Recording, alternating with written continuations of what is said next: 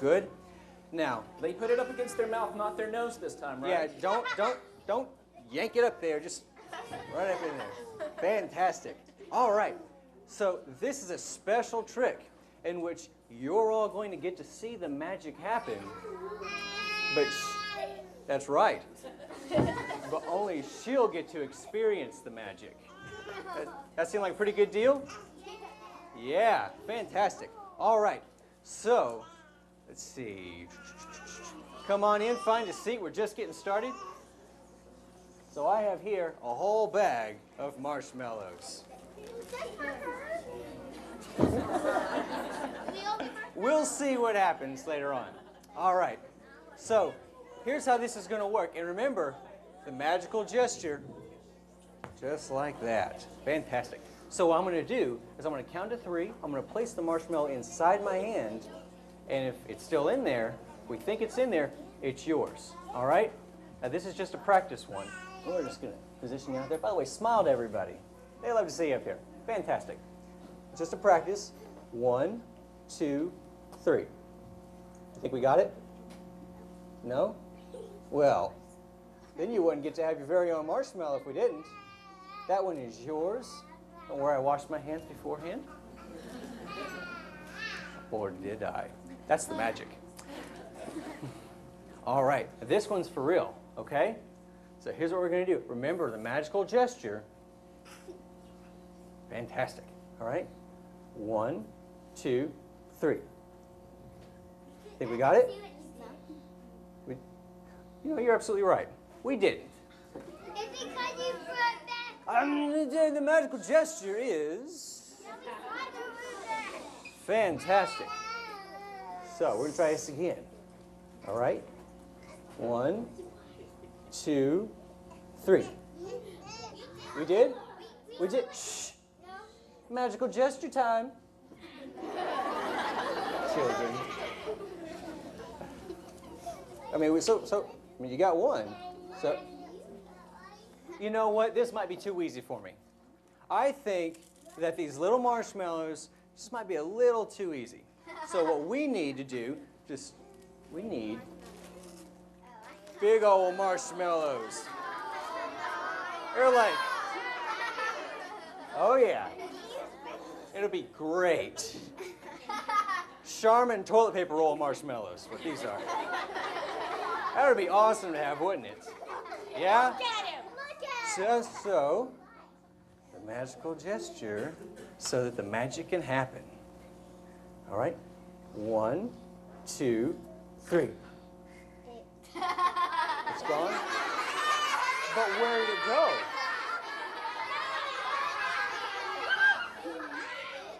But do you know where it went? No, not a clue.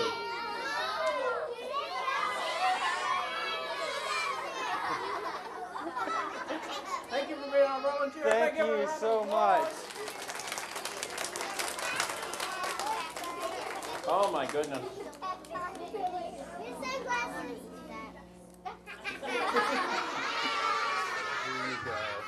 You know what that was? That was just awesome. That was silly. That was silly. All right, hey guys, we're going to move on to the next. What we got here next today is something that's the first time we brought here to the LaVergne Library. It's kind of silly. It's kind of fun. We have the Adventures of Super Frog. Now, how many of you wants to join us in the Adventures of Super Frog today? Raise your hands really super duper high.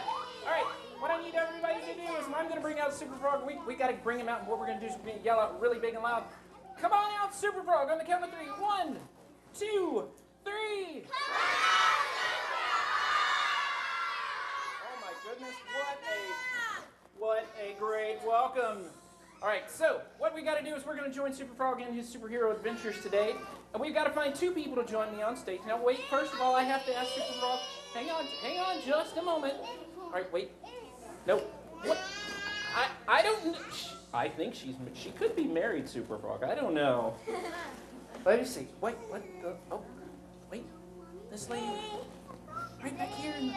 What? Yep, this lady right here in the pink shirt. Okay, all right, I think he's talking about you. Would you mind joining us up on stage? All right, come on. Now, come on right over here. Hi there, what's your name? Ashley. Say hi to Super Frog, Ashley. Super Frog, why don't you say hi to Ashley? What do you hello, baby. Super Frog. Take a rest. Okay.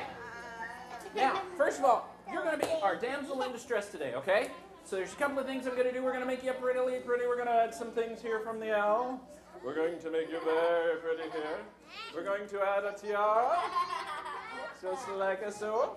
And I need you to hold on to these 2 pieces of candy because they will play an important part in today's story. Now, we have our superhero. We have our damsel in distress. And there's one more person we need. What is the other person that we need in a superhero? Wait. What character do we need in a superhero story? A bad guy? A villain? Is that what you said? We need a villain. We need a villain. Right? Oh. What is this Super Frog? Is he here? Super Frog's here. Oh, alas, we meet again for the first time today. What are you doing here? I'm the villain. I was about to pick someone else to Oh, help and us the out there. print is fantastic. I love. Oh, okay. I need someone evil. Someone evil. Oh, look at all the energetic evil. You know who's evil. Parents, point to the evil ones.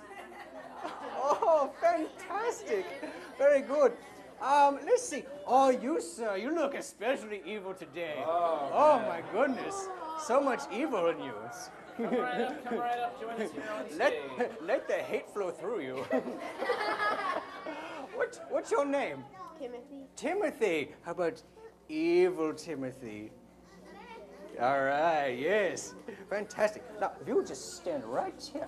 Right up there, that's right. Now, Fantastic. there are 2 things that I think you need to give our villain to yes. make him a villain just as good as You need an awesome disguise like mine. So if you would just face out in the audience, and we will get that for you. Here we go. You need. Oh, this is going to be fantastic. You need a mask, like so. Feel free to play with it any way you like. Perfect. We have nocturnal animals falling over, and we need to put on the cape. If you would. Is it the Cape of Doom? All right, here we go. All right, stand right there. Back up just a little bit there. Yes, back up. Just a little bit. All right. Fantastic. Here we go. Okay. So we have our villain in training, Villain in training, and we have our damsel in distress, damsel in distress. and we have our superhero who is Super Frog. That's right. Something like that. Now, first of all, let me give you guys a little bit of the story of what's going on here in the town of LaVergne. Is that right? No. Anyway, in the town of LaVergne, our evil villain has been trying to collect all the candy in I the will city try to collect and all the trying to candy. keep it in a safe. Oh, here we go. I have all the candy in the safe. When recently, our damsel in distress has just returned from a candy store, and our villain decides to add to his collection. Excuse me, if you just hold on to our safe. Very good.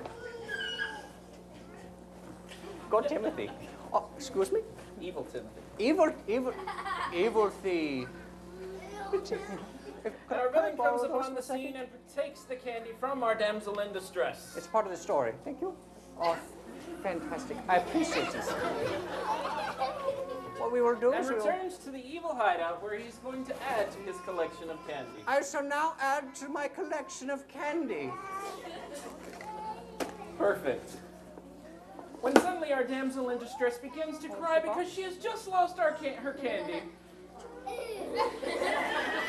She doesn't seem very worked up over it.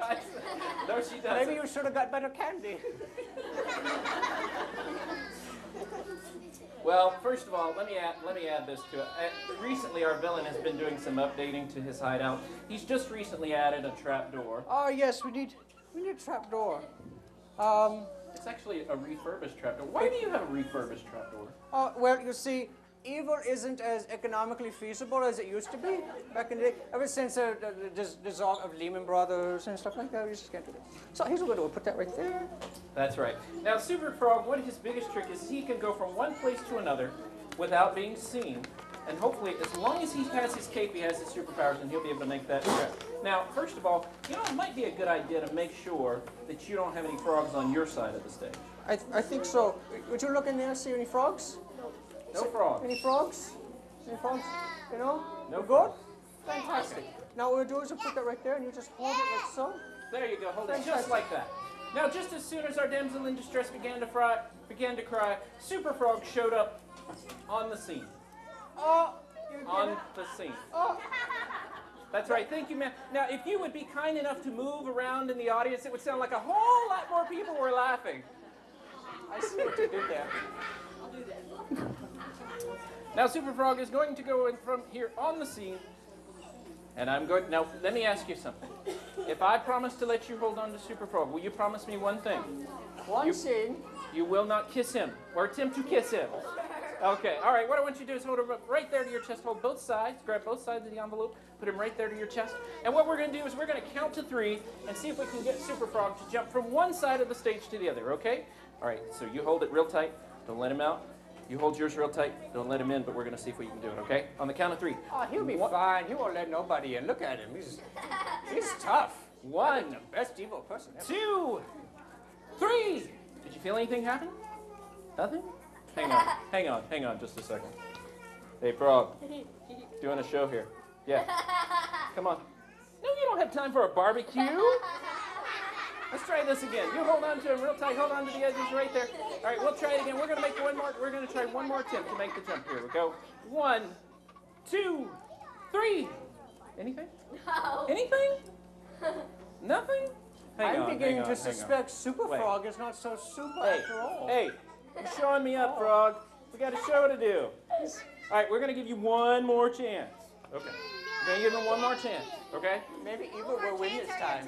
You think? Evil never wins. Evil will win this time. No. Here we go. On the count of 3. 1, 2, 3. No. No? No? All right, Froggy. Froggy Pants. What do you... Now let me tell... Oh my goodness. You told me nothing happened. He was like cardboard a second ago. Super Frog has left the scene. Now wait. Do you think he made it into the trap door? I bet he... No, look at this guy. He's so full of not letting frogs in trap doors. He just can't have it. Let's see. We Did are he make it in the trap? excited about frogs today, apparently. Yes. What?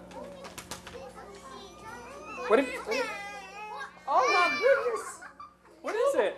It's his cave. Woo! He's naked. What?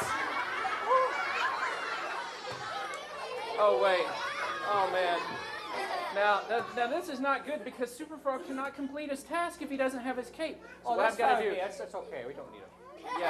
Yeah. I think what we're going to do is we're going to try to send it back to him, okay? I know where On the he count is. of 3. Here we go. 1, 2, 3. And just like that, it's gone. Now, I bet if we're in good luck, he probably found the way to your safe, and he probably got all of your candy back.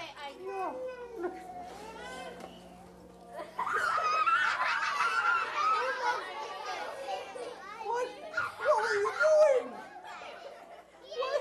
What were you doing? You let him get all the candy. Thank you. We appreciate it. Now, Super Frog might still be in your lair. He might. We should go look for Super Frog. Come. Refurbished my rear end. Well, Are you seeing a frog? Are you seeing a frog?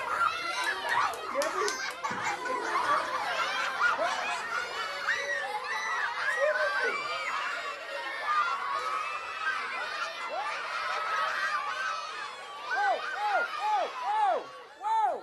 He did it! Guys! Super Frog made it! Buddy. He got the candy back! Okay. Prepare to take the blame in 3, 2, now. Wow! That was kind of crazy. You know what? Super Frog, being the superhero that he is, says that if you will join the good side, he bets that she will share one of these pieces of candy with you. Are you willing to go back to the good side? Are you willing to let him have a piece of candy if he goes to the good side? Ladies and gentlemen, give it up to our volunteers who joined us today. And thanks, Super Frog. Thank you. Let me start your stuff there for me. Thank you, guys. Woo! Sorry, babe. Yep, there we go. Thank you very much. You guys having fun? Yeah? Okay. So now what we're going to do is we're going to move on to something.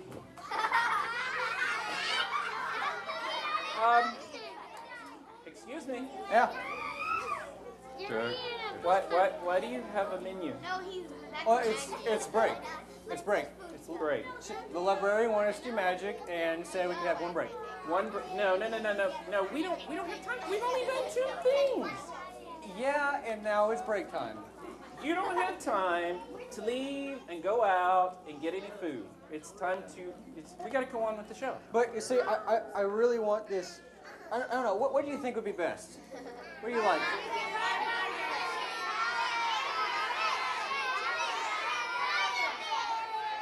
I love the audience participation. It's very loud. There's a lot of it.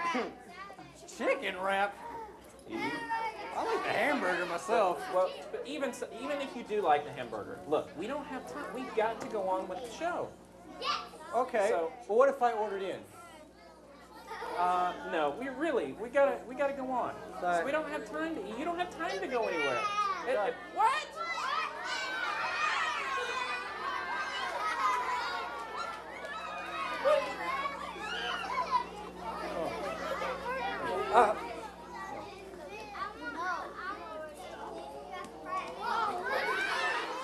Fries too? Really?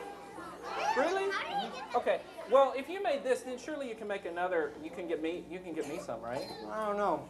You said it was. You had no Um, time for break time. Because there's a lot of What? Salad. You get the last. Well, I'm not gonna eat these. You are eating these. Let's move on. We got other stuff to do. You can finish these after the show. All right. Give me these. Give me these. Give me Can these. you Give me order these. all of them? All right. You know what we need? Glass of water. Probably so. We need 2 volunteers. Okay. Right? Okay. And I'm gonna go with. I'm gonna try to choose a boy and a girl. Try to be fair this time. I'm gonna use this young man right here in the blue, and I'm gonna let you pick somebody. Oh.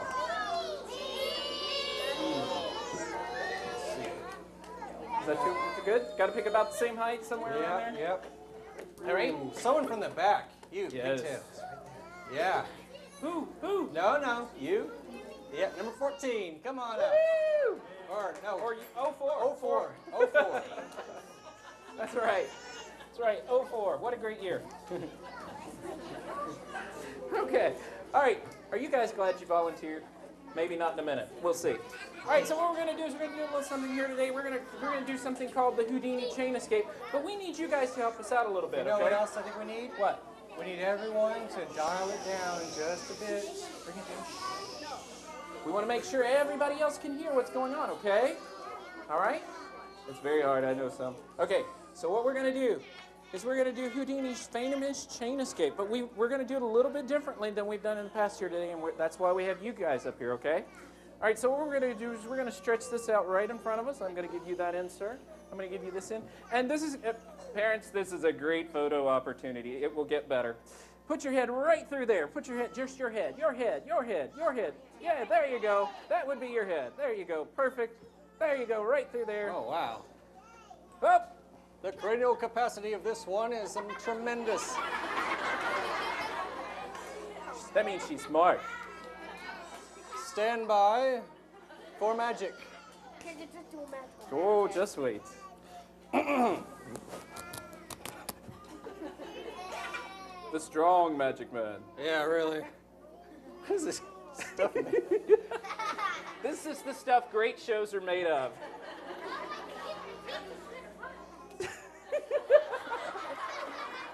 Hold still. That's There we great. go. Woo! Perfect. Okay. All right. Perfect. All right, I want you to step over this way a little bit. You step over that way a little. You step that way just a little bit. Perfect. Right. Now, there's only one more thing we need. We need to make this a little bit more perfect. You know what would make this even better? We haven't used an animal in the show. We need to make some bunny rabbits. Perfect. What do you think? You know what, Kevin? I'll give you the one with the sparkles. That's right. No. What? Not for you. That's right. For these guys right here. Perfect. Aren't you so glad you volunteered? Now you got to wiggle your nose like a bunny. Oh, no. All right. So here's what we're going to do. All right? These guys are perfect.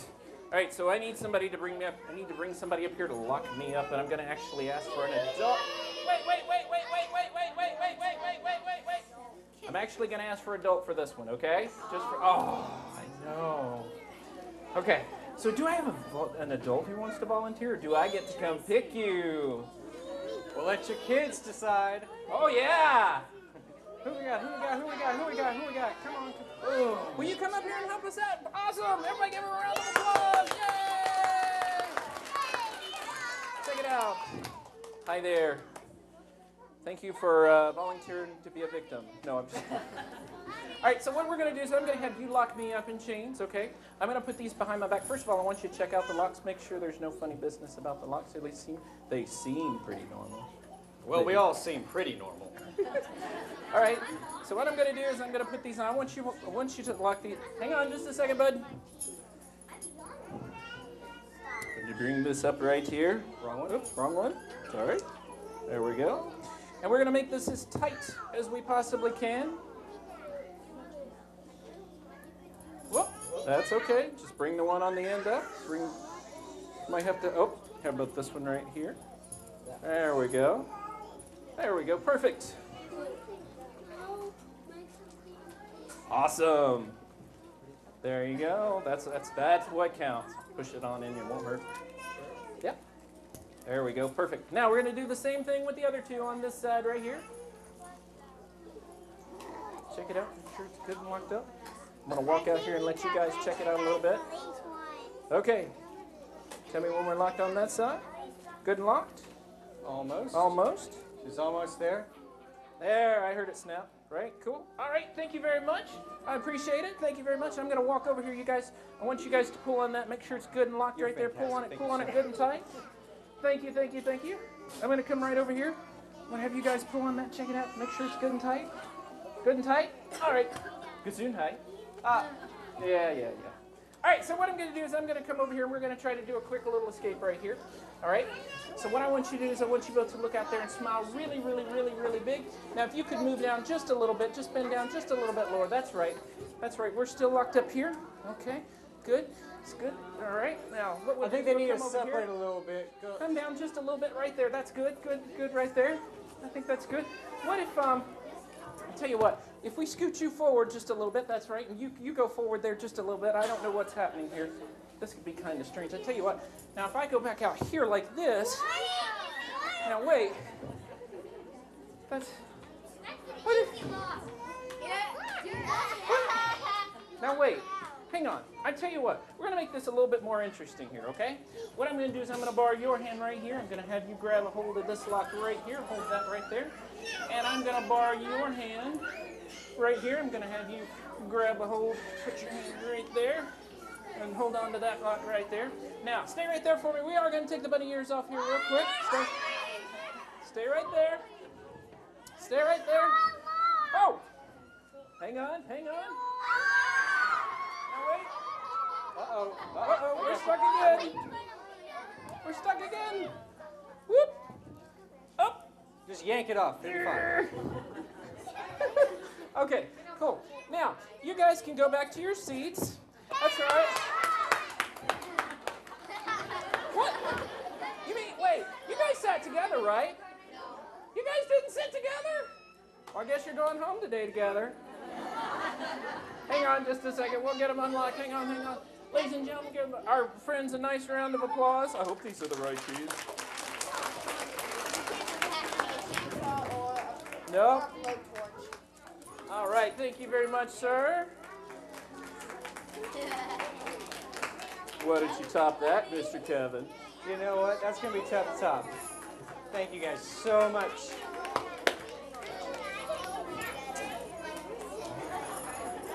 All right, we need everybody's attention one more time. So we... Okay, top it. All right. That was pretty good. But I think it's time for me to wander out into the audience and juggle 3 flaming chainsaws. Nope. Yes. Nope. Not gonna happen. Yeah. You know Miss Lorna loves, Lorna loves fire. Oh, yeah. Fire? No, we gotta know. All right. Okay. How about 4 screaming children? Yeah! No, can't do that. No, Oh, wow. no. Wow, that was a good one. I like that one. Yeah. No, no, I don't think And we- they come pre-screamed.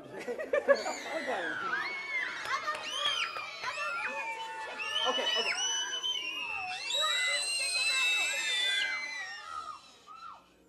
Bring it down 1 notch, thank you. Okay, how about Screaming chicken. How about 3 50-pound bowling balls? Yes. Yes. I love the bowling ball idea. No. The bowling. Oh. Okay, how about this? Okay, because I love the bowling ball idea. How about we make a bowling ball appear from a magical, mysterious place? A land that time forgot. Yeah, no. But, I think yeah, that okay, sure, whatever, let's go. All right, fantastic. So, wait a second. Let's make this a little bit harder on him, okay? Should we make this a little harder on him? I heard one no. I heard One one no. no. She's cheering you on. Thank Okay. you so much. So what we're gonna do, I think maybe we should make him pick out a color. That way he won't know. We should pick a color. That way he won't know what color bowling I ball. want a little one. I don't want to make this too hard. I wonder if this little girl right here who's making way to the stage right now, you want to help us out on a trick? Come on You want to down. help us? What's your name? That's right. Help us out? Maybe? Should we help us out? We're going to pick Okay, it. awesome. Fantastic. Yeah, high five. Woohoo! No 5, but that'll work. That's all right. We got all these balloons over here. Okay? All these balloons. And we got pink balloons and red balloons and orange balloons and green balloons and blue balloons. Now what you do is I want you to take a handful of these balloons, just grab a handful. I want you to stick them in the bag for me, okay? Okay. Can you do that? No. Don't tell me what to do. There's 1. What happened? It's unzipped. What? Yeah, you are. Oh, you know what, Jason? What? Oh, Oh. Excuse me. you might want to zip your zipper. Oh, yep. Oh. Excuse me. Okay. All right. Put them all right in there. Put them all in there. Get as many as you want. You want a few more in there? All right. Fantastic. I think You that's are a good. pro at this. I think that's good. Now what Mr. Jason's going to do is he's going to shake them up. Shake the balloons, not your body. Does that finger taste pretty good? Shake the balloons, not your head. All right. Now, all I want you to do is I want you to close your eyes and reach in and pick one balloon out. Can you reach in there and pull out one balloon? Reach in here, babe. No, Right no. here. Look, right here. Reach inside. Pull out one. Pull out one. Got it? Oh, there it is. Perfect. Fantastic. I'm going to take that. Thank you so much. Now, So, we have our 1 red balloon. So we know we want the bowling ball to be red, okay? Of all these colors. You pick the red one. Cool? You like that? You want a balloon to take home? You can have that one. Awesome. Okay, so what we need now is a special magic cloth. Okay? Special. What we need is a special magic cloth.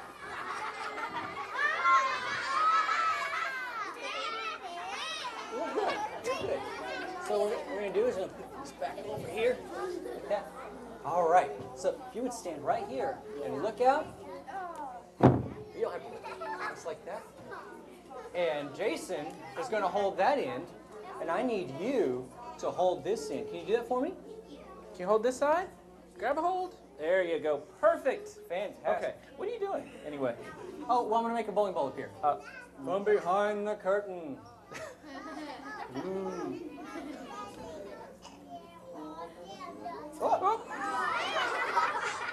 Hold it up Real high. tight. Hold it Real up tight. high. You got it?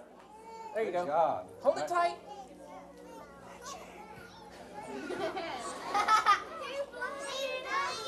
Wait a second. What are you doing? Magic sounds like a balloon sometimes.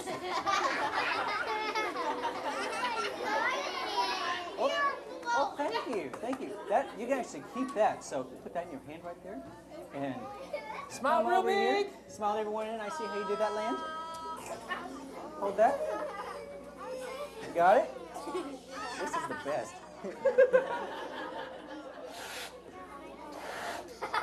Bowling ball. Think round thoughts. Think square thoughts. Go. What are you doing? Wait. What are you doing? I'm making a bowling ball appear. Right. Hang on. Hang on.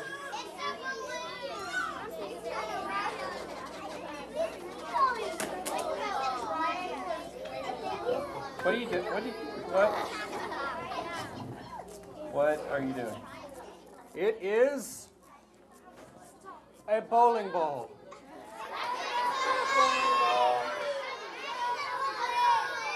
His name is Bally. Is that a bowling ball? What do you think? You like it? Wait, I have something for you. Know what? I'm gonna go get him a special reward for his bowling ball. Just wait. It'll be good. See, Bally has a whole backstory. It's fun. See, he was the only bowling ball that could actually jump over the pins because he doesn't like confrontation. And right over here. And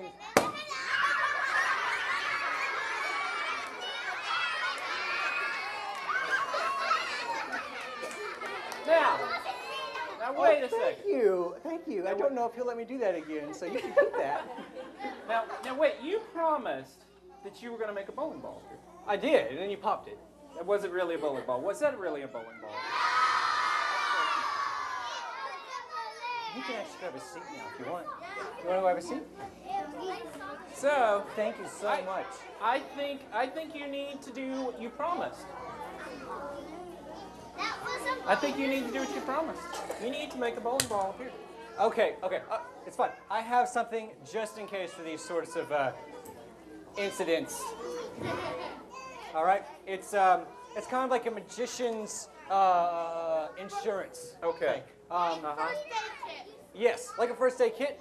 And here is the kit. It's our just in case case. Just in Really? case. So, remember that we wanted a bowling ball, and we wanted it red, and we wanted it from 0 to 50 pounds. You didn't let you stop doing that. So, ta-da!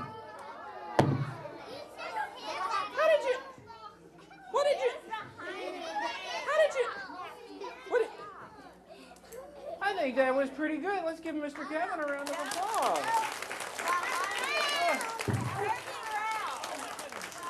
All right. Woo! Fantastic. All right. Okay. Have you guys had fun? Well, we certainly did. Yes, we did. But I think it's just about time that we have to head out. What? What? You want to wade through the children? Well, wait. You know what? You know what we haven't done? What? We haven't taught them how to do a trick. Is Or that how we have- what this is? Is that what you got here? Well, we usually don't, but I'm feeling kind of nice today. Maybe. Would you guys like to see how we do a trick? How we learn how to do a trick?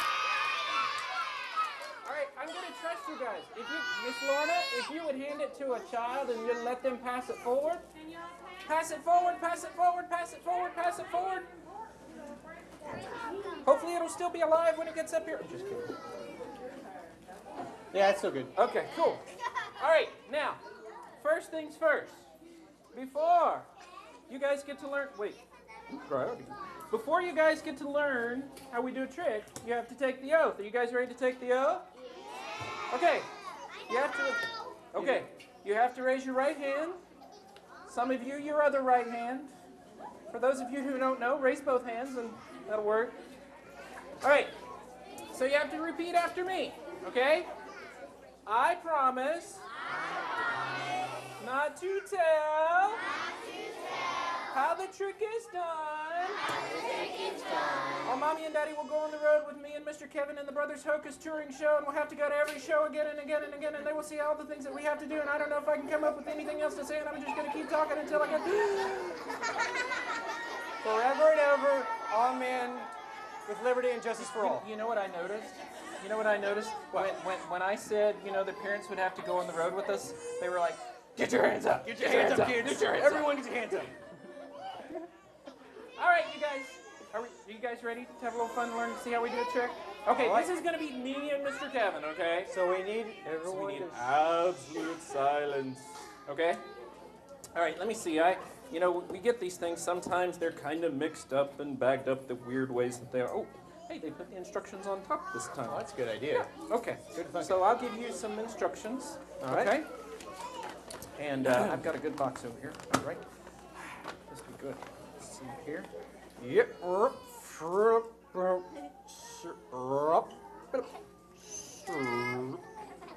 Is that alien? Wait, oh, I see. Hang on. Can I see this? Yeah, absolutely. Okay. There you go. Thanks, buddy. You're so Wow. Probably cleared Makes up. a difference. Yes. All right, here we go. Dear sir or madam, I'm a sir. do you have a problem being cool? No. All right. I am cool. Do you often long to be the center of attention? Of course. Are you interested in astounding your friends, amazing your companions, befriending your companions, and amazing your astounders? Is there a void in your life that can only be filled with the sounds of applause and the laughter of children? Or are you looking for that final last-ditch effort to repair a relationship with a husband, wife, coworker, or offspring? Or are you broadening your horizons in a knee-jerk reaction to the economic baseball bat that is beating your company into submission? Oh my gosh, did you just read like a whole book? Yep. Then you've purchased the right product. We at Acme Magic stand by all of our products with this simple promise. If you don't get it right the first time, magic probably isn't for you. Sounds like skydiving. Your purchase of the Vanishing Bandana comes complete with 2 props. Okay. One, a single square of dark cloth and a yellow bandana. Uh-oh. It's a yellow banana. It's a yellow banana. Kev, we have a problem. Let's get started. Wait. First, pick up the bandana. Which one? The yellow bandana.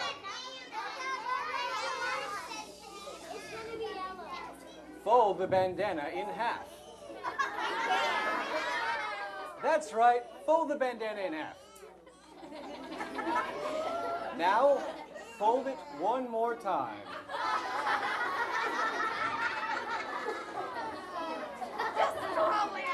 Take the folded bandana and hide it in your left hand. This is what magicians like to call taking the folded bandana and hiding it in your left hand. Remember to keep your hand held in a natural position, but be careful not to reveal the hidden bandana. Now that you've mastered hiding the bandana in your left hand, you're ready to begin.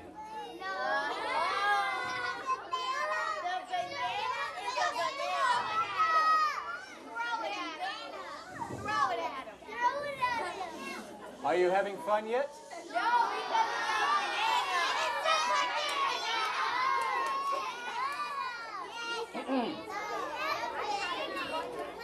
And so I continue. Open the folded bandana.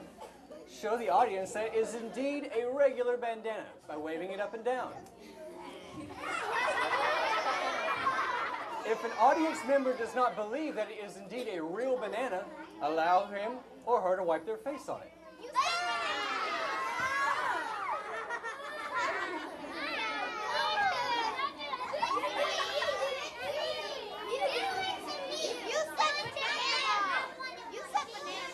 Banana. Now, pick up the dark square of fabric and gather the four corners together. Okay. This will create a small bag. Sure. Have you done that? Yeah. It's great, I promise. All right. Using your free hand, fold the bandana along the creases you made earlier and drop it inside the makeshift bag.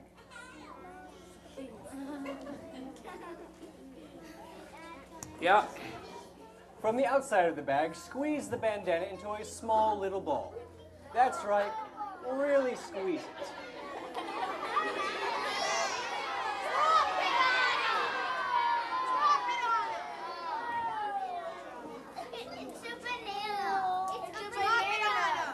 Yeah. It's too late to turn back now. What the audience didn't see is that you never actually put the bandana in the makeshift bag at all. You really kept it hidden in your left hand the entire time. Remember what we learned? Taking the bandana, hiding it in your left hand? Yes, I'm sure you do. Now, don't forget to keep your left hand held naturally. Oh, gosh. Now yeah. make a magical gesture Yep.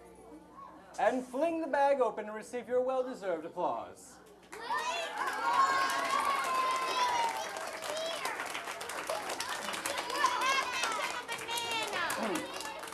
As compliments of our sister company, Church Street Fruit and Nuts, we have enclosed a complimentary banana.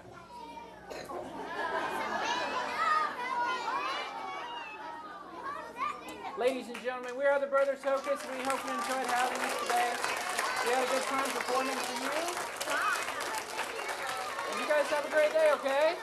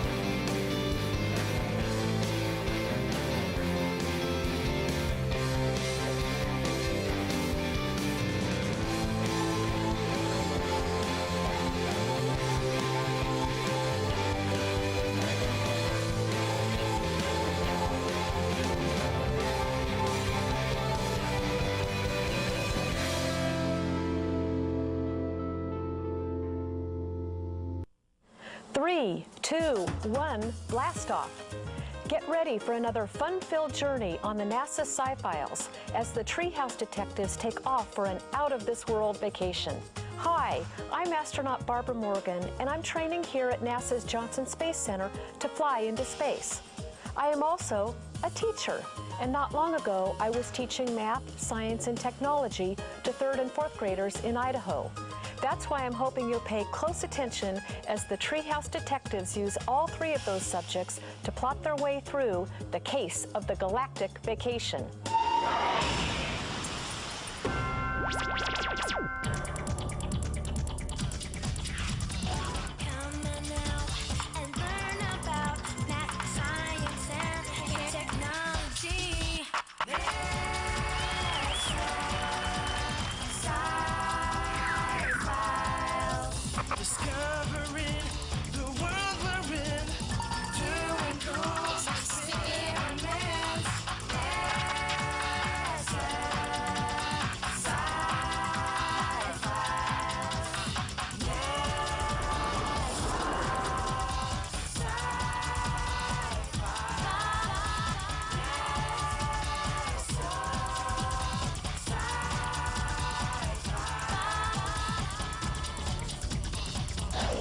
In the case of the galactic vacation, you will be asked the following questions. What are the 5 outer planets? What is a light year? What is parallax? And guess what? When you see this icon, you know you are getting closer to the answer. Since we're learning so much about Earth science, I have a great activity for you guys. RJ? What is it? Do we get to go to Mars? Well, that depends on your imagination. I want you to create an out-of-this-world vacation. Bianca, are you with us? You mean travel beyond Earth? Like in space? We'll have to talk more about this tomorrow. So where do you want to go? I don't know, but I think I have an idea. Instead of just presenting one travel plan, we can present 3. We can divide up into teams. There are 6 of us. Sorry, but you'll have to count me out. Why? I'm taking my own out-of-this-world vacation to Puerto Rico. Why are you going there? I'm doing a small internship at Arecibo. You know, the largest radio telescope in the world. But don't worry, you'll be hearing from me. Maybe she can help us with some research. A perfect place to start. My A encyclopedia. A? Yes, A for astronaut. Now let's see. The first person to set foot on the moon was Neil Armstrong in July of 1969. I want to be the first person to set foot on Mars. Mars? That's far away. Well, to be exact, it's 56 million kilometers when it's closest to Earth. Let's pull all our destinations on the problem board. I think Mars might be a cool place to go because I've read that it's a lot like Earth. Well, I just happen to have my M encyclopedia. And it says here that Mars is a lot smaller than Earth, but has mountains and volcanoes. Interesting. Everyone agree? We'll put Mars on the problem board under We Know. And we know that Mars will be one of our destinations. What should be our next travel destination? The moon. It's closer to Earth than any other object, and if I'm going to travel, I'd like to stay close to home. Why? Is there some special reason? I figured out that I can send and receive a stock report to and from the moon in 2.6 seconds. Can you believe that? That's not much of a time delay. Did you know that it only takes 1.3 seconds for a signal to go from the Earth to the moon? Now really, Tony, do you think NASA astronauts think about the stock market when they decide to go into space? No, but maybe they should. Wow, we just got a video postcard from Bianca in Puerto Rico. Check it out. Hi guys, I finally made it to the beautiful island of Puerto Rico. I have a history question for you. Did you know that Christopher Columbus claimed this Caribbean island as Puerto Rico for Spain in 1493? Puerto Ricans are now considered U.S. citizens because the United States took over in 1898. These are the streets of Old San Juan, or Viejo San Juan as I learned to say. I love these cobblestone streets and the brightly colored buildings. Look at the magnificent old Spanish architecture. Old San Juan is not very big, but it still has 2 fortresses that protected them during wartime. The huge concrete walls took over 100 years to be built. Puerto Rico has beautiful beaches that make up the shoreline. There are also quite a few churches and humongous mansions, like Casablanca, originally built for Puerto Rico's first governor. You'll never guess who that was. Ponce de Leon. That's right. The explorer who was searching for the Fountain of Youth. Isn't that awesome? Bianca looks like she's really having a great time. Yeah, it does. Now, let's see. We have the moon, Mars, and the solar system. Maybe we should offer our clients a really adventurous trip beyond our solar system. We could go to another star in our own Milky Way galaxy. Let's put that as our third destination. Good morning. I'm Ted Toon with Kids Science News Network. Our travel correspondent, I Am Listening, is filing a live report from the Royal Solar System space cruise ship, the Solar Princess. I am? Ted, this will be the vacation of a lifetime. The ship is magnificent and has everything you could want. But I don't see any furniture, I am. Where do you sit down? Oh, Ted, get with the program. We'll be in zero gravity, so there won't be any down to sit. Besides, all of the furniture is stowed in the walls and deploys for use. Sounds great, I am. And what's more, you can have water balloon fights without the balloon. In zero G, water makes a natural sphere. Watch. Way to go, I am. Maybe you should hold off on that water fight until you actually get into space. Well, that's all for now. I'm Ted Toon for KSNN. Poor I am. I bet the cost of that hotel will be big bucks. Next, I think we need to know the mode of transportation for each place. Do you mean, how are we going to get there? Yes, NASA has already landed on the moon, so we know we can use the Saturn V rocket to get there. I think we're gonna need a really big rocket to go to Mars. I'm not sure about that. Maybe we need to learn more about our solar system first. I can't make it, but you might want to go see Dr. D. I'm sure he can help us out. I'll email him. Let him know that we're on our way. Then I can print off a couple action plans so we can organize our investigation. Go to the NASA Sci-Files website to print off your own action plan. Hi, Dr. D. Hi, kids. I got your email. You must be working on something exciting. We are planning a trip to the stars. Really? Well, it's just a school project to design a vacation in space, but we want to make it as scientifically correct as possible. We need to know the distances between our destinations and Earth. Where are you planning to go on your imaginary journey? The first place is the moon. Let's see. The moon is about 400,000 kilometers away. So if there was a road to the moon and you wanted your parents to drive you there, how long would it take? A couple of days, maybe a week or two. If you drive at the speed limit, which on the interstates is about 100 kilometers per hour, it would take 4,000 hours or more than 165 days. That's almost 6 months. And that's without taking any breaks or sleeping, not to mention the lack of gas stations along the way. So how did the astronauts do it? Well, it only took them about 3 days because they were traveling at thousands of kilometers per hour. Where else might you want to visit? We were thinking about Mars. By car, it would take you 64 years when Mars is at its closest. That's a long time. I think I'd get bored.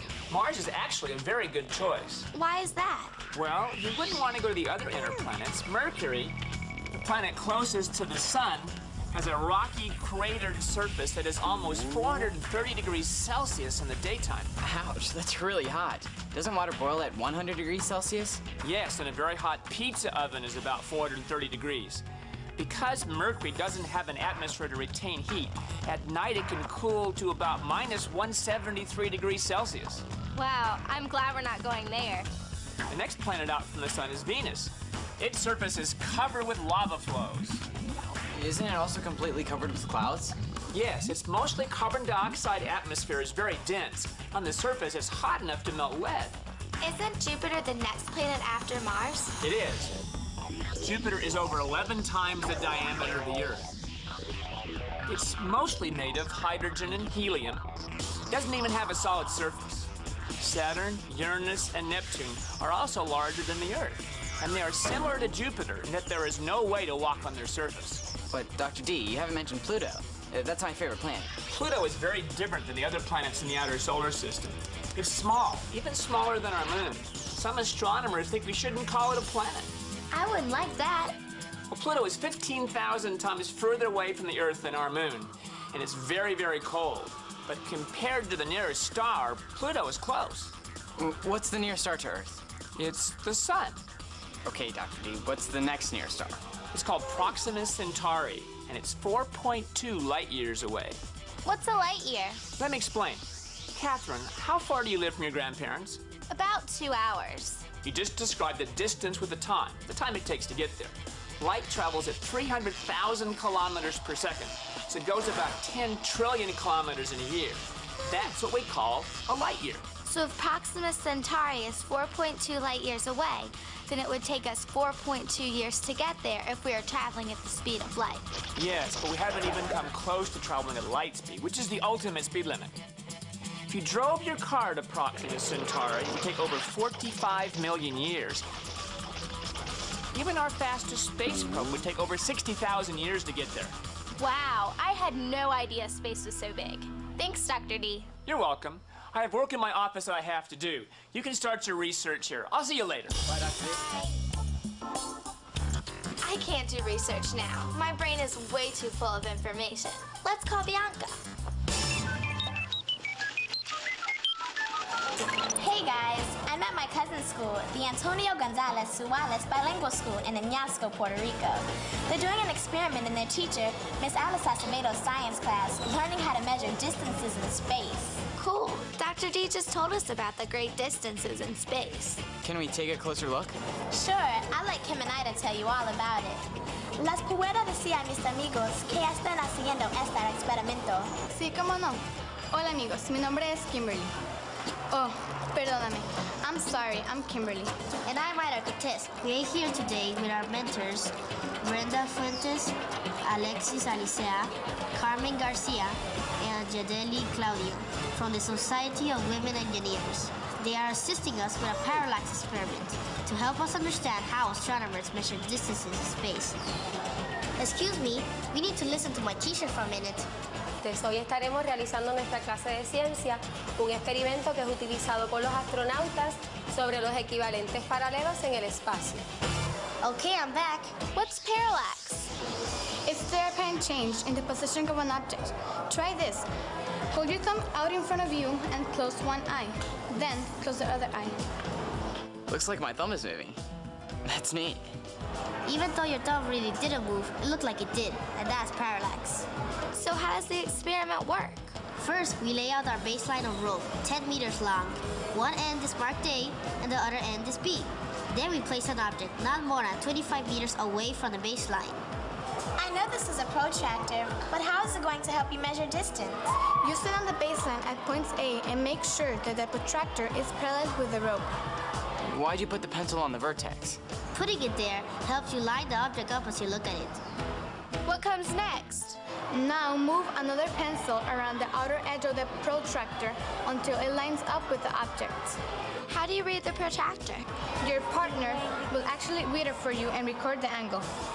Next, we move to the other end and repeat the steps. Notice how the flat pole seems to have changed its position and appears as a different angle. Now what do you do with your data? Plot it on graph paper. Draw a 10-centimeter baseline at the bottom of the paper and then draw in our angles. Do the two lines intersecting mean anything? Yes, it is telling us the distance that the object is from the baseline. How do you determine the distance? Draw a perpendicular line from the point of intersection to the baseline and then measure it. What's the scale? We use the scale that means 1 centimeter on the graph paper equals 1 meter outside.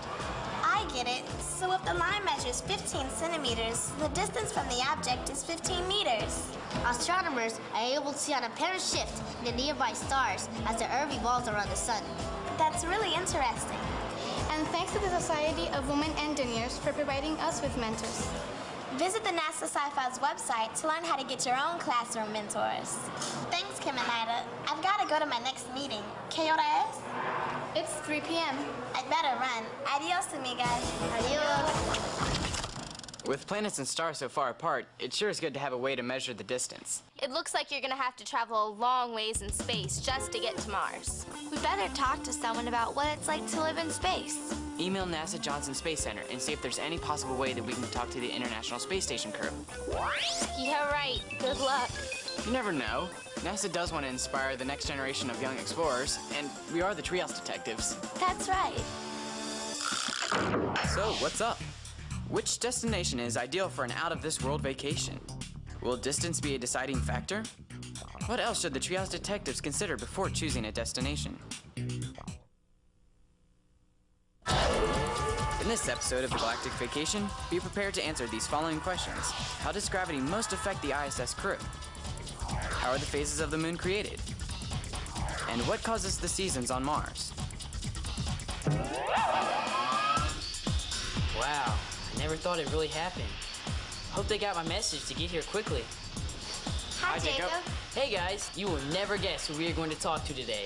Is Bianca calling today? No, better than that. Better not let Bianca hear you say that. I think even she would agree with me. Okay, so who is it? The crew on board the International Space Station. No way. Yes, I came through again. He's going to be hard to live with. The email said we were to dial them up at... We need to call now. Hi, Treehouse Detectives. Greetings from International Space Station. I'm Ken Bowersox, and on my left is Don Pettit. To my right, Nikolai Budarin. Hello. Greetings from the treehouse, sir. I mean, sirs. No one's gonna believe we're talking to you. I hope I remember to tape this. Can you tell me how living in space is different from living on Earth? Living on Space Station, we are weightless. And so all the effects that you see of gravity on Earth, you don't see here on Space Station. So things will float off. You have to keep all your little tiny parts corralled. You set something down on a surface, it'll float away. Commander, can you tell me if you've been sleeping any differently? No, not really. Here in orbit, I sleep pretty much the same as I do down on Earth. I dream and I sleep very comfortably and almost the same amount every night. How do you use the bathroom? The bathroom here on Space Station is not that much different than what you'd find on the ground, except we use fans and moving air to replace many of the functions that gravity provides. Thank you very much. That was awesome. I think we're ready to start planning our trip to the moon. Email the others and let them know that I'm going to talk to Dr. Pryor with NASA Langley Research Center. Okay. I'll also print off a Get Up and Go sheet from the NASA Sci-Files website for you to take with you.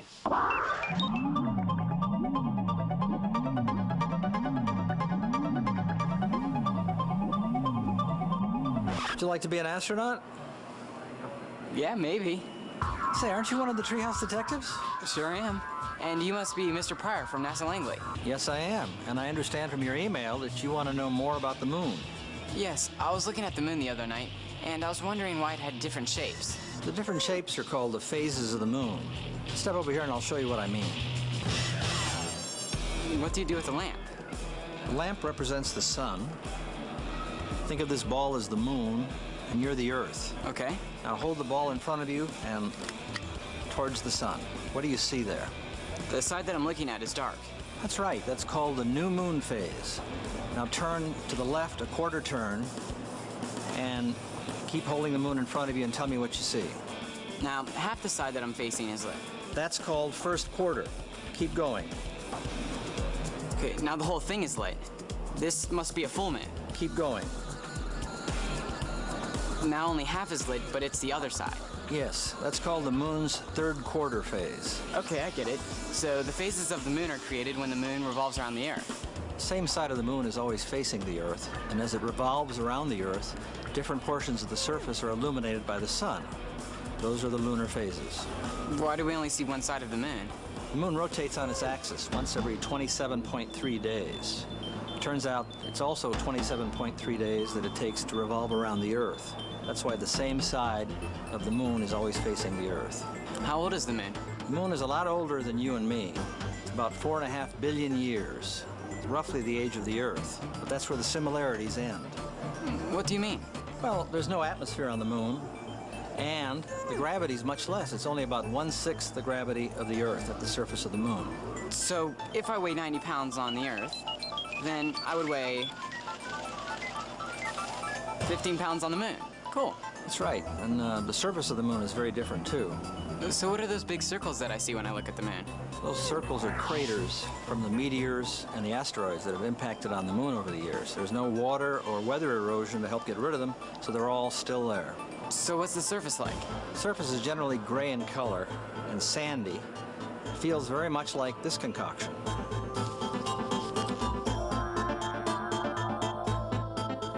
It feels like dust. You're right. There was a real concern early in the moon program that it might be like quicksand and the astronauts could sink in it. But of course that did not happen. Good thing they didn't. Does the moon affect the Earth at all? Oh yes, the moon affects the tides. And if we were on the beach... How did that happen? I don't even want to ask. The moon's gravitational pull depends on the distance. It's greater on the oceans closest to the moon than on the center of the Earth. This tends to pull the oceans into a big bulge. Anything else? Actually, the moon is increasing the length of our day by 0.0016 seconds every century.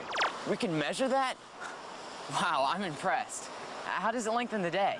The Earth's tides act like a brake to gradually reduce the speed of the Earth's rotation. That's so interesting. Thanks, Mr. Pirate. You've given me a lot of useful information. Now I wonder how we're going to get back to the museum. We're learning all about the moon and Mars. The moon is a really cool place. There's a lot less gravity there. And that's going to make things so much easier to do. You think so? You might be surprised how difficult living in an alien environment can be. How is that? There are a lot of things you might not think of. Have you ever gone camping in the mountains? That's an alien environment? Well, not quite the same thing, but you do have to think a little differently. For example, on a 10,000-foot mountain, the air pressure is low and water boils at 90 degrees Celsius instead of 100 degrees. So food doesn't cook as quickly. Oh, I get it. So on the moon, where there isn't any atmosphere, the water would boil at an even lower temperature. Wait a minute. If there isn't any atmosphere, then we would have to bring our own oxygen supply. Actually, you couldn't just bring an oxygen mask. You would have to have a spacesuit. I have one in my closet. Why would you need that? A spacesuit protects you from temperature extremes. On the moon, it's about 130 degrees Celsius in the daytime and minus 170 Celsius at night. More importantly, because there's no air on the moon, your blood would boil without a spacesuit. Oh, I see you found it. Okay, you sold me on the spacesuit. Is there anything else? Well, now you'll find that tasks are tougher with the spacesuit. I'll give you a few simple things to do.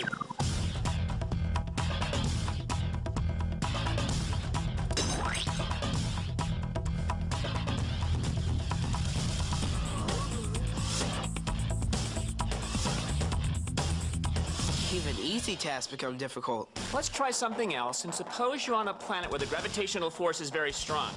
For example, if you could stand on Jupiter, you'd weigh 2.5 times your Earth weight. Now, I'll cut you some slack and just make you weigh 1.5 times your normal weight. 30 pounds. And 4 more here.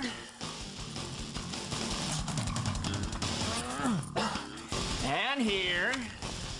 Thanks a lot. Now it's really hard to move. Imagine living on a world like the moon where it is dark for 2 weeks at a time and then light for 2 weeks. It'll be pretty hard getting used to going to sleep when it's light for that long of a time. That'd be a lot easier to live with than wearing these weights.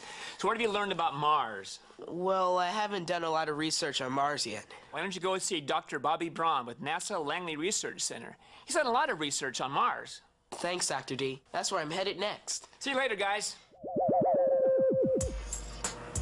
Oh, hi, Dr. Braun. Hi, RJ. I hear you want to learn about Mars. Yes, we're trying to plan the ultimate future travel trip. One of the places that we wanted to stop on our cruise was Mars. Mars is an excellent choice because of all the planets in the solar system, Mars is the most like the Earth. How is it like Earth? Just like Earth, Mars has a solid surface with mountains, valleys, volcanoes, and even craters. Mars even has the largest known volcano and canyon in the solar system. Wow, those make great tourist attractions for our travelers.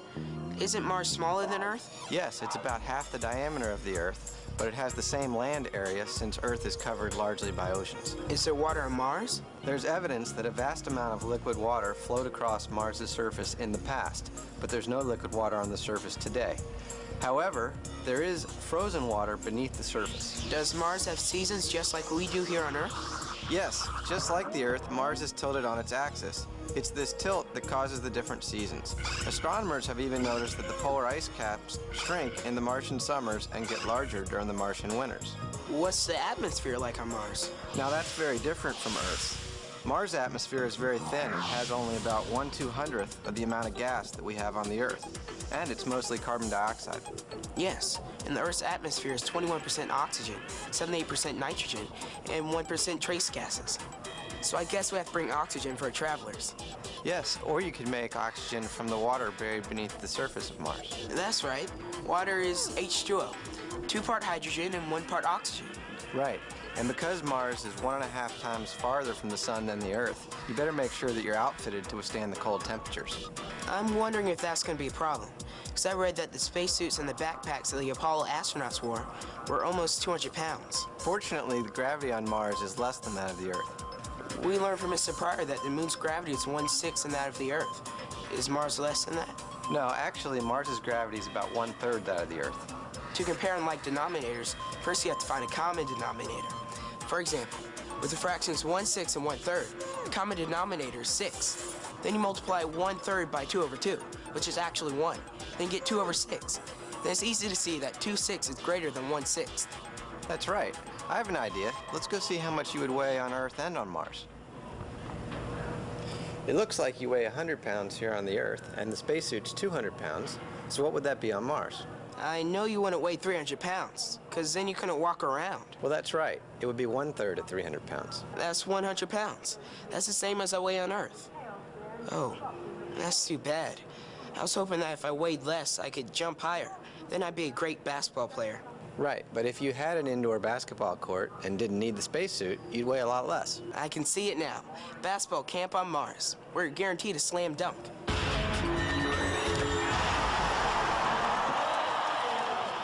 There you are. I've been waiting for you guys to get here. What's the hurry? Bianca's ready to give us another video postcard. Que pasa? In other words, what's up? I'm back again, this time in Loiza, Puerto Rico.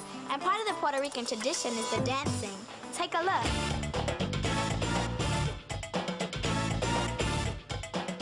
This is Carnival Rumba. Check them out. They're called the Happy Dancers.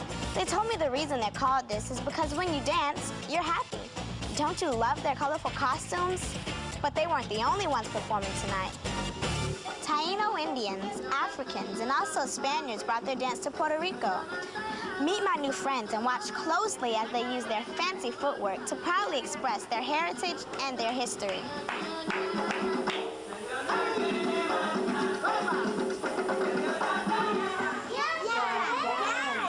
I guess it's time to bamba. All right, I'm ready to go. I think we have enough information to plan our out-of-this-world vacation. I think we need to go to the problem board. What do we know? We know that living in space is a lot harder than living here on Earth, and that it will definitely change our sleeping and eating habits. We know that gravity is different on the moon and on Mars. We've learned how to measure distances in space. We learned how far away our destinations are. We need to know more about space travel. How are we going to get there? Dr. D talked to us about how long it would take to travel to the moon and Mars. Maybe we need to ask more about space travel. Let's call him up. So, what's up? What are the advantages of going to the moon instead of Mars? Why would Mars make a good choice for a vacation? How will the Treehouse detectives travel to their destination? Are you ready to answer these questions? What is acceleration? Why do you need to exercise in space? What is plasma? Do you see Dr. D yet? I wonder why he asked us to meet him here at Busch Gardens, Williamsburg. Oh, there he is. Hi, kids. Welcome to your astronaut training program. Astronaut training? I thought we were here to ride roller coasters. That's exactly right. I want you to be able to experience the thrill of space travel. And the best way to do it here on Earth is on a roller coaster. What do roller coasters have to do with space travel? I know that roller coasters go fast, but not nearly as fast as rocket ships. That's right. But it turns out the thrill of space travel doesn't come from going at high speeds. It comes from accelerations. We've learned before that acceleration is a change in speed or direction. Precisely. The important point is that forces are needed to cause accelerations. Remember the law of inertia? I remember. It states that objects at rest stay at rest, and objects in motion remain in motion. Very good. Let's get this bowling ball rolling.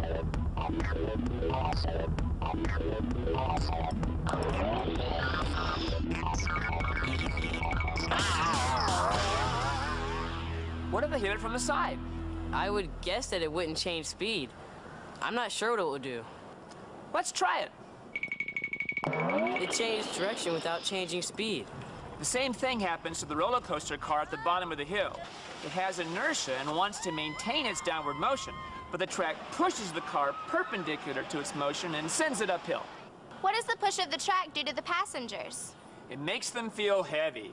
The faster the coaster is going, or the tighter the turn, the heavier they will feel. How heavy will you feel on a roller coaster?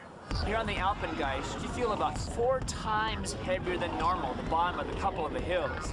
It turns out the space shuttle astronauts only feel 3 times heavier than normal when the shuttle is taking off. So you were right. We are going to be in training to be astronauts. The difference is, on the Alpengeist, you feel heavy for only a few seconds at a time. But on the space shuttle, you feel heavy for about 8 minutes. Don't astronauts also feel weightless? Will we be able to experience that on the Alpengeist? You bet. Once the engines are cut off after about 8 minutes and the shuttle goes into orbit, the astronauts are weightless. Weightlessness is experienced when only gravity acts on an object. It's called free fall. Let me show you. When I jump off this bench, the points of my hat will float as if they're weightless, and this spring hanging from my hand will collapse. Wow, Dr. D, what you go through to show us how science works. So where in the coaster ride are we going to be falling? Free fall is not always down. Remember, it's when only gravity acts. So when I throw this koosh ball, watch which path it follows. I've seen that before with the vomit comet when we were learning about habitats. I think it's called a parabola. Very good. The coaster goes over a parabolic hill and twists at the same time. For a few seconds, you're weightless. This is going to be exciting. Can we go on the ride now? One more thing. You can tell how heavy you feel by watching this accelerometer. When you feel 3 times as heavy as normal, this mass will be pulled onto this point right here. Einstein told us that being heavy on a roller coaster and being heavy on a big planet are the same thing. So I guess we're preparing for both space travel and visiting an alien planet. Let's go on the ride. I'm ready to be an astronaut. Okay, it's good to experience the physics and not just talk about it. Don't forget to watch the accelerometer and try to figure out where you are when you feel the heaviest. Come on, let's go. Ready? Let's go. Here we go.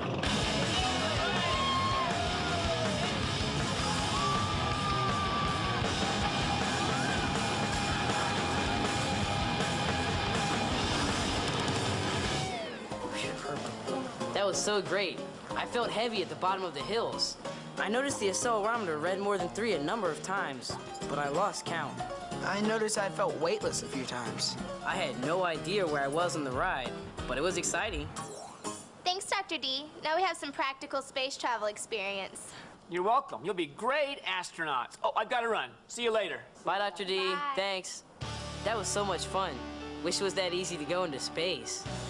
Okay, let's organize what we've learned. Let me get the laptop, and then we can fill out the problem board. Go to the NASA Sci-Files website where you'll find lots of tools to help you in your own investigation. We learned that acceleration occurs when you change speed or direction. We also learned that sometimes you feel lighter or heavier on a roller coaster depending on the situation. So where do we go next? We just learned that it's not as easy as we thought to go into space. Why don't we learn more about space travel? I think we should learn more about future space travel. Why don't you do a search? I'll go to the NASA homepage, www.nasa.gov. I'll put in future space travel. Wow, NASA's Marshall Space Flight Center has an exhibit called Starship 2040. Here's a list of where they'll be exhibiting. Look, there's an exhibit in New York next weekend. My mom and I are going up. Maybe we can go and talk to them. Hello, Mr. Wang? Hi, I'm Catherine. My friends and I are designing a travel brochure for a trip into space. But we need to learn more about future space travel. Well, Catherine, you've come to the right place. Welcome to Starship 2040. Thanks. Do you really think there will be tourists in space? Yes, and probably in your lifetime. Every day, scientists, engineers, and highly trained people are working to make space travel a reality. In the next 40 years, we're looking at vacationing, working, and even living in space. Wow, that would be awesome. So how do you travel in space? With systems like this. This is the navigation and vehicle health monitoring system. Crew will need to access information like this throughout the ship. That makes sense.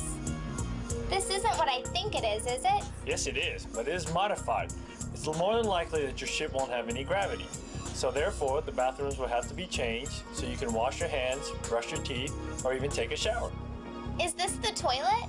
Yes, and you must remember the phrase, always buckle up. This is really important in using the bathroom in space, because if you don't, a really big mess can happen. We don't want that. Using the bathroom will be kind of weird. Yes, and of course, after you finish using the restroom, you need to wash your hands, so you can use this washing facility. Why are there chairs on the ceiling? That's simple. When traveling in low gravity, every floor can be a ceiling and every wall can be a floor. You float from deck to deck. I would have a great time floating around, but what else can you do for fun? Well, you have your own personal entertainment center. You can watch movies, play games, or even surf the space net. Or one day you can even talk to your friends face to face. That sounds like my kind of travel. We learned in the case of the biological biosphere how important it is to exercise. Do you have any exercise equipment for space travel? We sure do. Without gravity, the human body gets lazy. Today's fittest astronauts even have to exercise at least 2 hours to stay in shape. We have a stair stepper, a climbing wall, and a treadmill that you can stay in shape with while you're in space. How do you eat while traveling in space? Well, the Starship has a self-serving kitchen. You pre-select your meals before you go on your trip, and once you're hungry, you dial them up, and they're prepared just the way you like them. Wow, this trip will be so cool. I can't wait to the year 2040. Thanks, Mr. Wang, for all your help. You're welcome. Send me a copy of your travel brochure when you're done. We might just want to use it one day. What are you doing, Jacob? I was just investigating a propulsion system for our space travel out of the galaxy. With a balloon and a string? I was just starting with the basics, investigating the problem. I just got an email from Catherine in New York. She says we should talk to Dr. Franklin Chan Diaz. He's an astronaut. I Am Listening is on her space cruise and files this live report from space. I Am? Ted, we've begun our 3-hour tour to Neptune. Soon we'll be swimming and windsurfing on a whole new planet. I Am? The surface of Neptune is about minus 200 degrees Celsius and is made of frozen methane and ammonia. If you go swimming, you won't be going very fast. But if you go windsurfing, you'll be going very fast. Winds on Neptune have been clocked at 2,000 miles per hour. What? That's not what the brochure says. And unless you have a plasma drive, it takes about 15 years to get there. 15 years? Well, it's a good thing they have an all-you-can-eat buffet. I'm headed for lunch, Ted. Speaking of plasma drives, NASA astronaut Franklin Chang Diaz is working on just such a propulsion system. Plasma drives will replace today's chemical fuel rockets and make space travel faster than ever. He sounds like a man we need to talk to. Surely he can help me out with my test propulsion system. Let's try and dial him up. Hi, I understand you'd like to know more about propulsion systems. Yes, we're trying to design an out-of-this-world vacation and realize because of the great distances in space, we might need to get there a different way. How do we currently travel to space? We use chemical rockets that produce a jet of exhaust gases, and these gases propel the ship forward. How long would it take a spaceship to reach Mars? About 10 months. 10 months is not that long. Why aren't chemical rockets good enough? To an astronaut, 10 months in space is a long time. Persistent radiation of space will weaken your immune system and also damage your bones. So you would like to go there as fast as you can. Yes, we learned a little about physiological losses from Beth Shepard in our last case. What will the propulsion systems in the future be like? Instead of using the heat from a chemical reaction, the future rockets will use something called a plasma. What's plasma? Plasma is a gas which has been superheated to millions of degrees. It is even hotter than the interior of our sun. That's hot. How will the rocket not burn up with such a high temperature? Since there is no known material that can take those temperatures, we will not use materials. We are going to use an invisible force field that will hold this plasma and prevent it from touching any surrounding material. How will it work? The magnetic field is like an invisible tube that will contain and guide the plasma to provide a much hotter exhaust. Where will you get the energy to heat the plasma? We will get the energy from electricity generated by an onboard nuclear power plant. Will plasma rockets be used to travel outside of our solar system? Eventually, plasma rockets will become even more powerful, where the energy of the plasma will be generated by an internal source, a thermonuclear reaction called fusion. I've heard of fusion. It sounds fast. Fusion rockets will be so fast that it will be possible for people to travel to the farthest reaches of the solar system and be able to return to their families within a couple of years. How long before we have this type of space travel? It is hard to tell. One never knows about progress.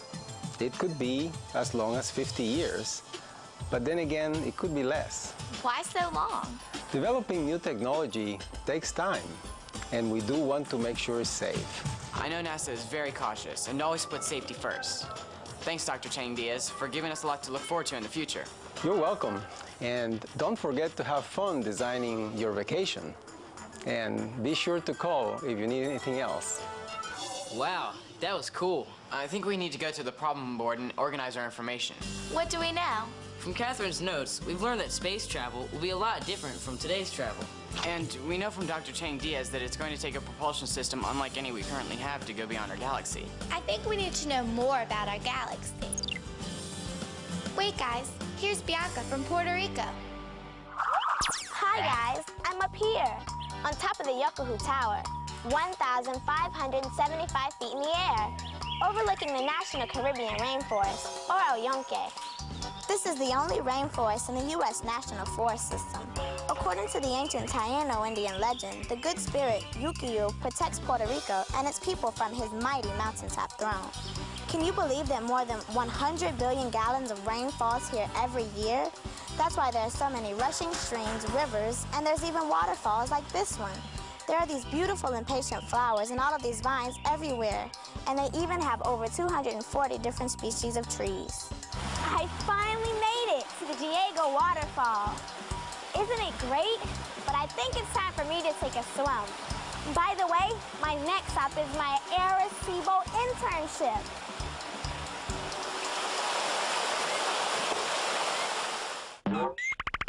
Bianca is so lucky. She's actually visiting the largest radio telescope in the world.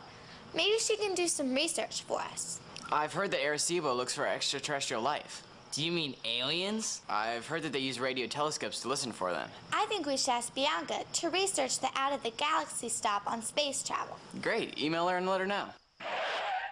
What's up? Will space travel become common in your lifetime? Are plasma rockets the answer to future space travel? Which destination will the Treehouse Detectives choose? In the last episode of Galactic Vacation, try to answer the following questions. What is a radio telescope? How do we look for life in the universe? Hi, Bianca. Hi, Dr. D. Welcome to Puerto Rico. Thanks for inviting me to come look through your telescope. Glad to have you. How does it work? This is the reflecting telescope. It has an 8-inch mirror that gathers a lot of light and makes dim objects visible. That's cool. So we can see the planets and stars. Yes. Did you know that at the Arecibo Radio Telescope in 1992, the very first planets outside of our own solar system were discovered? Since then, we've discovered over 100 of what we call extrasolar planets. You mean there are other planets not in our solar system? Why didn't we find them sooner?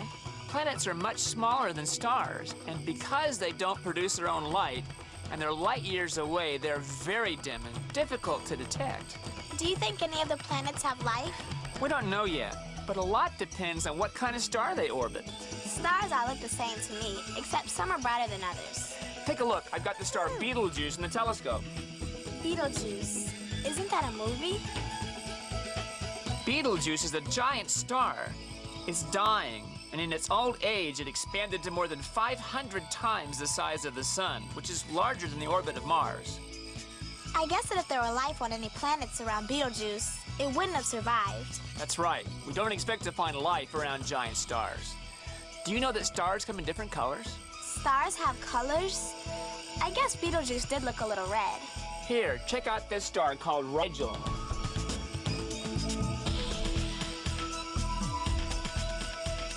It looks blue. Does the color mean anything? Yes, the color indicates temperature. Blue stars are hot and red stars are cooler. That's different. Usually blue is cold and red is hot. Isn't our sun yellow? Yes. Our sun, a dwarf star, is not too hot, it's not too cold, it's just right. Very funny, Dr. D. In order to have life as we know it, a planet must be just the right distance from a star so liquid water can exist. It's called the habitable zone. If the star is too hot, there'll be too much ultraviolet radiation. I know about that. It's what causes you to get sunburn. Luckily, I know about UV rays, and I'm wearing lots of sunscreen out here in Puerto Rico. Yes, and hotter stars don't live very long, so there might not be time enough for conditions necessary for life to develop. So does that mean there will only be life on planets that have stars exactly like ours? They don't have to be exactly the same as ours, just similar. They can be a little hotter or a little colder. Here, take a look at this.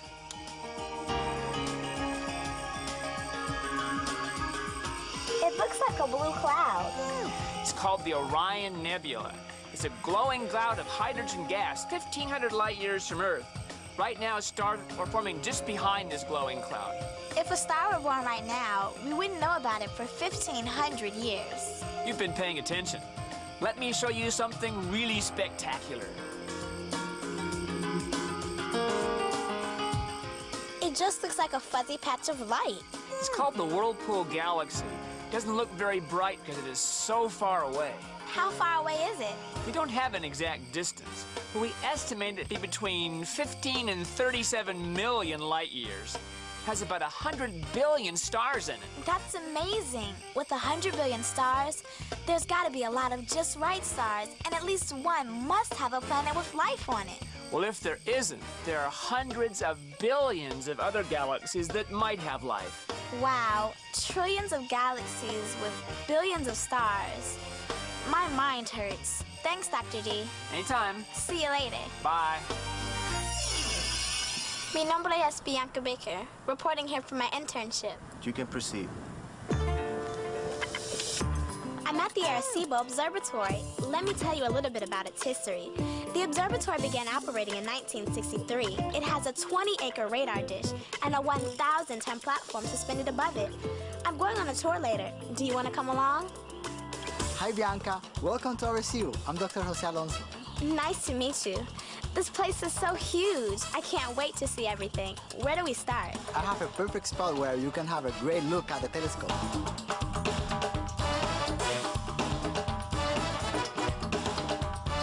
Wow, this is amazing. I can't believe I'm 550 feet above the dish. But I have a question. Is a regular telescope like a radio telescope? The difference is that regular telescope gather light and radio telescope gather radio waves. Where do the signals come from? Most objects in the universe, like galaxies, pulsars, quasars, they emit radio waves. How does the radio telescope work? Radio signals, which are coming from the sky, they will be reflected from the very large reflector underneath. Then they will come up and be gathered into special receivers that will transform them into an electrical signal. That signal will then be sent to the control room where our scientists will be able to see them. Why electrical signals? So that the signals can be monitored by these special computers. Here's an example on how the signal might be displayed. It looks like a graph. Bianca, I want you to meet Tapasi Ghosh. She's one of our astronomers. Hi, Bianca. Hello. Puerto Rico is an island in the Caribbean, so why would they choose to build a large telescope here? I have some work to do. I see you later, Bianca. Bye. Do you know we can fit 16 football fields in this area? 16 football fields? They had to find a huge sinkhole to put it in. Also, do you think you can move a 1,000-foot telescope around? I wouldn't even want to try. We knew we couldn't move such a large telescope, so it had to be put in a place where it points in the right direction. Where does it need to point? It points upwards, but one of the main purposes of this telescope is to observe planets, and from near the equator, you can observe them across the sky for a long time. I understand now, but where are we going next? I'm going to take you under the dish, and then we come back to the control room. I can't believe they were underneath the telescope, but I can see the sky through it. Why are there holes in the dish? Don't the holes let the radio waves leak through? No, it's like bouncing a ball off a tennis racket. If the ball were smaller, then it will go through the hole. Likewise, radio signal, being of longer wavelength, bounces off the dish, but optical signal won't. That's right. We learned about the wavelength of light in the case of the mysterious red light. Bianca, let me take you to the control room now. You will meet our director, and he's going to tell you about alien research. Hi, Bianca. I'm Dr. Altschuler. I'm the director of the Arecibo Observatory. Are you enjoying your tour? Yes, this place is awesome. Yes, it's an exciting place to work. We study things very near, like our atmosphere. We study things in the solar system, like the moons of Jupiter or asteroids. And we even search for extraterrestrial intelligence. Have you found any yet? No, not yet, but we're not discouraged. It's a very big place to look for something like this, and we have to keep on searching. Why do you look for life in the universe? Ever since the beginning of mankind, we've always wondered, by looking at the stars at night, if we're really alone. And we would like to really know. This would be the greatest discovery ever. How do you look for life? Well, one way is to search for artificial signals. What's that? A signal that is not produced by nature. So if we detect a signal like that coming from somewhere else, we will probably conclude that there's somebody who made that signal. How do you locate these signals? Well, researchers bring special equipment to connect to our huge telescope, and then we point the telescope to thousands of stars that look like and are like the sun. Dr. D told us that sun-like stars are the most likely to have planets with life. He's right. And the ones we know have planets will be looked at very carefully. Have you ever tried to send an alien a signal? We did that once in 1974. We sent a signal that had something to say about who we are and how we are and where we are. But usually we listen. Do you really believe there's life out there?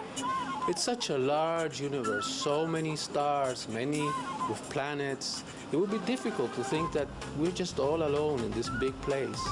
What would you do if you were contacted by other intelligent life? It would be the greatest discovery ever. But before we go out and announce it to the world, we would have to confirm and make sure that it is real, that we didn't make a mistake, and probably ask other observatories to look also and see that it is true. I'm not sure I would even know what to say if I made contact with an extraterrestrial being. Would you? If we ever make contact here with an extraterrestrial intelligence, Bianca, we'll call you. Thank you. Hi, guys. I'm back. Well, hi, Bianca. Great, now that you're back from your out-of-this-world internship, we can get to work on the travel brochure. What did we decide to do? For some good ideas on how to present the final report on your investigations, visit the NASA Sci-Files website. I think we should create a space cruise line. That's a great idea. The moon could be our first dock of call, Mars our second, and somewhere in the galaxy our third. I had the cruise ship. Our brochure can read something like this. You can begin your out-of-this-world vacation with a 3-day trip to the moon. Unfortunately, the accommodations in food aren't exactly 5-star. Yes, as we learned from the ISS crew, eating and sleeping are much different from on Earth. But Starship 2040 says things will be much better in the future. At least we can advertise, truthfully, that on this cruise, you'll be at your thinnest. Huh? Remember, because of less gravity on the moon, one will weigh 15 pounds instead of 90. And our travelers won't need to worry about buying expensive cruise clothing. Because of extreme temperatures and lack of air, spacesuits are required. From the moon, we could head to Mars. Remember, Mars is 1.5 times farther from the sun than the Earth, so it's a lot colder. It also has some great tourist attractions, such as the largest volcano and mountain in the solar system. Make sure you sign up for that tour, Jacob. Yeah, right. Finally, our last stop will be the next nearest star in our Milky Way galaxy, Proxima Centauri. I hope our group has a lot of time, because even in our fastest space probe, it could take 60,000 years to get there. Unless we get a new propulsion system, I don't think we'll be making our last stop. If we do, then who knows? The researchers from Arecibo might pick us up on their radio telescope. We might even run into extraterrestrial life. This is going to be a great brochure. We should also take some video so we can make a commercial too. Great idea. Come with me. So what do you think, Tony? Jacob, I think you're gearing up for the wrong kind of cruise. No, just getting in the mood for our out-of-this-world vacation. I'm glad to give you this key and the logo of Loíza as present in the name of Loíza Municipality. Muchas gracias. De nada. The difference is, on the Alpengeist, you have a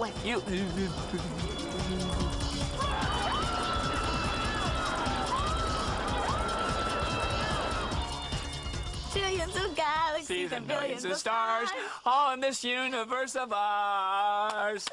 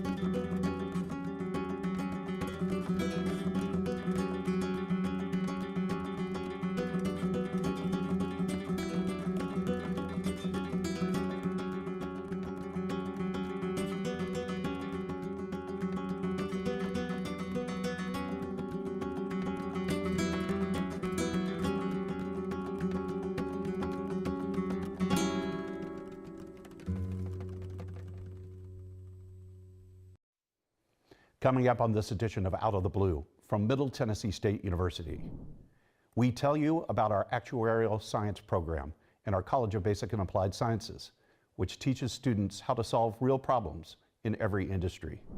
We recap MTSU's 2024 trip to the Grammys, the music industry's biggest night. 7 of our former students were recognized for their work. And we preview the True Blue Core, the redesign of MTSU's general education program. We discuss how it changes the foundation of the academic experience at our university. I'm Andrew Ottman, and this is Out of the Blue.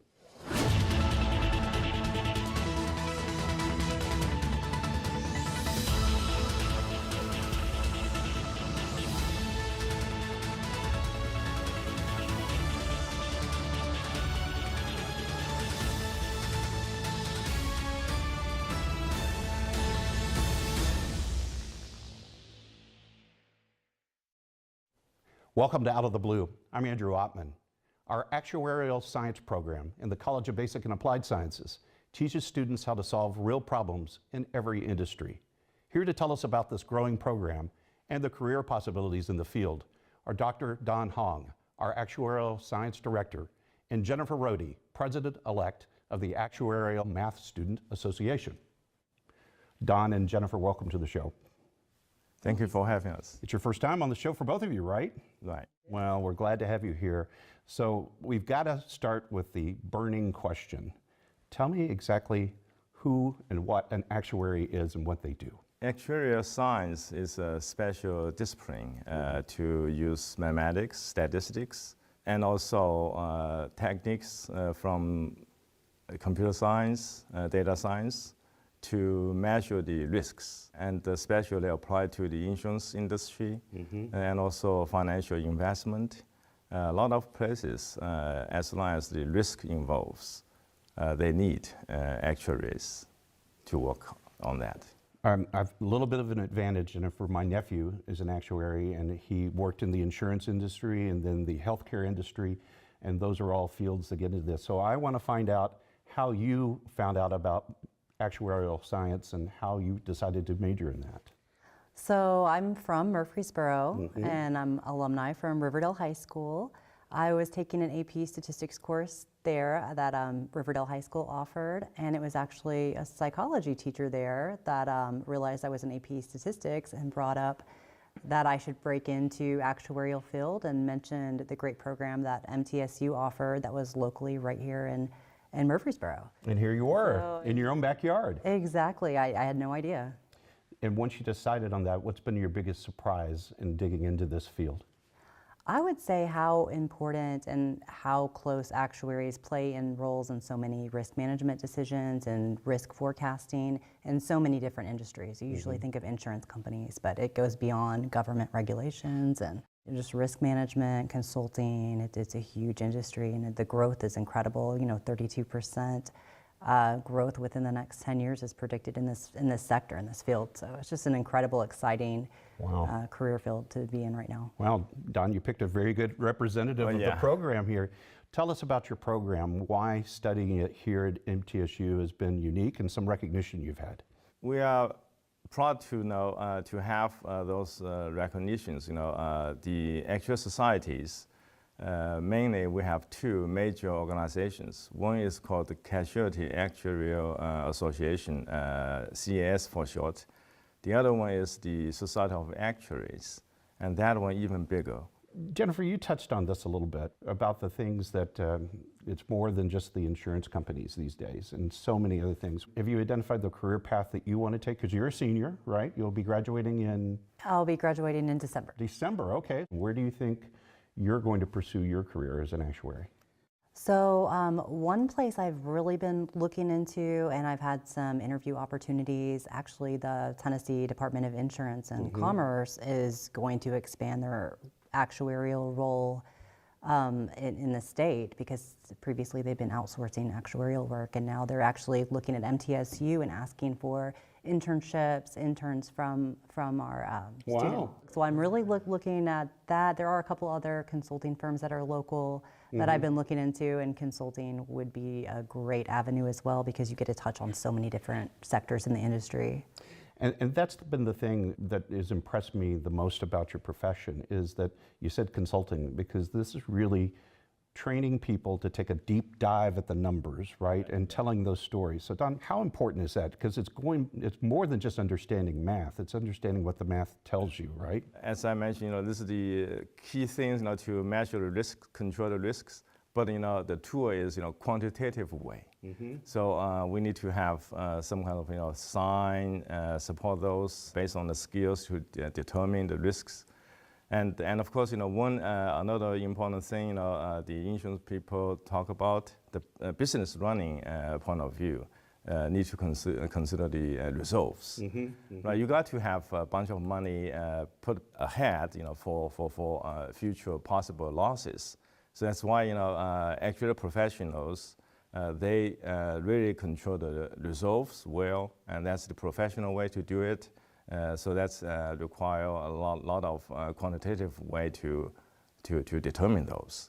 Jennifer, I want you to talk to all those kids at Riverdale that might be thinking about becoming an actuary. What advice do you have to them in high school and then coming to college? What courses, what studies, what put you on the path to success that you've enjoyed?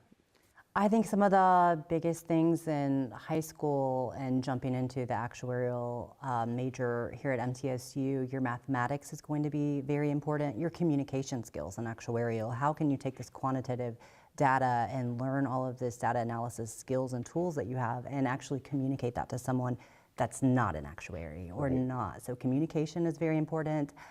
Even now, programming, coding, that's very important. A lot of actuarial consulting firms, they have their own proprietary software that they develop. Actuaries actually develop and program that to use their own tools for their own consulting. So just there's a large skill set that can go into it. And you don't have to actually be excellent in all of them. Maybe you can complement a company in the communications area, or maybe you can complement a company in the data analytics, or just different areas, communication. Well, that's fabulous. And so Don, you've got a growing program, you've got great jobs, you've got great students like Jennifer. How do I find out more about your program? Where do I go on the web? mtsu.edu/ACSI. Okay. So that'll be our program website. And that'll have all the information I need to know about the program. Correct.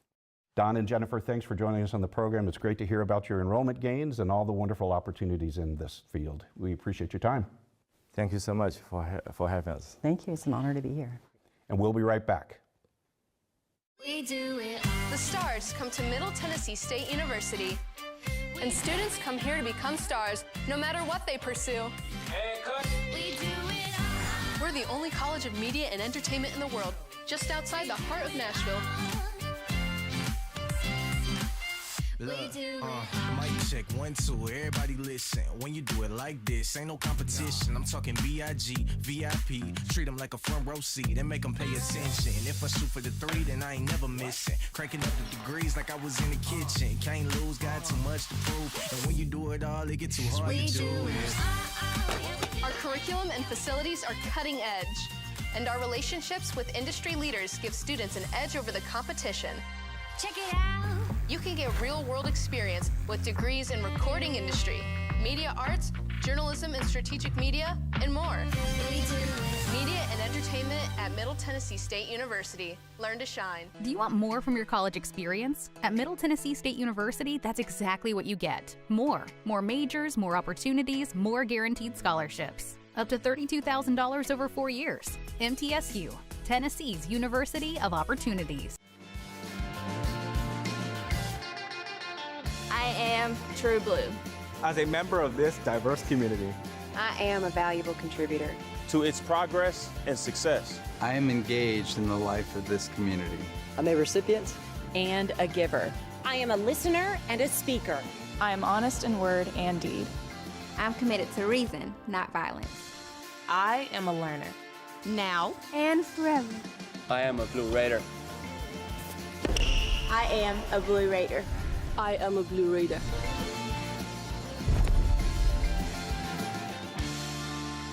True Blue.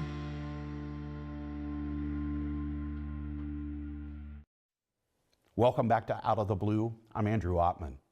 MTSU recently wrapped up its 2024 trip to the Grammys, the music industry's biggest night. Several of our former students were recognized for their work, and we celebrated the 50th anniversary of our recording industry program. Zoe Naylor, a student journalist from our School of Journalism and Strategic Media, was there and files this report. Middle Tennessee State University alumni captured 8 Grammys on Sunday, February 4th during the 66th annual Grammy Awards ceremony in Los Angeles. Julian Baker, a 2019 English graduate, captured 3 Grammys out of 5 nominations as a member of Boy Genius, an indie supergroup with Phoebe Bridgers and Lucy Dacus. The group won Grammys for Best Rock Performance, Best Rock Song, and Best Alternative Music Album. It was also nominated for Record of the Year and Album of the Year. 2-time winner and alumnus Lecrae won 2 more Grammys for Best Contemporary Christian Music Performance/Song for Your Power, and also for Best Contemporary Christian Music Album for Church Clothes 4. MTSU caught up with 3 of its 9 Grammy nominees on the day before the music industry's biggest night at a College of Media and Entertainment event. The university recognized alums Tay Keith and Brandon Bell at the Los Angeles event, where alumni, industry professionals, students, and faculty gathered to reconnect and wish the school's nominees well. President Sidney A. McPhee and Media and Entertainment Dean Beverly Keel also presented Baker with a certificate naming her an honorary professor of recording industry. Baker was up 5 nominations as a member of Boy Genius. And MTSU students hit the Grammy red carpet a bit early on that Friday as they worked the Recording Academy's Black Tie charitable fundraising event honoring legendary rocker John Bon Jovi as MusiCare's Person of the Year. President McPhee joined the 7 students from MTSU's College of Media and Entertainment to thank them for being part of the university's 9th trip to the music industry's biggest awards weekend. The students were accompanied by recording industry professors Odie Blackman and Denise Shackelford. They arrived in Southern California on the Wednesday before the Grammys. They toured recording studios, visited iconic music venues, and met with recording industry professionals. Here's a video of what they saw. Hi guys, we're here with President McPhee at the annual benefit gala event, MusiCares, the charitable arm of the Grammy that gives back to the music community. This year's honoree is John Bon Jovi for his charitable work.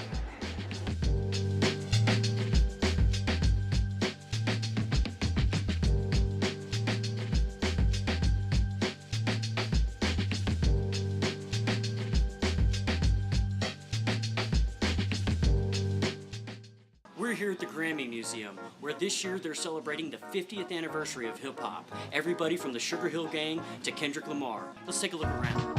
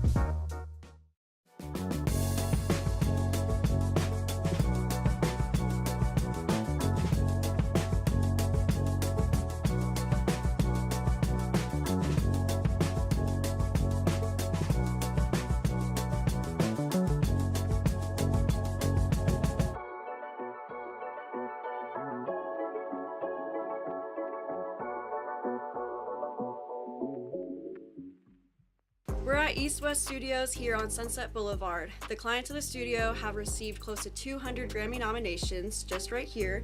And some of the famous names you might know are Michael Jackson, Frank Sinatra, U2, and that includes Phil Spector's famous Wall of Sound.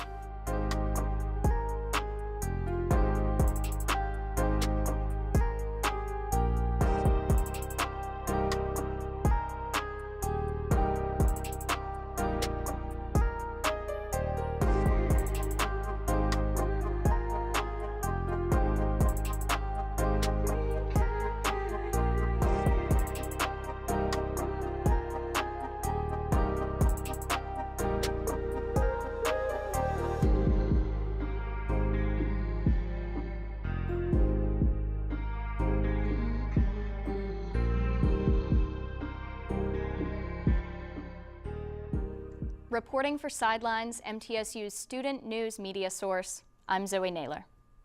We do it. The stars come to Middle Tennessee State University, and students come here to become stars, no matter what they pursue. Hey, cut. We do it all. We're the only college of media and entertainment in the world, just outside the heart of Nashville. Look, mic check, 1, 2, everybody listen. When you do it like this, ain't no competition. I'm talking B.I.G., VIP. Treat them like a front row seat and make them pay attention. If I shoot for the 3, then I ain't never missing. Cranking up the degrees like I was in the kitchen. Can't lose, got too much to prove. And when you do it all, it get too hard to do. Our curriculum and facilities are cutting edge, and our relationships with industry leaders give students an edge over the competition. Check it out. You can get real-world experience with degrees in recording industry, media arts, journalism and strategic media, and more. Media and entertainment at Middle Tennessee State University. Learn to shine. The Jennings A. Jones College of Business at Middle Tennessee State University is the #1 producer of business talent in the greater Nashville area. Our nationally ranked programs and state-of-the-art facilities offer a world-class education at an affordable price. The exclusive partnership of Jones College with Dale Carnegie Training Worldwide equips our graduates with the soft skills they need to succeed. Jones College of Business. It delivers an education for the real world.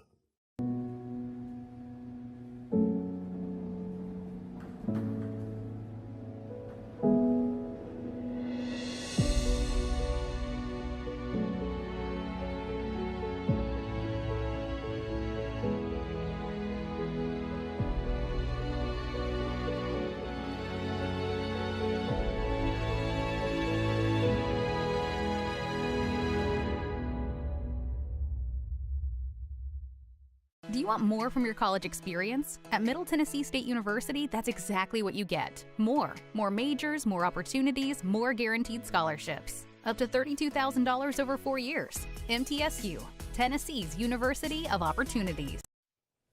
Welcome back to Out of the Blue. I'm Andrew Ottman. The True Blue Core is a redesign of the MTSU General Education requirements rolling out in the 2024 fall semester. This project was years in the making, and it focuses on teaching the skills that better prepare our students for a changing world. Here to tell us more is Dr. Susan Myers-Shirk, Director of MTSU General Education, and Dr. Ann McCullough, Chair of the university's General Education Committee, and both are from our College of Liberal Arts. Susan, Ann, welcome to the program. Thanks for having us. Thank you. First time on Out of the Blue. Yes. We're always excited for first-time guests because you're talking about something that's really historic. Let's talk about the True Blue Core. What exactly is this thing we've all been talking about for all these months? Right. The True Blue Core is our new general education curriculum about to launch with the 24-25 catalog. The first True Blue Core students will be enrolled in the summer. It's the general education requirement that every student in the university has to complete. It's 41 hours of lower division courses, that's the 1,000 and 2,000 level, and they fit together into a coherent program, and it's meant to give students breadth of knowledge and the skills they need to succeed academically and professionally. The new core, I want to say a word about the new core and how it's structured. I'm kind of excited about it. So it's 2 big sections. One is called foundational skills and one's called knowledge domains. Right. And those 2 categories are divided into 4 subcategories, and then students will select courses from an approved list. And we have new courses that we hadn't offered previously, and we have new student learning outcomes. And I know students roll their eyes when I say student learning outcomes, but I'm excited about them. And one of the reasons I'm excited about them is that we did a lot of market research, and we had a university-wide conversation about those outcomes. And the outcomes that we selected are the skills that employers say they want students to have when they graduate. And they are also the skills that professors want students to have when they go on to their major. So we felt like it was a win-win, and I'm really excited about the kind of value added for students. It's an amazing achievement, and Anna, this is going to be tough to characterize in a short period of time, but this is not an easy feat, because this is really what makes every MTSU student consistent in their educational experience, right? When that means so many parts of our university had to come together, and you were kind of speaking as the chair of the General Ed Committee. You had to, this was not an easy path, right? Not at all, and this has been a real marathon for Susan over the last several years. She's been establishing relationships across campus and providing opportunities for faculty and administrators to collaborate, to discuss our concerns, to discuss our vision of what we would like to, how we would like to contribute to the new core. And I think one of my favorite opportunities that was really helpful to me were the faculty learning communities, where faculty came together in groups and talked about what it is we'd like students to know and to be able to do when they leave MTSU with a degree. And then talk a lot about how our courses in the core can speak to each other. So we're echoing some of these most important points for students throughout their time in their general education courses. So first of all, why is it necessary to revisit this core? Why is it necessary to revisit general education from a practical standpoint about the changing economy in the world? Right. That's a question people have asked me. They're like, why can't we just keep what we have? And we can. There's nothing wrong with what we have, except that we have. It does not necessarily address the contemporary situation. And so we wanted something that we hadn't revised our core in decades. And so we wanted something that was responsive to students, that was distinctive to MTSU, that would give those students skills that were relevant to contemporary issues. And so to do that, we had to sit down and really sort of think this out. And one of the things that we set as a goal from the beginning was that the process would be collaborative and inclusive. And that was hard work, to build across the university community a conversation in which everyone was included and everyone felt that their voice was heard. I'm really impressed with our faculty, that they came together in the way that they did. And there were there's some rocky road along the way there. But MTSU faculty are to be commended for their commitment to this, because it was a 5-year process. 5 years. Right? And we involved students too. We did extensive surveying early on. We had a student advisory council, and there are 2 student representatives on the university Gen Ed committee, and they are voting members. So students participated in the sense that the vote to change our core that came in May of 22 there were students participating in that. Wow. So yeah. The next logical thing is to ask is, what's next? How do you go from this point forward? One of the things that we did was establish a Center for the True Blue Core. And this was actually one of our faculty committee members suggested this. We established a Center for the True Blue Core that's going to oversee the process so that change can happen incrementally, and we can be sort of immediately responsive over time instead of having to go through a major redesign process. Right. So the center will be responsible for kind of moving us forward in that way, and we have some exciting add-on projects that we're talking about. We are going to develop something called blueprints, which are collections of courses that students can take. The courses are thematically related. Students can take that collection, it's called a blueprint, to navigate through the core, and we're trying to build those around student interests. We're still in the design process for that, so they won't launch until 25, but they involve faculty collaboration again. We bring faculty together to talk about how their courses connect. The other thing we're doing is we're adding study abroad to the core. So excited. Students are excited about that. When I talk to people on the True Blue tour, they're like, yes, this is something they really want to do. And then we're also working on a way to honor students with graduation cords and create core scholars. And so we think that'll help students to sort of think about how their core work is related to their major work. Wow. So we have some good stuff coming. That's terrific. And I assume there's a website somewhere that people can check out and find out more? Absolutely. mtsu.edu/truebluecore, all one word. How could we forget about that? That is awesome. Well, Susan, Ann, thank you so very much for coming on the program and explaining this wonderful new innovation, the True Blue Core. Thank you. Thank you so much. And this does wrap up this edition of Out of the Blue. A reminder, you can find news about the campus 24 hours a day by going to our website, mtsunews.com. You can also find additional special content on our social media platforms, X, Facebook, Instagram, and Threads. Broadcasting from the Center for Educational Media, I'm Andrew Ottman. Stay safe, stay on course, and remain true blue.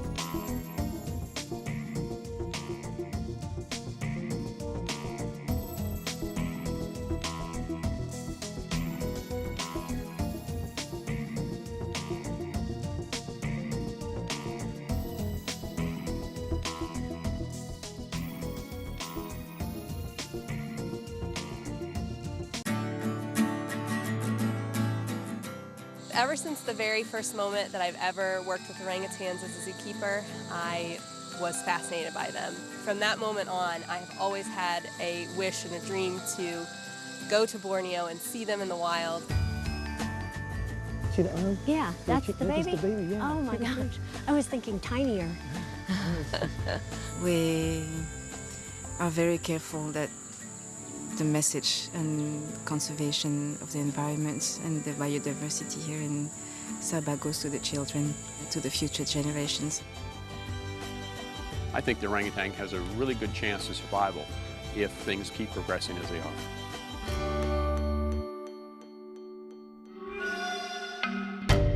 Sandwiched between the Indian and the Pacific Oceans, the island of Borneo is a long way from the United States. Over 8,000 miles from the California coast, in fact. This third largest island in the world is about twice the size of the state of Montana and is rich in biodiversity. Borneo supports a variety of wildlife, around 220 species of mammals, over 600 bird species, reptiles, amphibians, and some of the world's rarest primates, including the great ape we're here to see, the orangutan.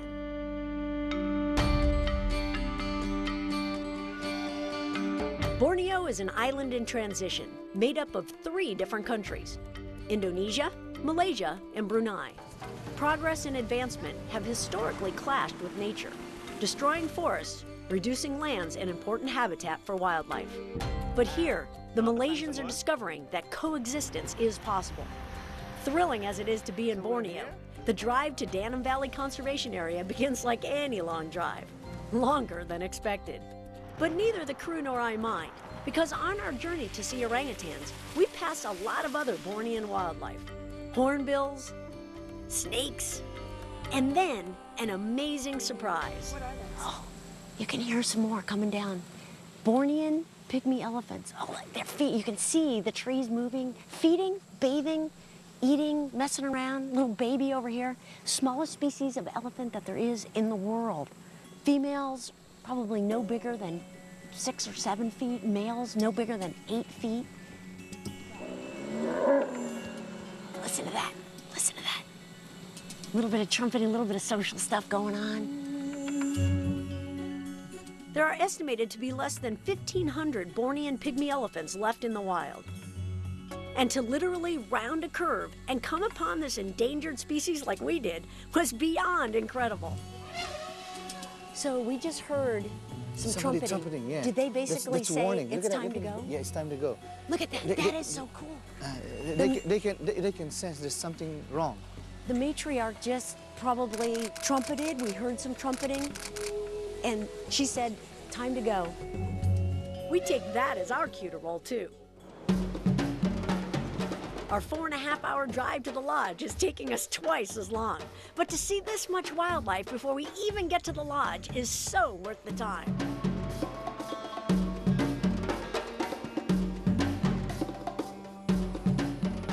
Borneo in the day is one thing. Just imagine what creeps around after dark. This is a night walk where you can find the coolest critters that are out at night. These are all the nocturnal critters of Borneo. We certainly have seen some amazing animals during the day, so I am really excited about seeing what we can find tonight.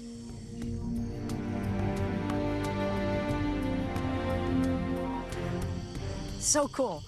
One of the first species of frog we run across is a harlequin flying frog. Borneo has the most species of flying animals than any other place in the world. And if anybody ever believed that a frog could fly, this would be it. This guy uses these sticky little feet when he lands on a tree, but he uses these great rear feet and the amount of skin that's in between them as a way to help him glide through the trees. Look at all that. All right, let's let you go. There you go, buddy. Good job. Let's go look for more stuff. This would be cool.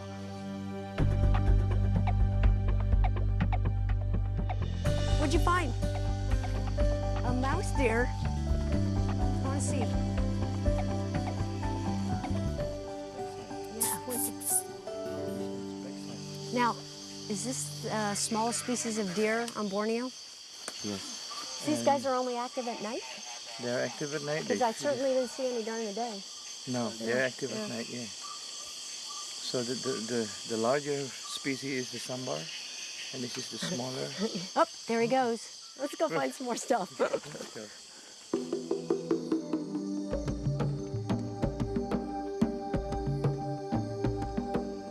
We found the coolest animal that there is on board. Okay, maybe right after the orangutan, or maybe the pygmy elephant, but this little guy called a tarsier is a small primate, but it's made up of the parts of every other animal that you could think of. It's got the ears of a bat with really cool ridges on the inside to help it hear better. It's got the eyes of an owl. It's huge for the size of its body. It's got the tail of a rat, a little hairless thing. It's got the hands and feet of a frog because it hangs onto the trees so tightly. And it's got the fur of a primate. The coolest little animal, just only about this big. So cute. It's been a day and night full of Bornean wildlife, much more than we expected. But it's time for us non-nocturnal animals to head off to bed. We have a full day ahead of us tomorrow. An exciting day in our search for orangutans.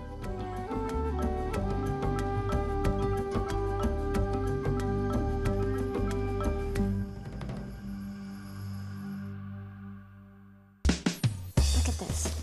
The bugs here, look at that, pill bug, are just like amazing in size.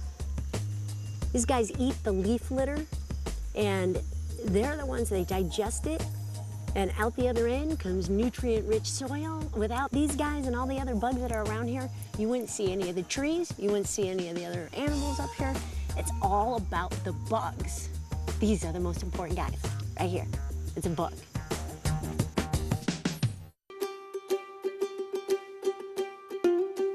We've gotten word that the trackers have located one of the orangutans, and right now what we're hearing is that it's a mom with a baby. I'm hoping that it's an orangutan that they've been tracking for a while. They've been following some for the entire length of the project for about 10 years now, so I'm really excited to get out there and take a look at the mom and the baby. When translated, orangutan literally means person of the forest. And as we trek deeper into the woods, I feel like a true person of the forest myself. Here we go. The bridge over Borneo. This is so gorgeous. Oh my gosh. Look at those trees there.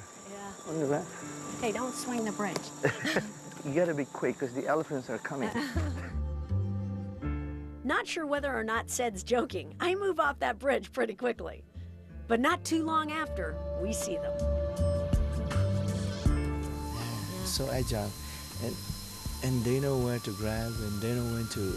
See, that's what's remarkable. They're making those decisions like before they leave. Yeah, and you know, I'm just like, I'm just gonna go there, and now I'm gonna go here, now I'm gonna go here, and I happen to be 100 feet up in the air with no net.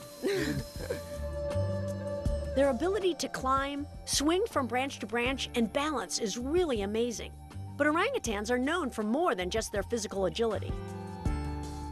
I will bet that I could not find anybody who has worked with orangutans that would not tell you that they are thinking, reasoning, and scheming. So it's really fun to be able to know some orangutans and yet come out here and see them in the wild and really realize why they need those skills. Survival in the wild is not easy. Bornean orangutans eat an amazing variety of foods. Fruits, leaves, bark, flowers, nuts, and occasionally insects and even small mammals. Females can weigh a little over 100 pounds and males up to 200 pounds. This endangered species can live to be 50 years old. So that ability to reason and scheme is key when it comes to figuring out how to survive in the wild.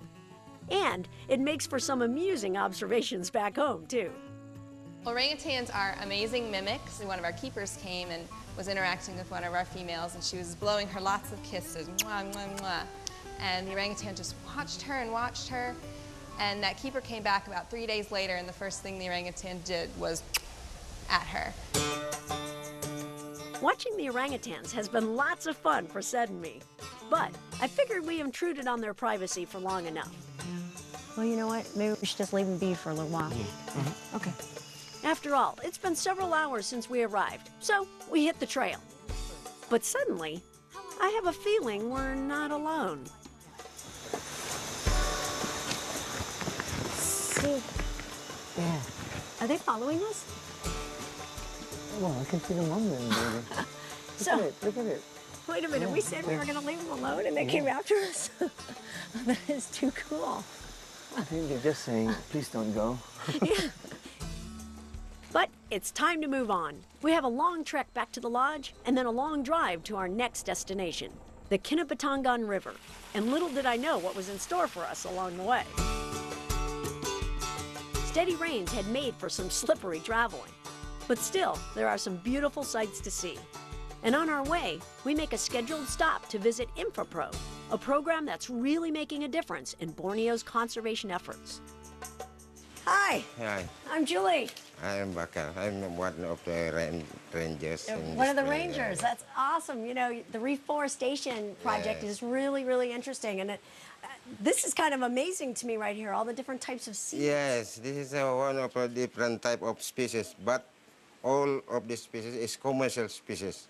They're all commercial. Oh, so these are all logged. Yes, we call dipterocarps. They're all dipterocarps. So, but you take the seeds and start the new plants again after you've cut down some areas? Yes.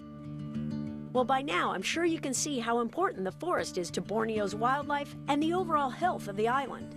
Dipterocarp trees are a crucial part of the environment, and there are several species on the island. After trees are cut for logging or development, replanting is imperative for the survival of the forest and the island's wildlife. And that's exactly what Bakar does. Your job is to replant all the different varieties of trees. That is pretty incredible. How many different varieties do you think there are? So about 24 for the different species. 24? God. The name dipterocarp is what you guys pronounce. Is di comes from two, and isn't taro wings, and then carp is seed. Yeah. So it's got two wings on the seed. But that's a great way, you know, for the forest. The trees are so tall that they can actually use that to disperse their seeds. So instead of an animal dispersing the seeds, the wind would disperse the seeds. So can we go see what you do with the seeds? Yes, Okay. of course. All Here we go. So how old are these guys right now? It's about 2 months. 2 months from a seed? Yeah, from the seed. You grow things a lot better than I do at home. The program started in 1992, and since that time, they've accomplished a lot. That's pretty incredible, replanting the forest with the same native species that were there prior to them being logged. Yeah. And how many total seedlings do you have and are going to be replanted? Somewhere around. How many? It's about almost 2 million of seeds. 2 million 2 million, seeds yes, you have planted. You have done a good job. That's awesome. It's more than awesome. InfraPro and Bakar are literally saving orangutans and other wildlife by providing a sustainable habitat for them to live in. And they're proving that animals can survive and thrive in secondary forests. The more time I spend in Borneo, the more hopeful I am about the future of this species.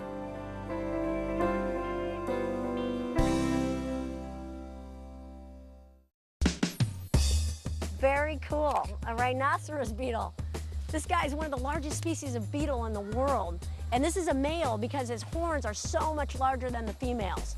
This guy is incredible. They fight with other rhinoceros beetles, with the other males. They use those horns for that. It's amazing. Amazing to find him right here.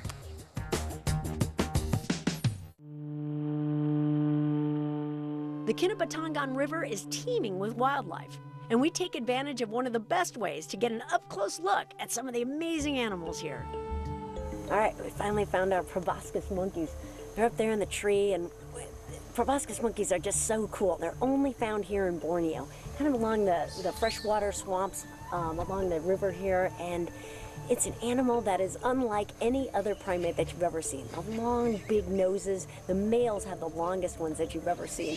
And they make this resonating sound out of it. And the females obviously like it because those are the ones they pick to be their mates. It's a harem system.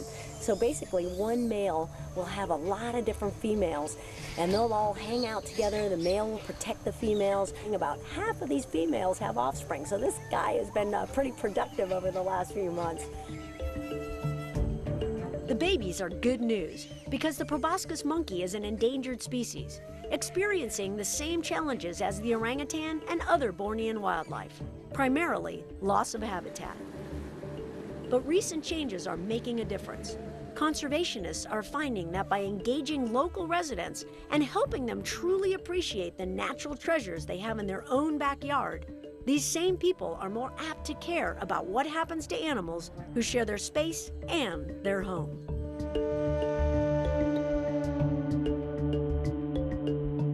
Local people are employed as field, what would you call that then if they're not a biologist? Field researchers. Field researcher. Because they have so much knowledge of the local, the forest and the animals in it along the Kinabatangan River here. And our challenge is to often to I suppose, identify these people living in around the villages, bring them on board, give them a job first of all, and I suppose the kind of income that they can earn is much more compared to what they may earn if they were just sort of hanging around doing something else, yeah?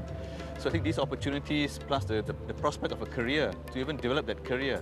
So coming in as a daily paid assistant, to coming in as a field assistant, to a field researcher is a good career path. And some see the work as much more than a career path. But then there must be some others who also see that in as much as they are here, they should be part of the solutions. They should be part of giving hope to others to understand that we've changed the land dramatically, but there is hope for the species that survive because the governments are not totally irresponsible. There's still some sense of responsibility in setting aside some parts of the swamps. And in fact, we know that the Kinabatangan has now been gazetted as a wildlife sanctuary. That means there is their commitment. And I think people want to lend themselves to that commitment to make it happen. One of the groups committed to making it happen is the Kinabatangan Orangutan Conservation Project. For over 10 years, these dedicated researchers have worked with both local residents and government to protect and study orangutans in their natural habitat. We try to do as much as we can. So first we conduct some scientific research, ecological research. We understand how they live in this kind of environment, secondary forests where they mostly occur, and we try to see if they can survive in those forests in the long term and what can be done in terms of reforestation to help their long-term survival. We also work with the government in terms of protection of those forests. We have a team of wildlife wardens who are people from the village who are trained and given the responsibility by the government to protect this area. So they have the legal powers to arrest illegal loggers, poachers, and it's a program we've been working on for the past 7 years, and it's working very well with about 17 people in this area patrolling almost on a daily basis.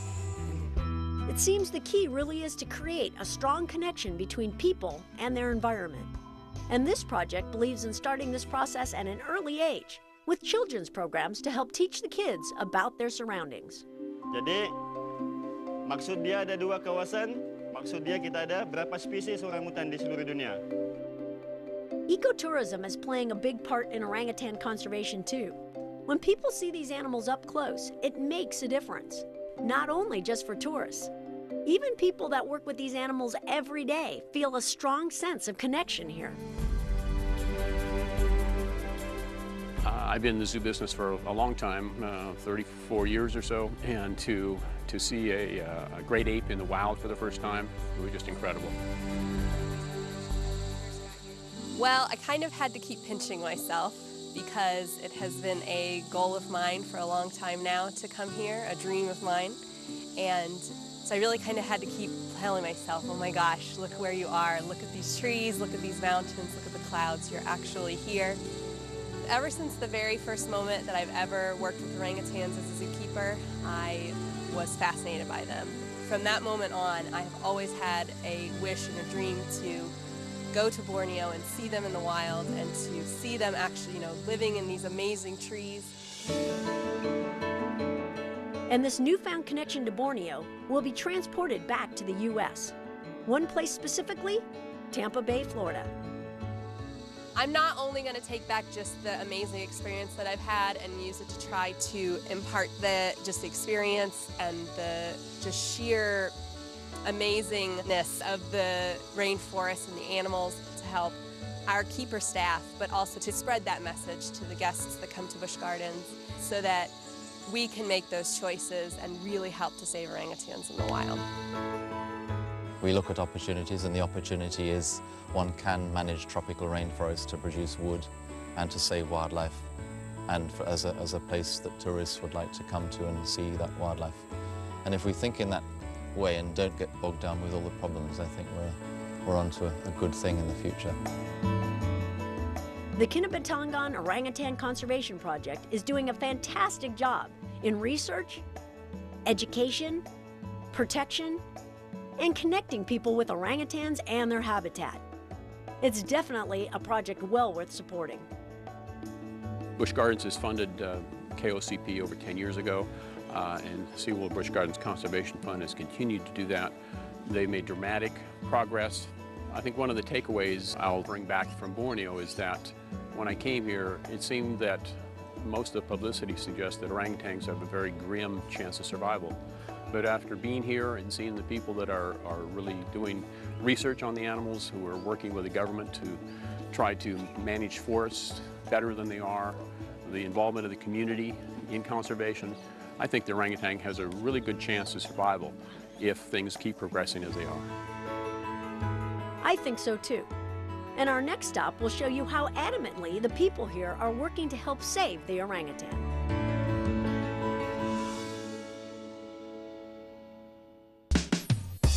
These trees are really, really special. Dipterocarp trees, which are some of the tallest species of trees in the world. The Bornean forest is really unique. It's different from the African rainforest. It's different from the Amazon. You've got more flying species, and I call them flying with quotations because basically they're flying or gliding species in the Bornean rainforest than you do anywhere else in the world.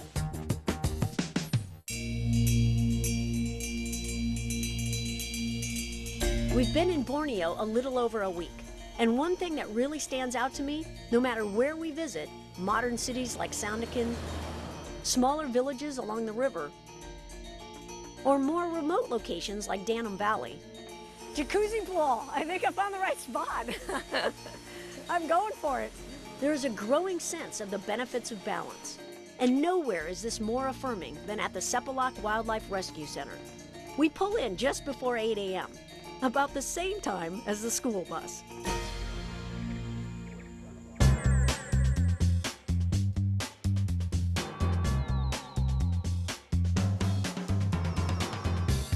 Avery, how many are in there right now? 5. I can't tell. 5. That is adorable. Every morning they get to go in the wheelbarrow. Do you call that something? Yeah, school bus. This is the school bus. How old are most of these animals? They're around 3 to 5 years old. The little one. Can you? Do you call them names? Yes, they have their own names. Rubin. Swan Rubin. Galang. Oh, the big guy. Look at that. So this is where they get their exercise for a little while, huh? Hi. Look at this. Right away they go at climbing. Each orangutan here at Sepalak has its own story of why they were abandoned or orphaned. And although being with their mother is certainly the best scenario, Sepalak is a great alternative when that's not possible. Orangutan offspring stay with their mom for between 6 and 8 years, and she devotes full-time attention to each one as they're learning how to survive in the forest. So as far as the food, we fed milk and banana. Is there other things that you feed when they're young, or does that sustain them? We also give them multivitamin supply because I think that's very, very important for them to have all these mineral supplies and some multivitamin because it builds their health. When they are put together in a very small spaces in this rehab center, they tend to catch diseases easily from each other. So these are the things that's very important. Another vital key to good health is exercise. And these guys have a great outdoor area to climb and play. This actually helps them develop the skills they'll need once they're released into the wild, which is the ultimate goal. So who designed the jungle gym? Who designed it? Of course, us at the center. But it's good for the orangutans because they can progress from the lower ones to the higher ones. And we can see their progress. And we design it in such a way that it's a circular system so they can do their rounds and then come back and we'll see. This is especially designed for the babies below 3 years, so they can get familiarized among themselves and also practice the grabbing. They do a lot for the orangutans at Sepalak. So while I'm here, I figure I can lend a hand too.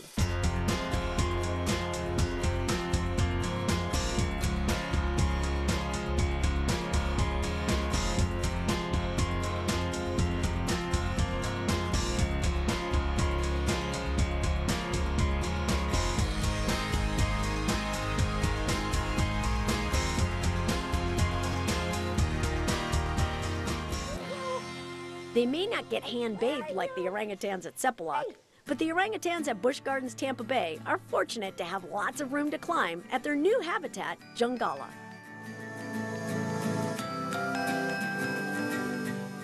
Well, Jungala has a lot of vertical space, which is exactly what orangutans need. They're arboreal animals, and so they've been using the vines to climb across and also use their hammocks to make nests like they would in the wild.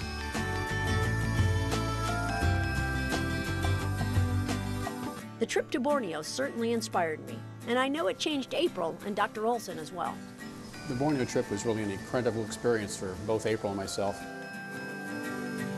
I think the thing that most affected me was seeing some of the individuals working so hard with conservation efforts with orangutans and the habitat there. The involvement of the community and how many people were truly involved, very dedicated to conserving the species and habitat. Our trip to Borneo, if anything, inspired me to be more dedicated about orangutan conservation. Seeing them in Borneo, seeing them in the forest, meeting the people that are actually doing conservation work over there, it just helped me to know that I can make a difference and that everybody can make a difference.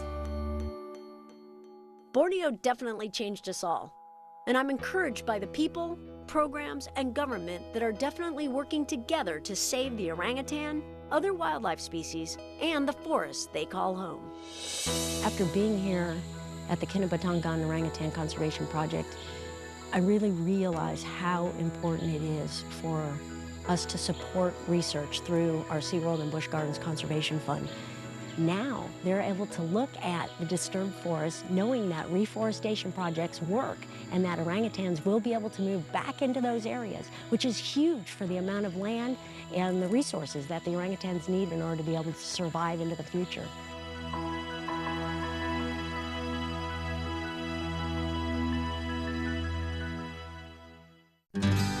Hi, I'm Jenny Bush, Conservation Ambassador for the Anheuser-Busch Adventure Parks. SeaWorld, Busch Gardens, and Discovery Cove are dedicated to the conservation and preservation of wildlife. And we believe the stories like the one you just experienced need to be told. The primates featured in this program are just a few of the many species that benefit from the SeaWorld and Busch Gardens Conservation Fund, a nonprofit charitable organization dedicated to habitat protection, wildlife research, animal rescue, and conservation education. Your support to the continued viewing of programs like this is appreciated. I encourage you to learn all you can about animals and their environment. Remember, we're all interconnected. What happens to them eventually happens to us, so we need to protect them and their habitats. Together, we can make a difference.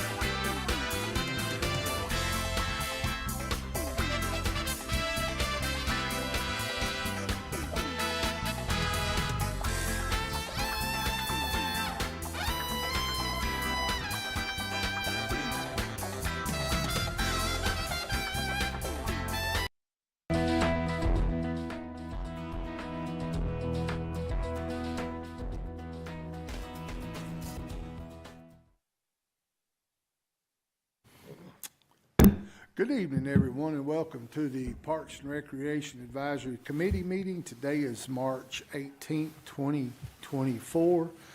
We do have a quorum, and I call this meeting to order. The first order of business is to get a motion and a second for the approval for minutes from the last meeting. Motion to approve. I'll second. Have a motion to approve from Ms. Davidson and a second from Mr. Autry. All in favor, say aye. Aye. Aye. Opposed? All right, we'll jump right into it, talking about this coming Saturday, Easter Sunday, or the Easter Drive, not Easter Sunday, but Easter Drive. Ms. Kathy, if you'd like to take that over. All right, so that is this Saturday, March 23rd at Veterans Memorial Park from 10 to 11:30, or while supplies last. We did up our number this year of bags that we're going to hand out, so hopefully we won't be turning anybody away. As of now, we've got five, definitely maybe six departments in the city that are going to participate. And then we've got a local church and Cricket Wireless want to come out and hand out candy as well. So we have the Golden Egg age group 0 to 3, 4 to 5, 6 to 8, 9 to 12. So they'll have a tag, and then when they get that tag, they can either collect their prize at the drive-through, or they can come up to the parks office and get it depending on when they find it.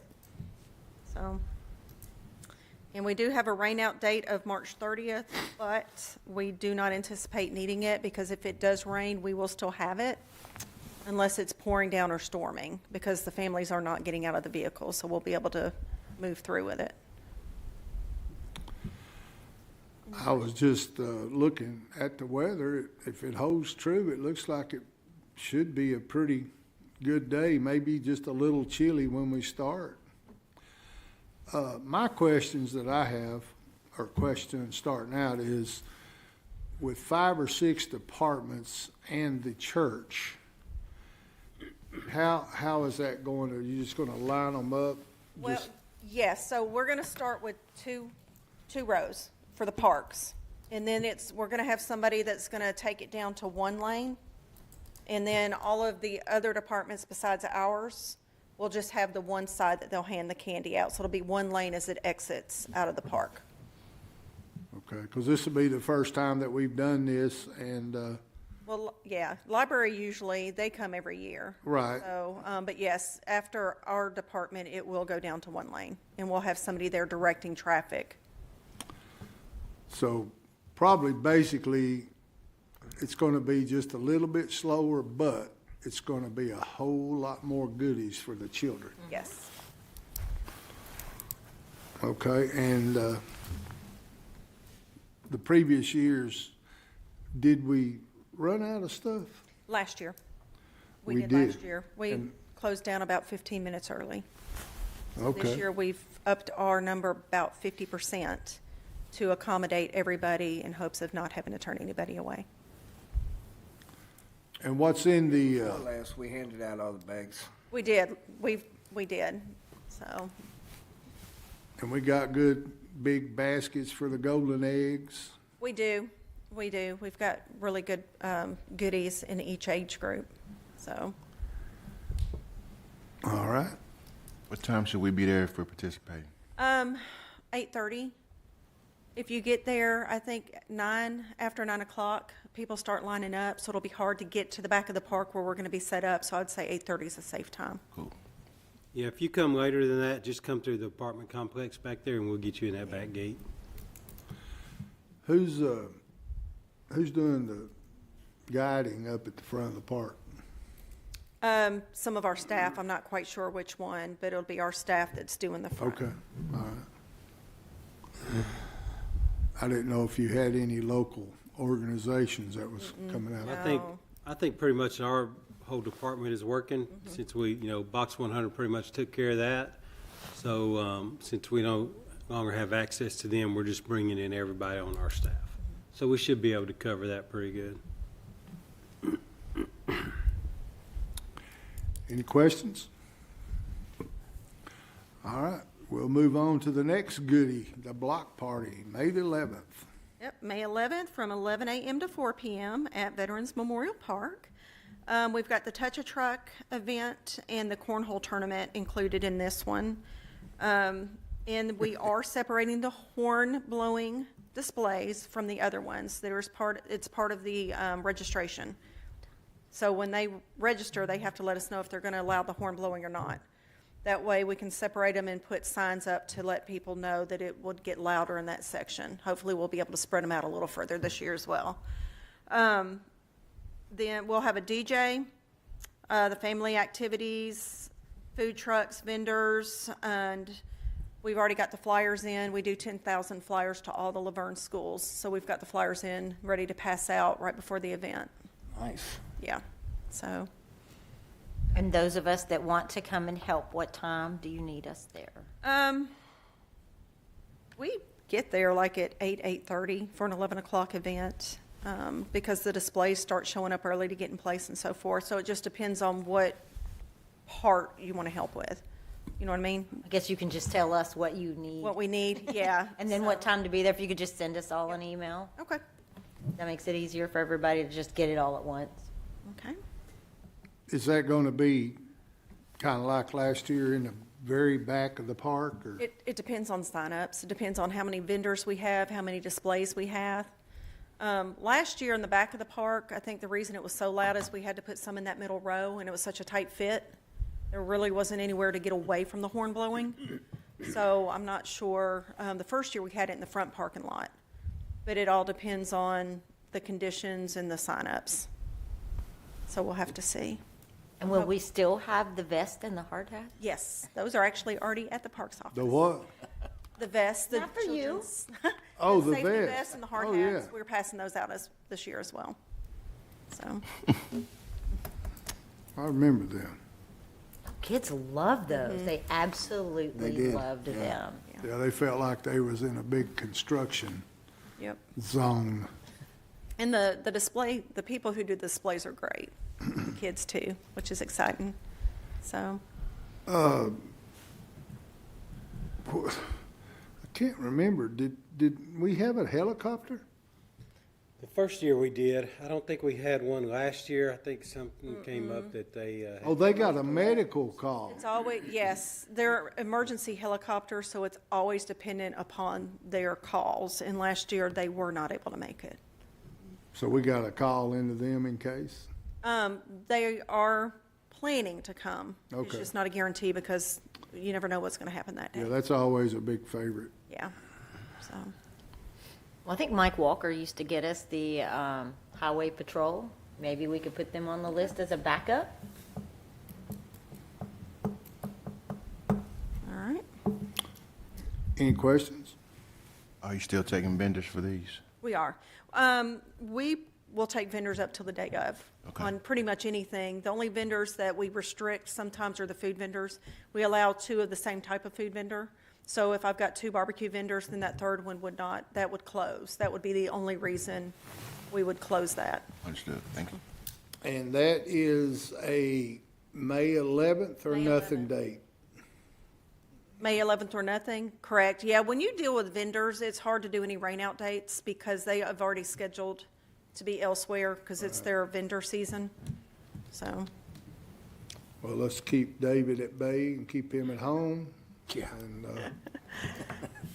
everything will be lovely. Actually, I think I have vacation that day. Just kidding. Hey, this could be our year. It could be our year. It got us last year in a couple of things. This could be our year. say when we block make it party through. each year's been successful. We've not had the luck with the block party yet, so. Hey, everything on this list, we've pulled off every time we've tried it. Yeah. We haven't canceled not one of these 3. Right. The first year of the block party, I wasn't here, but didn't it rain real bad or something? No, it was amazing. Oh, now, the first year of the block party, there was one year before we added the Touch-A-Truck that it was windy and the tents flew away. Yeah, we But, still had, that's when y'all got in the Duncan booth. no, that was the second year. The first year was up in that front parking lot in the island. Seriously, you're going to get in the Duncan booth. That's all right. Who's that money going to be going to? Fundraiser. That must be my bad. All right. We'll move on to the next one, which is the July 4th celebration, Independence. Yeah, okay, it is always on July 4th. Gates open at 5:30. Zone status is performing at 6. We've already got food vendors and some activities already scheduled for that event. Fireworks will start around 8:45-ish, around dark. What day is that on this year? I believe it's a Thursday. I don't know. Let's look. Yeah, I'm pretty sure it's Thursday. It is a Thursday. Okay. Yes, it is. And it'll start at 5? Gates open at 5:30 and the music will start at 6. Yeah. And I know we already approved at Boma the fireworks, so we should be good to go. Yep.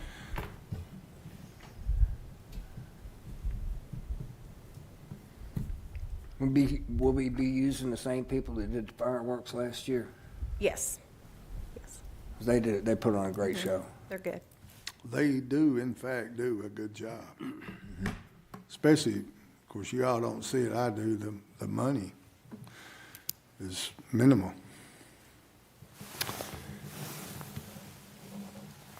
Any questions? Nope. Well, that is about all that is on this month's agenda. I know next month it's going to start getting crazy because we've got several things coming up. Mr. Rick, you have any comments? I don't think so. No, I don't. I was going to say something probably not appropriate. All right. Laura? Keep it to myself. So I got 2 things. I will not get to be there this Saturday. I have my stepfather's memorial, so I want to see lots of pictures, especially with the bunny rabbit. And then also I just wanted to let everyone know that opening day for baseball is going to be April 6th up at the park. And it will be huge. We are so excited for this year to start. So I will be coaching 6U and 12U with Vice Mayor No's son, Jeremy. Y'all come out, cheer them on. These kids are amazing. We look forward to seeing everybody out there for opening day. What time is that going to be? I'm going to say it's going to be right around 10. We don't know for sure yet. I'm going to say around 10, but I hope to get an official email out to the Board of Mayor and Aldermen. To stay a little bit on that track with Laura, I just wanted to ask, and I've been meaning to ask you guys, how is the sound system coming along up there? I'd have to follow up with Andrew. He was out today, so let us follow up. Do you have any info on that? I have none. Yeah, that's kind of in his wheelhouse. Okay. Yeah, I just happened to think about it. Sorry. Mr. Giles? No real comments. Just looking forward to the Easter Drive. It's always a good thing every year. Yes, it is. And believe it or not, I don't really have anything other than I appreciate you guys that are going to come out and help us. Hopefully, Chuck and Felicia is watching, and they're good. I know Jody's in California, so she won't be there, I don't imagine. I don't know when she gets back. Anyway, our next meeting will be on the dreaded IRS deadline, April 15th, 2024 at 6 p.m. So with that said, I will call this meeting adjourned.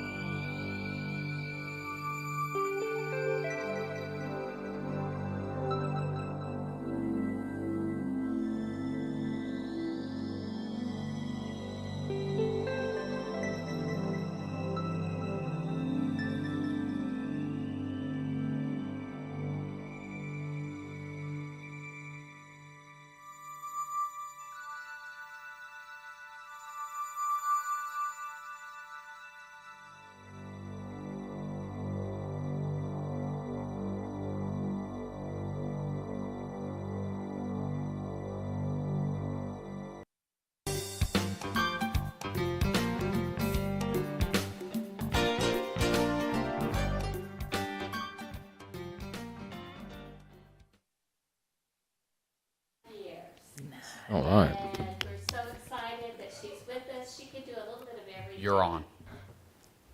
And we're recording. Thanks, Jerry. Welcome to the March 11th, 2024 LaVergne Library Board meeting. I'm going to call our meeting to order. We do have a quorum. First order of business is I will entertain a motion to approve the minutes from November 13th of 2023. So move. All right, we have a motion. Do I have a second? Second. All in favor say aye. Aye. Any opposed? Motion carries. All right, second item up for business is I will entertain a motion for approval of the January 8th, 2024 minutes. Motion to approve. All right, do I have a second? Seconded. All in favor say aye. Aye. Any opposed? All right. So moving on down, first order of business in our agenda is to welcome our new library board member. We have a new member, Renee Cruz. You will meet Renee at our next regularly scheduled meeting. He is coaching, I believe, tonight. Yes. So we are excited to be able to welcome him aboard. Second item down our list is to welcome our Associate City Attorney, Katie Driver. I'm happy to be here. Thank you, guys. Is it appropriate for me to share a little bit about myself? Absolutely. Previously, I worked for 5 years as an assistant city attorney for the city of Murfreesboro, and I recently joined Evan Cope in his law practice. So I'm happy to be here and look forward to working with all of you. Welcome. Welcome. All right, Ms. Donna, I'm going to turn it over to you to review the budget for 2024-2025. Thank you. Okay, you will see in front of you that we do have, this is the proposed budget of 24-25. I met with Phyllis last week. We went over the budget just to kind of see what we needed to do. I will be going back to her because there's a few other things that have popped in my mind that we may need to put on this budget. So this is preliminary. I will have the complete budget ready for you in May. And of course, that will go to the Board of Mayor and Aldermen. So if you will see in the highlighted areas, finance will populate these highlighted areas for us. That has to do all with our wages and our insurance and things of that sort. And that will change based on the type of pay raise that we do this year, as well as longevity will be based on how long each of her employees have been here. Thank you. And then we'll go down the line items, not line by line. We are very much the same as last year. As we go down, I'll just point out a few. The public relations line item, object code 236, $500. We have not, advertising. We have not had a line item for advertising before, and this past year we've had to use a little bit, so we're going to put $500 in for advertising. What are you advertising? Pardon? What are you advertising? This is, I'm trying to think what it was that we had to use this for. I apologize. Phyllis and I were talking about this. It was something that Anne was doing for us. I'll have an answer to you and get that to you, and I'll email it to each one of you. I know some things that I would like to do with some of the advertising is to get the banners made. We do most of our banners in-house, but sometimes we would like to have some of those done a little bit more professionally, and we feel like we could use a little money for that. But I will find out, because it was $329 that we had already used and we didn't have a budget for this year. So I'll find that out for you. If we go on down, electric, water, gas, that's all populated by Phyllis. She knows how to forecast that fairly well. Our Comcast, Other professional services we have not used in a while, and I asked Phyllis exactly what that was, and she said that's for some legal issues and things of this sort, if that were to come up. Repair and maintenance, service and building is about the same, or it is the same. We go down to machine and equipment rental, that's object code 533. We took it up to $15,000. It was $12,000. That includes all of the leasing of our printers through MTR. And then our programs have stayed the same at $20,800. That looks like a lot, but this covers all of our summer reading. It helps cover all of the other programs that we do. It also helps with a lot of our banner making and our things of this sort. Our programs are well known. Our patrons love that, and I feel like if we can continue with this, it would be great. Our summer reading is going to be amazing this year, and our staff is very great at being creative, and so we do create so much of the product ourselves. But it's wonderful to be able to bring in some entertainers, like a magician and different puppet shows. So we're really excited about that. Do you have any questions? I know I went through that fast. I noticed that the proposed budget is a little slimmer than last year. The thing that I noticed that was item 312, small items of equipment, has gone down by $16,000. Yes, $21,000. That included our drop box that has been on back order. So we will get that drop box in. And that will be in before June. It also included, see, I thought I was going to be more prepared for this, guys. It's hard when you're put on the spot. Well, I should have written it in. Anyway, it was $21,000, and that was put in there by the board last year for some of our capital things. So, yes, so it's dropped back down to its normal amount of $5,000.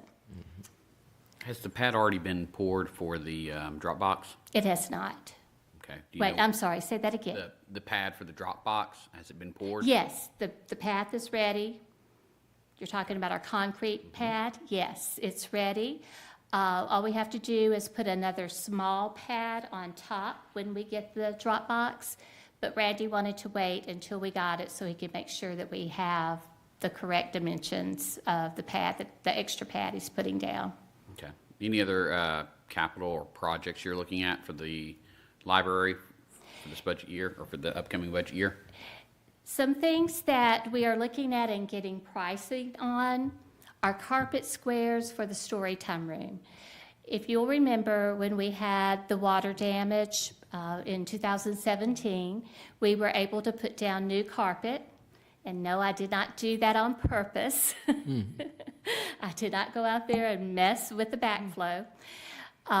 But we are wanting to put carpet squares in the story time room. So we had a young gentleman out today, and he is with B&B Flooring, and he had measured and going to get back with us on an amount.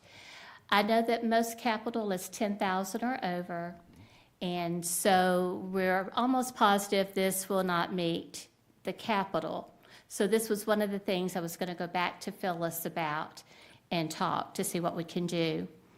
Another thing that we're looking at, and that right now looks like it's going to be about $5,000, are blinds for the remaining windows that we did not put the wooden blinds on before. We had taken those vinyl ones down, and we were able to put up the nice wooden slat ones, but at the time we only had enough money to do the part that faces Murfreesboro Road and the part that faces the parking lot. So now we're going back to the part that is facing this way toward City Hall. It's a total of 21 narrow windows, a set of 3 in seven different places. And then it is 3 large windows that we're going to look at. And Randy said he would have me a price tomorrow. So Mayor, is this something that you all would like for me to individually send to you once we get the prices? I don't see a need myself. I'm Okay. just wondering about capital. I know I haven't sat down with Bruce and gone through Right. everything yet, but since we're discussing y'all's budget, I figured I'd ask. Thank you. And one thing I'd like to ask that you probably know the answer, when we say a capital item is $10,000, is it a $10,000 total, like a group of like different little things like this? Or is it $10,000 per item? It's looking at the collective. So if you're looking at a project like wooden blinds, it would be that whole project. Okay. And then the carpet would be separate? Okay, okay. That makes sense then. Yes. Thank you. So there's a chance both of these could just fall under your regular operating budget, not Right. not go for as part of our capital discussion. It would just be brought up whenever the board is going through the line item. Great. And I think we're going to be doing that in April.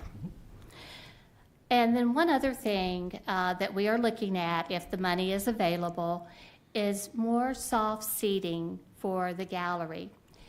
If you know, been in the library, we have the 2 sofas that are vinyl seating, very nice, and they both have swinging tablet arms on it, so you can put your computer or different things on it. And then we have 2 black chairs that match it. Those usually stay over in the gallery. Well, we moved them so that we could do some other things in the gallery. And now everyone loves them where we have them. It's up near the circulation desk. And so people who are waiting for fax, or people who are waiting for the adults or someone to get off of the computer, or they're waiting just for whatever, or just want to sit there and read the newspaper, have enjoyed sitting there. They're among people, and I think they enjoy that socialization and not back way over in the gallery. But I still feel like we need a little more soft seating in the gallery. I'm working on a price for that. I usually look at Demco and the library store. So I'll be going for those and see what we can find out. Some of the sofas actually have the USB ports in, which would be fantastic. I'm hoping that we can do that. Flexible seating is very important in a library. You want everyone to be comfortable, and you want them to Absolutely. feel welcome. So that would be an excellent addition, especially since you're seeing that it is already being utilized where you moved it. That tells you that you need more. It really So did. I'd love to see that added to the budget. Right. Yeah, we were surprised that it started having more use, but that's a great thing. That's a great thing. At this point, that's about all we have out, except I've had some requests from the staff to let's change out the toilets to the taller toilets. We're getting a little older there, and especially in the staff restroom. But I know that we have a taller toilet in the handicapped restrooms for the public. But I am seeing that there possibly could be a need for a couple of more of those. So that's that. But at this point, this is what I have. And I will have prices for those. And like I said, get back with Phyllis when we talk about the budget again. Any questions? Nope. I just know from past experience with like being in the school system that when a budget item drops by that much, you never really get that back. So I'm wondering if there are other small items of equipment for 312 that might could add to the library and have more, be some things that our patrons might could use. I know you're only seeing just a year over year, but the library goes up and down, up and down, up and down. Yes. It's not one that's just, if it goes down, you don't get it back. That's not how we've Not like a ever worked zero-based ours. every year. Because when, good examples, when the library flooded, Yes. The the city had to dump a lot of money Yeah. into the library for carpeting, painting, repairing, getting new books in some cases. And then the next year, you didn't have that cost, so that dropped off. Well, then the next year it went up because we had more projects. So this is, we very much work hand in hand, the board does with each department, and we try to utilize as much of whatever is projected as excess revenue to basically improve anything we can. You know, we can't do every year. I'd say we get more requests than we do have excess funds, but we try to spread it out and prioritize it as much as humanly possible. All right. And that's one thing I would like to say. This board has always been very, very fair to the library. We know that essential services, police, fire, you know, they do need to get the lion's share because they do need to be able to get the trucks and all of this. But since I've been here almost 20 years, the board has always tried very hard to meet the needs of the library, whereas the library has tried very hard not to over-ask for what we think we need. Now, sometimes things may be a little bit like, you're asking for that? So I try to have a justification. But the board has always been very fair, and it's appreciated.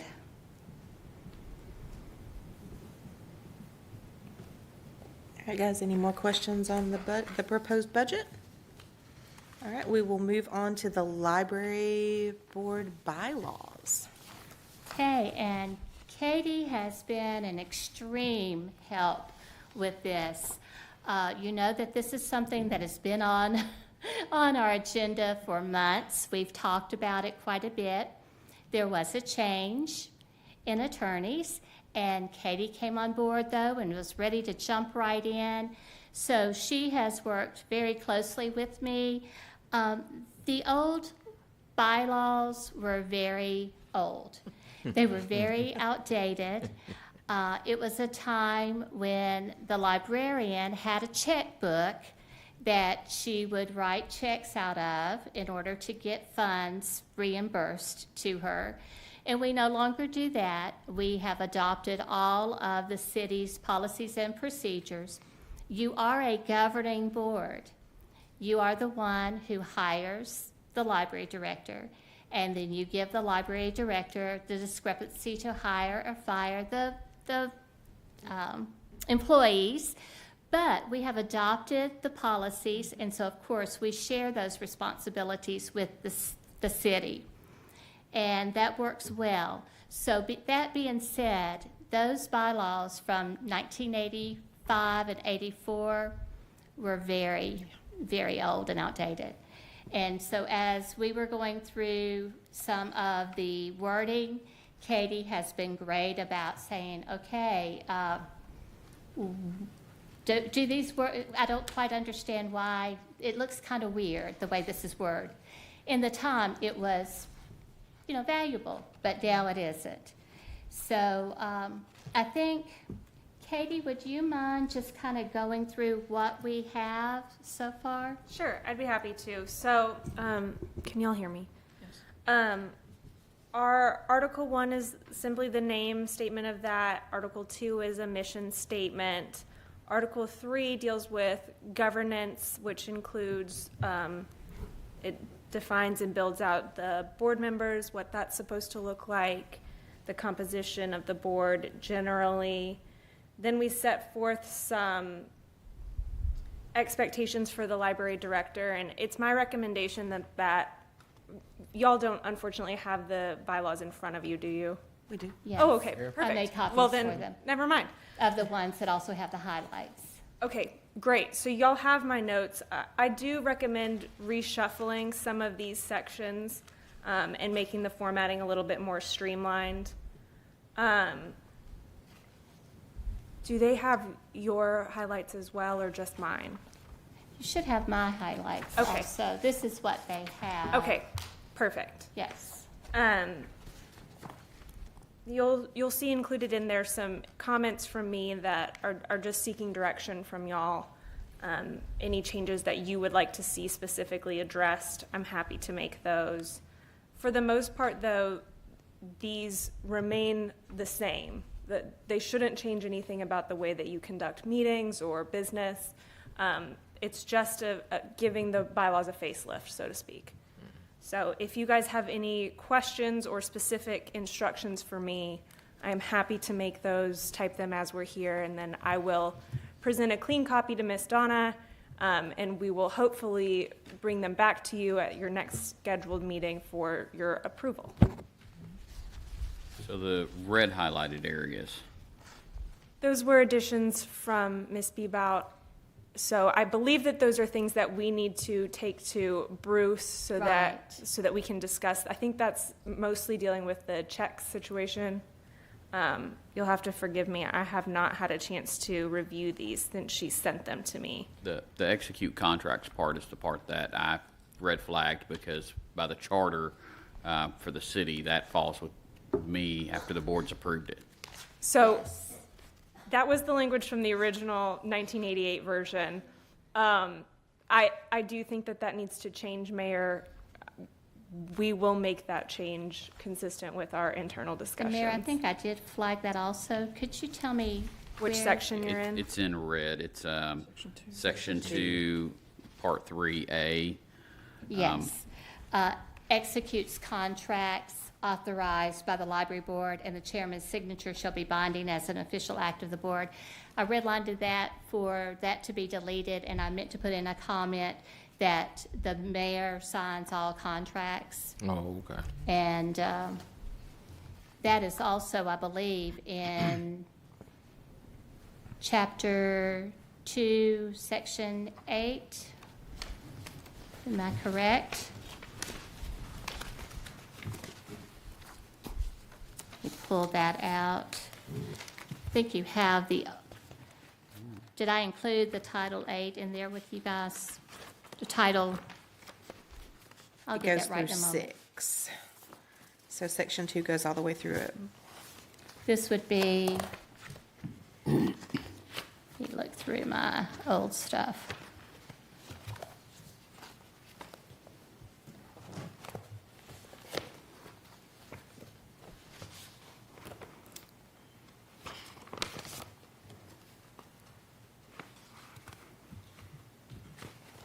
Mayor, what is is Chapter 2, Title 8? What are you looking for? I'm looking for where it talks about the different departments of how they're run. Oh, in the municipal code? Yes. Ooh. Pop quiz. Yeah. Where's my iPad when I need it? I've got it right there, I know. That chapter 2 sounds right, but I'm not sure where And in I it. think we are under, we're under the 8. We're Chapter 8, I believe. And it is in there where it lays out so much of this that's in our bylaws also. And Katie, can you double check in section 1? Yes. Number 3. I want to say, because most of our boards are, the majority of them are where I appoint, the board confirms. Okay. For any vacancies for any of our boards, there's a few that are just appointed by the mayor, and then there's a few that are by the board as a whole. All right, I will look at that in the municipal code, section 2, chapter 8. Something like that. I found it. It's on the And website. I You were have correct. it somewhere. It's on my desk, I I'm will sure. confirm that, Mayor. Is there anything else that the board sees that I need to pay close attention to? And I will be discussing with staff, so if you think of anything, just send Donna an email.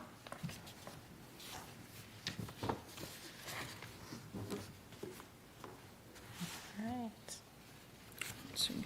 Anything further for bylaws? All right, then we will move I to the... had one thing I just Yes, ma'am. noticed. This is probably very nitpicky, but in section 3, meetings, number 1, it mentions that meetings are at 5 p.m. CST. It's not always CST. Like right now, it's Central Daylight Time. Correct, so that's an old old thing. Thank you. That's not being nitpicky. And I had redlined that it also could be at the library or at another designated place. Yes, I redlined that because it's always here, because we record. Thank you Yes, for that comment. that's good. And I'm going to go over this with Bruce very, very closely. And if any of you have any other things that you see, feel free to email me, and then I'll get with Katie, and we will see what we can do. All right, anything further? All right, then we will move to the next item on the agenda, which are the upcoming events. So March 23rd of 2024 is the drive-through Easter event at Veterans Memorial Park from 10 to 11:30. Do you have anything you want to add on that, Ms. Donna? Just that's a great event. We enjoy it so much. And last year, the library gave out chocolate bunnies. And the library is going to be able to give out chocolate bunnies again this year. So we really are the hit with our chocolate bunnies. Are they as big? Are they as big as last year? Unfortunately, I wasn't going to bring that up. Dollar Tree has, they're now $1.25. And they sold that 16-ounce, 1-pound bunny last year for $1.25. Wow. Well, this year, it's nowhere to be found. I even did a repeat order on my own line, and it says not found, not available. So it is a 7-ounce bunny, but he's in a box. And he's really cute. He's not in a bag. He's in a box. And he is the rabbit in the carrot patch, I believe is what it's called. And it's solid chocolate, though. It's not hollow.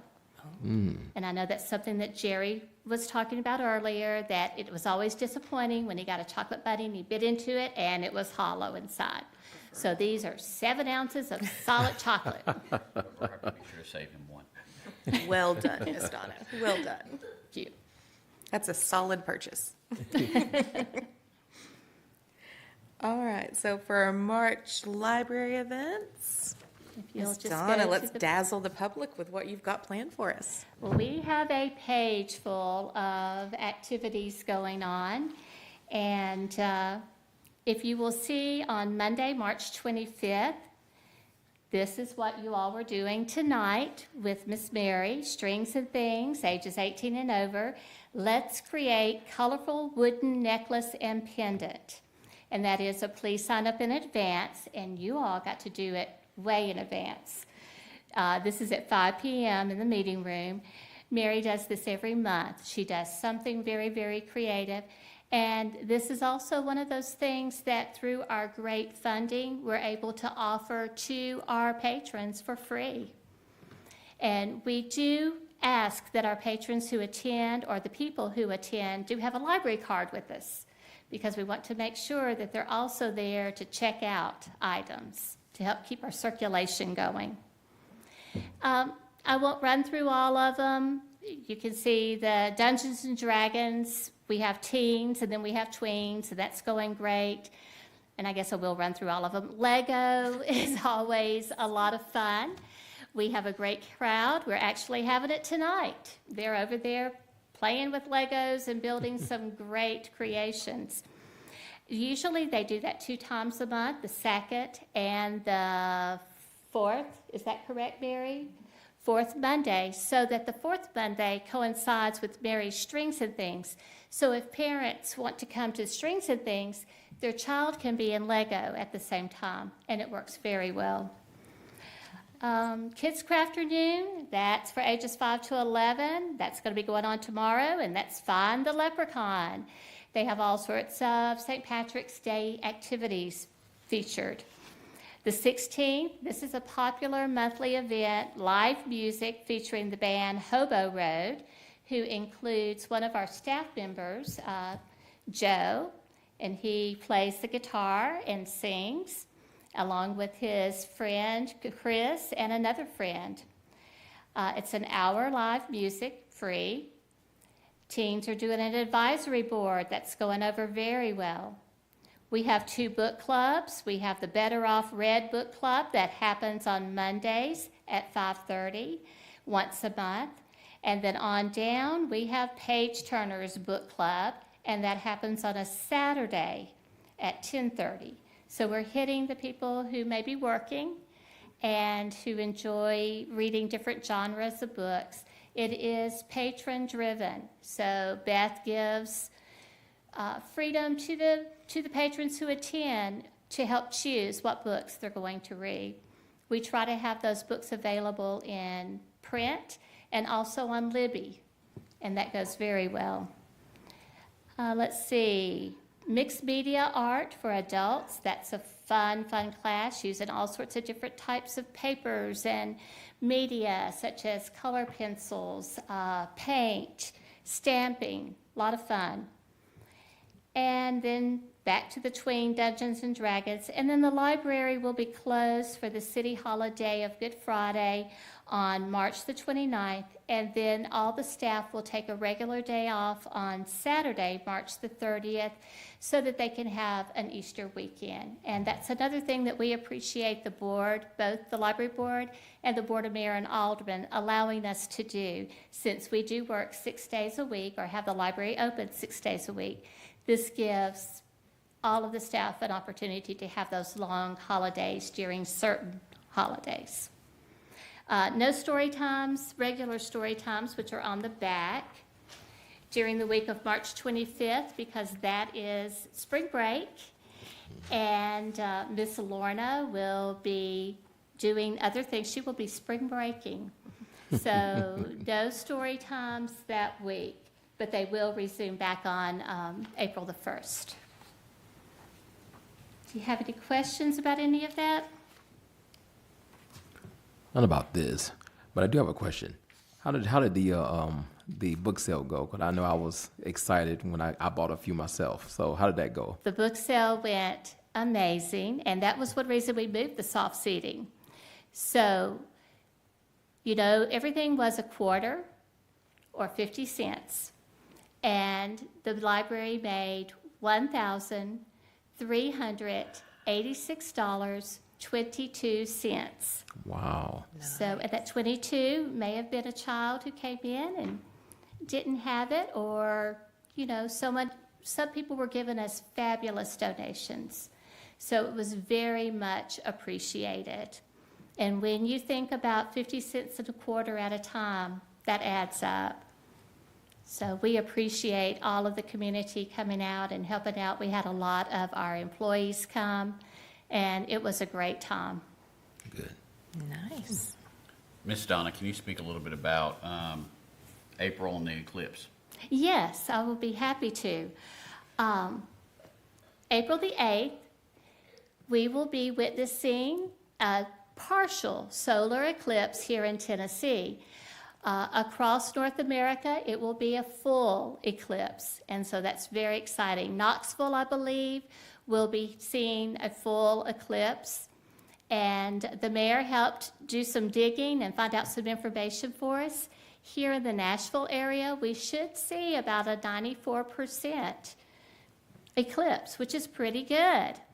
So last time that we had the eclipse, so was that 2017? Yes. Okay. We had a really big eclipse party because it was just amazing, and we had 2,000 people attend. So to say that we were packed is just a little bit of a short statement there, but we filtered out, of course, to in between City Hall and the library, and then over to City Hall, and people were all up and down. We gave out water, we gave out snacks, and we gave out solar eclipse glasses. It was a big deal, and it was so much fun. I need to get some pictures to you all. So this year, when the mayor brought it up, he said, what you got planned for April the 8th? And he may not have said it quite like that, but whenever I get a text from the mayor and he says, give me a call when you're free, it's either uh-oh, or uh-oh. But it was a good uh-oh. And so we are not going to plan a great big eclipse party. We are going to have some displays talking about the solar eclipse and the annular eclipse, the moon eclipse. And then we'll also be giving out water and different things. And starting Monday, April the 1st, we will be handing out solar eclipse glasses, to every person who comes into the library who would like a pair. It would be 1 pair per person. Families can come in by themselves, like if it's a mama and she says, I have 4 children, we will give, the 5 pairs of glasses. So those are ordered, they're on their way, and I ordered 1,000 pairs. So we'll see how that goes. And there is talk that they may be shutting down Rutherford County schools for this. I know that they're considering that, so that'll be Oh, nice. are they? Yes. Okay. Yes, it's in discussions. I've been in touch with the school board member, and so that they're saying it's very likely happening. So, And I could see that would be a great time if a family wanted to take a trip to West Tennessee to see the full eclipse. It would be a good time. Or they can come stick around with us and party and drink water and watch the eclipse. With free glasses. Anything else? Those events sound great. All right, moving on to the rest of the schedule for 2024. Our next meeting will be May 13th of 2024, followed by July the 8th, September the 9th, and then we'll round out the year on November the 4th. All right, our next scheduled meeting, of course, is May 13th at 5 p.m. Central Daylight Savings Time. That's correct. Very good. Does anyone have comments? I just wanted to say I appreciate everything that you and the staff are doing. I've been in several times over the last couple of months, more than typical in my past, and everything's very impressive, and the staff's doing a wonderful job. Thank you so much. I just want to say what you said about the book club just resonated with me, where you said that they choose the books. Yes. Just the fact that you make sure that all of our patrons can walk into the library and find something that they resonate with, and that their voice is heard and they are seen. It's phenomenal. So thank you for all the hard work that you and your staff do to make sure that every member of the community has a book that they can find themselves in. Thank you. We truly believe in the freedom to read. And it shows, so thank you. Good. Any other comments? All right, well, I will call this meeting adjourned. Thank you. Thank you.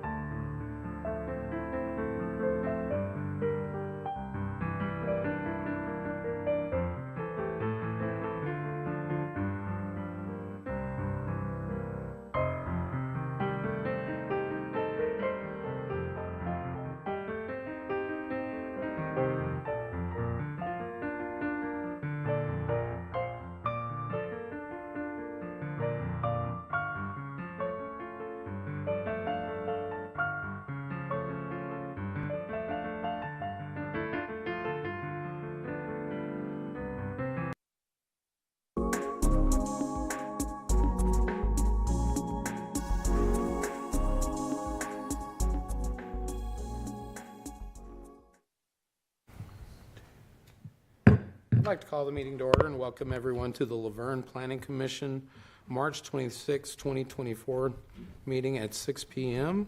We do have a quorum. First item of business is to approve the meeting minutes from the February 27th, 2024 regular meeting and March 12th, 2024 workshop. Motion to approve. We have a motion to approve. Mayor Cole, we have a second? Second. We have a second, Mr. Moeller. All in favor say aye. Aye. All opposed. We do have one speaker this evening on our public comment period, Ms. Kim Gentry, in regards to the zoning ordinance and map. If you'd please come to the podium, ma'am. We'll give you 3 minutes or so to speak. Kim Gentry, 1047 Waldron Road. Per my tracking and review of PC agendas, meetings, and supplemental documents, it's my understanding that the current status of the new zoning ordinance and map is being reviewed by legal prior to recommendation to BOMA.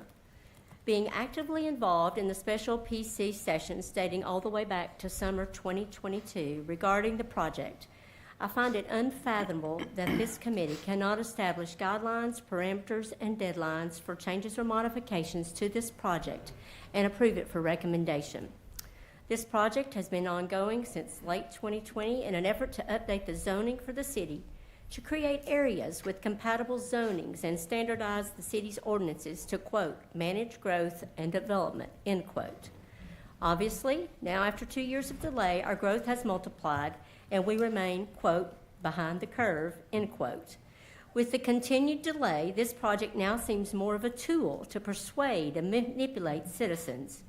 In September 2022, at a special session, there was a huge push for this project to come before BOMA for a first and second reading in October and November, just prior to the mayoral election. In the meantime, just before the election, some behind-the-scenes changes were made to the map in an effort to appease the South Waldron community. Then suddenly, the zoning ordinance and map project disappeared from all committee and public conversation. Spring 2023 library public meetings were held for citizens to review the current map at that time and inquire as to the status of their own personal property, and subsequently request to either maintain current zoning or make changes. As noted in the special meetings of the Planning Commission in August of 2022, with discussion with Melissa Pigler with Volcourt, who is the hired outside consultant, and the Planning Commission, requests would be heard, but changes would not be made parcel by parcel, but rather entire areas would be considered. Otherwise, the project's overall purpose would be defeated. Yet, in January 2024, Mayor Cole noted per the minutes that the PC had continued to approve all requests to date and would continue to hear them and do so. In a public hearing in February 2023, I personally had spoken asking the Planning Commission if procedures were in place for citizen zoning requests and if criteria had been established for approval or denial to allow for fairness and total transparency in the process. There were none. Obviously, now a year later, it is a free-for-all, and the initial intent of the new zoning ordinance and map has been lost. With another election coming this fall, again, the zoning issue appears to be a manipulator for appeasing citizens. It is known that some prospective alderman candidates are discussing with citizens to make zoning requests to not only make campaign promises, but to obtain the personal agendas of the current administration. It is my request that simple steps be ignited by this commission. 1, set a deadline for the legal review and make the recommendation to BOMA. 2, publish up-to-date zoning information on the website, which is currently over a year old. 3, make final notice to the public and set the dates for the first and second readings with BOMA and approve the zoning project no later than early summer of 2024, so that this project can no longer be used as a voting influencer in the upcoming election. Thank you. Thank you, ma'am. With that, we will move on to item number 3. Preliminary plat, Blair Ridge, one lot on 15.80 acres, requested by SEC Inc., property located on Blair Road, tax map 29, parcel 21.01, R3 High Density Residential Zoning District, property owned by 303B Partners. Mr. Logan. Thanks. This is a request for the preliminary plat approval for Blair Ridge, and Emily Horn's requesting this approval on behalf of their client. This Blair Ridge project is on a parcel that's approximately 16 acres. And of course, the purpose of this plat is to create a new lot to make way for residential development that is in preparation for a new townhome development. And that item will be next on the agenda. There is a new road that is proposed internally, and this road will be installed by the developer, and this is called out to be a private road as well. So looking at the screen, you can see the map. The property's outlined there in blue. This is adjacent to High Point 24, which is a large industrial complex there to the east and northeast that continues to build out. And it is also next to an existing mobile home park located on the southern boundary. And of course, Portico Place is the single-family development across the road to the east that's been under construction for about 3, maybe 4 years now. So here's a closer view. You can see the property was mostly vacant. There was one house. I believe that's a shed. The house is here with a brown roof. And then just scattered wooded areas. Other than that, the parcel is vacant. And the zoning map, you can see the green color is for R3, which allows all types of multifamily development, including townhomes. So these are some site photos. And in the distance, you can see the existing house that's one story, as well as the scattered trees that I mentioned earlier.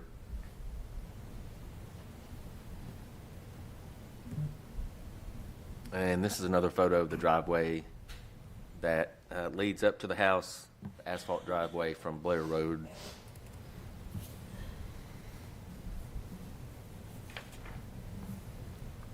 So then this is the plat. Of course, it was submitted in your packet. That shows the new lot that's being created, as well as the easements. So the easements are an important part of this platting process as well. And I believe there's not any planning comments. I believe there's some for Mr. Lyde, so I'll turn it over to him. Thank you, sir. And just a quick correction, the people who submitted this was SEC rather than Kimberly Horn. All engineering comments were addressed. However, I would like to make sure that the developer understands that this project is joined at the hip with the sewer that serves the mobile home park next door, even though it's off-site.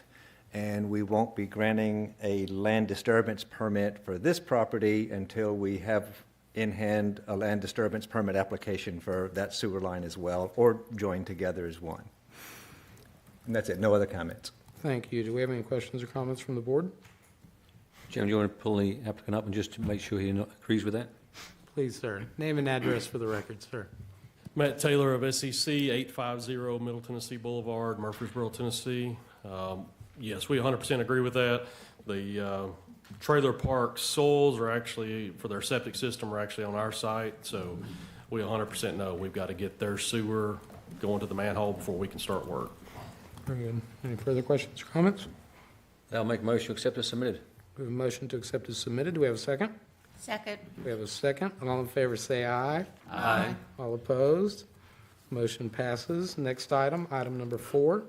Site plan, Blair Ridge, 141 dwelling units and 26 buildings requested by SEC, Inc.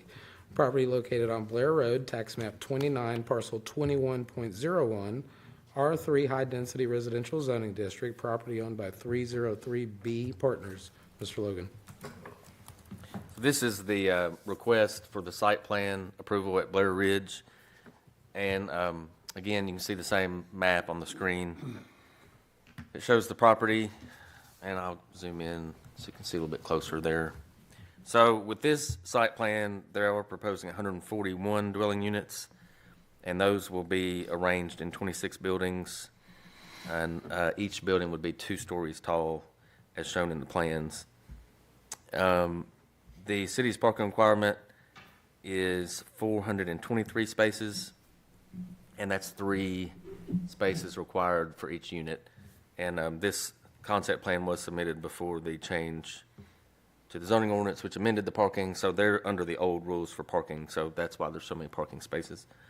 So 423 are required, and the applicant is showing 466 proposed spaces, and that includes 2 ADA spaces. And I'll skip through these pictures since we just saw those. Here is the zoning map again, and now this is the site plan. So you can see here 26 buildings that I mentioned, how they're arranged, and each of those will be 2 stories tall. And they do have the dog park and the mail kiosk areas are located basically in the center of the development.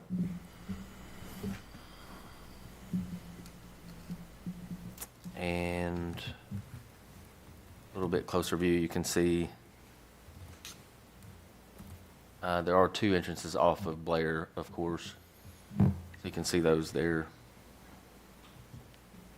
And then this is the north part of the parcel that shows the rest of the buildings.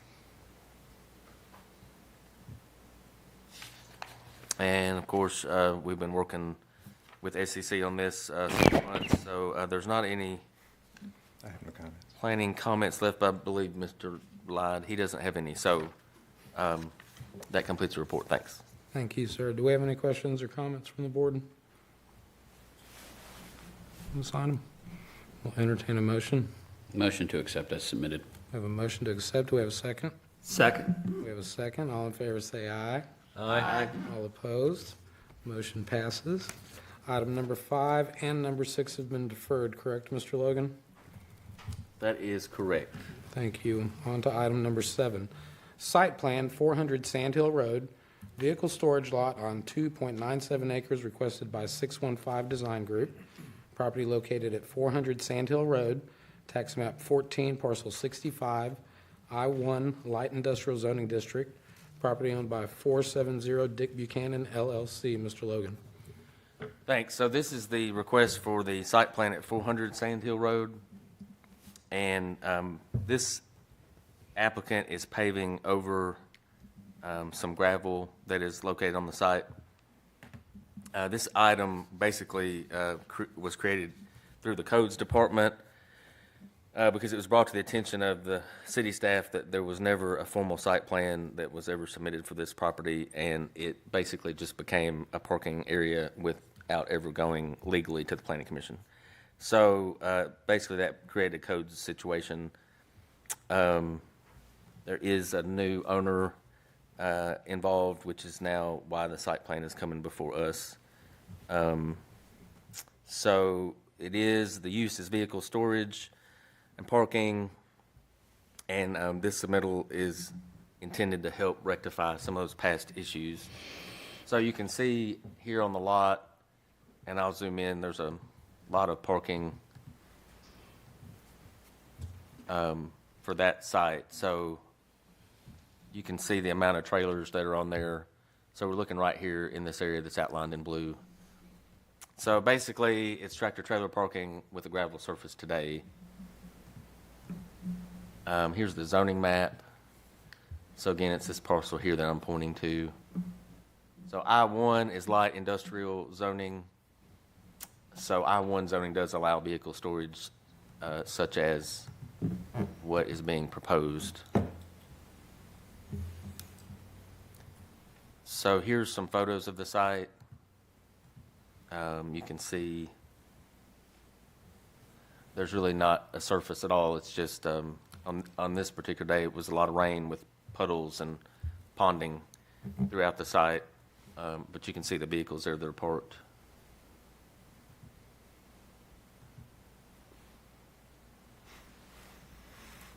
And then here's another view of the site with some runoff from past rains and drainage there that you can see. And then here's another photo with the existing fencing, and it looks like some type of makeshift office there that's on the site. And then this picture is looking west down Sand Hill, so you'd be looking back toward Nashville, Davidson County. But you can see the ditches here that are existing today, steep ditches, and you can also see the culverts here at the driveway entrance.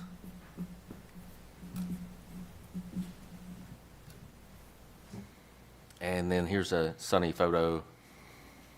Now this is looking in the opposite direction from the other photo, so this is looking more east, back toward Smyrna.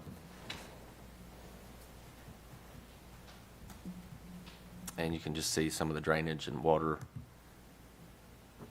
So here's an area where water is draining off the site.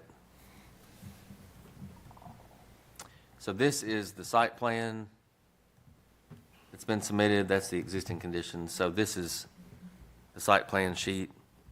They're not proposing any buildings at this time, so that takes a certain layer off of the site plan. But they are proposing other improvements, including some stormwater improvements. Right now, there's no planning comments, but I don't know if they satisfy all of... All engineering comments were addressed. Okay, so all of engineering is addressed, so that completes the report. Thank you, sir. Do we have any questions or comments from the board? Make a motion to accept as submitted. We have a motion to accept as submitted. Second. We have a second. All in favor say aye.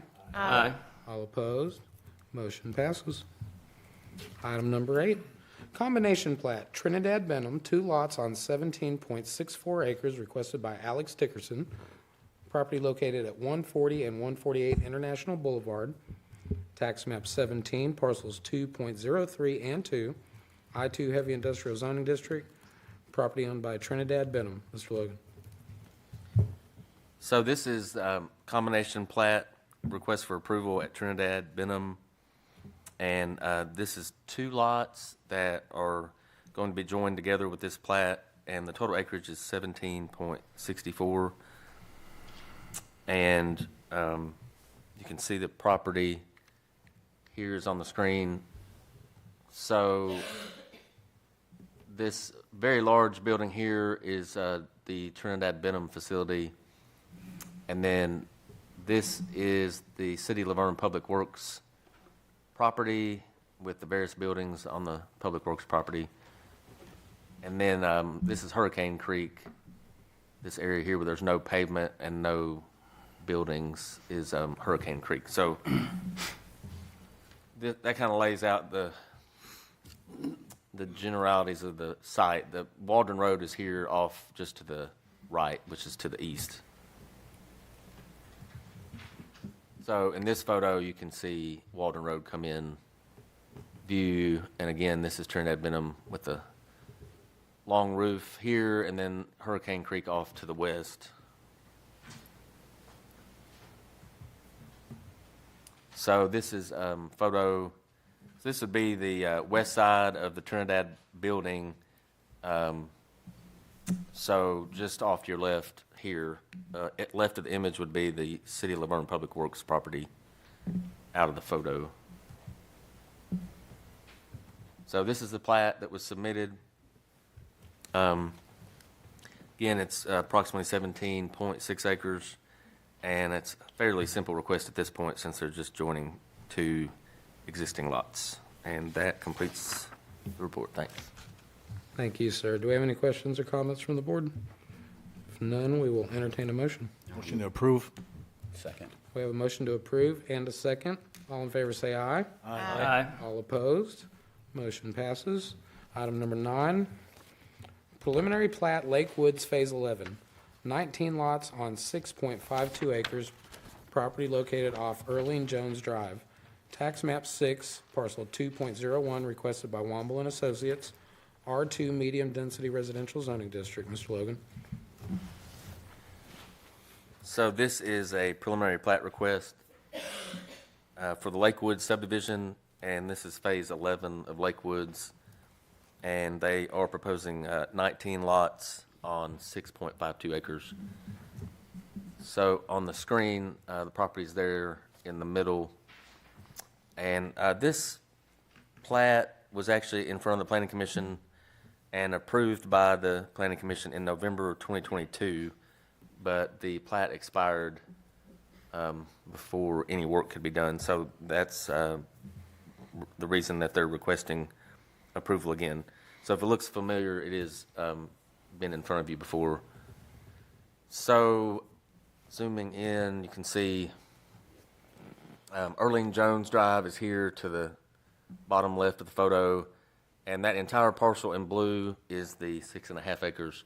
So you can see it's just a heavily wooded lot right now. And then the zoning map shows the R2 zoning, which is medium density residential, and that R2 zoning extends all around the property.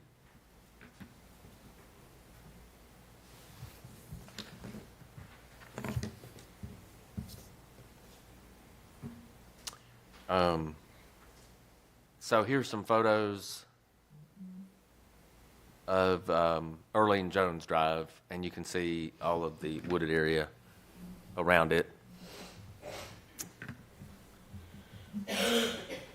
And then this is a slightly different photo, again showing the property as it stands today. So this is the plat that was submitted by the applicant. So you can see the existing road here, Erling Jones Drive, and then the developer is proposing to come off of that to the east with a new street, and then build an additional street that runs up to the north, since this is a really narrow parcel north to south. That's really the only option, is to have a road that runs up to center. So then there'll be lots created off either side of that north and south street. And each street on this plan is shown with a cul-de-sac. And they have labeled, the applicant labeled this street that's coming off to the south. I think it's called Colonel Ralph Yates Drive. They are showing right there a note for a possible future street extension if and when the parcel behind here develops.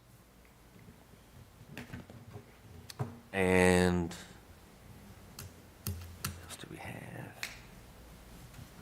I believe that's, I don't think there's any comments left on this one either. Thank you. Thank you, sir. Do we have any questions for staff? If none, we'll entertain a motion. Make a motion to accept as submitted. A motion to accept is submitted. Do we have a second? Second. We have a second. All in favor say aye. Aye. All opposed? Motion passes. Item number 10. Site plan, Sandhill Villas, 7 lots on 0.87 acres, requested by Brian Hamilton. Property located at 441 Sandhill Road, tax map 14, parcel 48, R3 High Density Residential Zoning District. Property owned by Murad Taki. Mr. Logan. So this site plan for Sandhill Villas was also in front of you last year in August, and the concept plan and preliminary plat were approved at that time. There's not a significant change in the layout with this item tonight, but there is a retaining wall that has come up from the engineer for this project, and they, after staff reviewed that request, we felt since that retaining wall was not in the original submittal and wasn't reviewed by this body, that it would be appropriate to bring it back here and let you all see the retaining wall. So that's the main item of the reason that this is on the Planning Commission agenda. So just recapping, this is a really small site. It's 0.87 acres. And you can see here it's in the center of the property. The property's in the center of the photo, and it does front Sand Hill Road for the entire length of the parcel. So I think there's roughly 250 or 300 feet of frontage there. On the zoning map, you have to look really intently or you'll miss it, but it's just right where I'm pointing, that very small rectangle of 0.87 acres. So it is zoned R3, of course. And then here's a photo that shows the townhomes that have been built around it in the last, really the last 2-3 years. I think most of these were finished. So that'd be just to the north of this site and west. So there are a lot of townhomes already in this area. And there's a photo of the silt fence that runs along Sand Hill. So this is Sand Hill Road at the top of the image.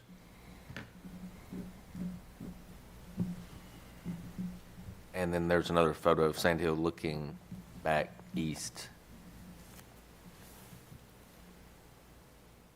So here are the 7 lots laid out, and of course each of them has a driveway with parking in the front, and then there's the proposed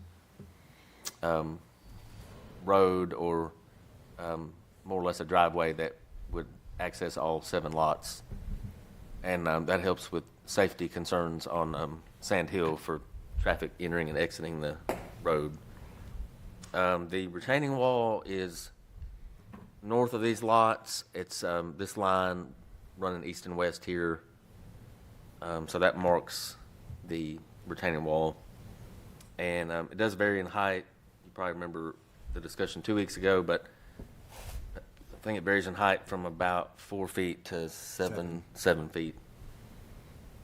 So for now, that completes the report, but I'll turn it over to Mr. Lyde. Thanks. Okay, Mr. Hamilton, on his detail of how to build the wall, has added the note, entire wall to have brick face on both sides, and he also added a handrail and guardrail at the top. Good. Thank you, sir. Any questions or comments from the board? Gary, so this does address your one comment on here? Yes, sir. Okay. With that, I'll make a motion to accept as submitted. A motion to accept. We have a second. Second. We have a second. All in favor say aye. Aye. All opposed? Motion passes. On to item number 11. Preliminary plat, Villages at Woodland Hills, 85 lots in common area on 48.05 acres requested by SEC Inc. Property located off of East Woodland Hills Drive, tax map 29, parcel 23 and 23.01, R2 medium density residential zoning district, property owned by Bob Parks. Mr. Logan. So this is a request by SEC for the preliminary plat approval. This is the village at Woodland Hills. And this property also was here last year, like a few of them tonight. And since that time that the preliminary plat was approved here, the applicant made some changes. One of those changes is instead of 2 sections, now there's just one large preliminary plat with 85 lots. Formerly, there was 2 sections with roughly 40 lots on each section. But they are resubmitting, and you can see the property on the screen. It's more or less shaped in like a backward C or reverse C, but this property does touch I-24, and it is a heavily wooded site as well. This is Park 24, also to the east and southeast. So the 2 developments are not, well, they'll end up touching. They're not far apart now, but when this is finished, the 2 developments will touch. So they are proposing, of course, this is all single-family development, and it is R2 zoning, so the lot size is a minimum 10,000 square feet per lot, and you can see the zoning here on the screen. The darkest red color or brick color is R2 zoning. And then photos, you can see there's several stub-out streets that have been existing for a long time that stub out into this property, so that's what you're seeing here. And then more wooded areas behind the existing homes. Another stub-out street with a basketball goal. So this is the plat that was submitted, and you can see on this slide, this is the master plan, but you can see how the homes will sort of wrap around in that backward C shape, and they'll extend all the way from I-24 back through the wooded parcel. So this is an up-close look. This is the northern part of the 85 lots. So here's I-24 and the right-of-way next to the development. And then, of course, we have, as you move further south, you have these lots arranged around the new street would be called Bob Simon Drive. And then the remaining area here with the rest of the homes and the rest of the lots.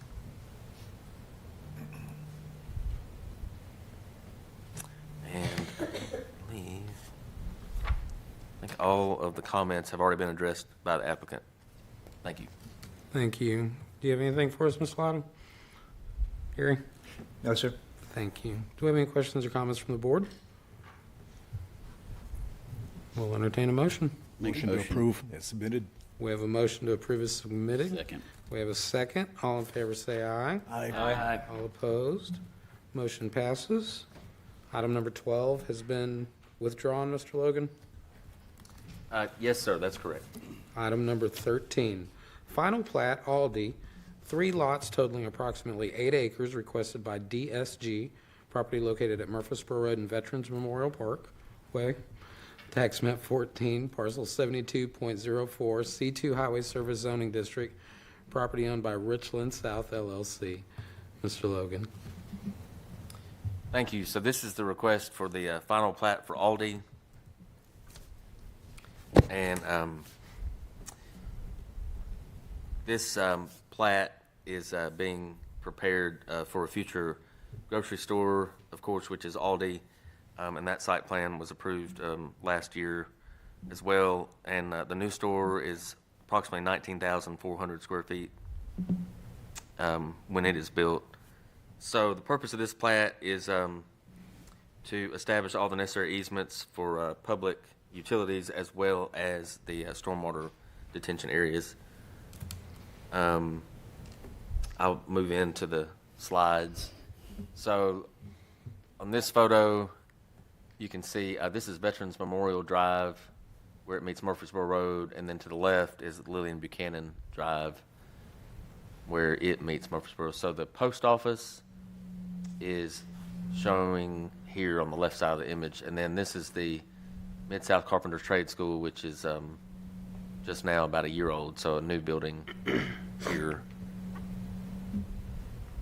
And then as you zoom out, you can see lots and lots of townhomes back here adjacent and behind the Aldi site and the surrounding new parcels that will be developed with the whole project.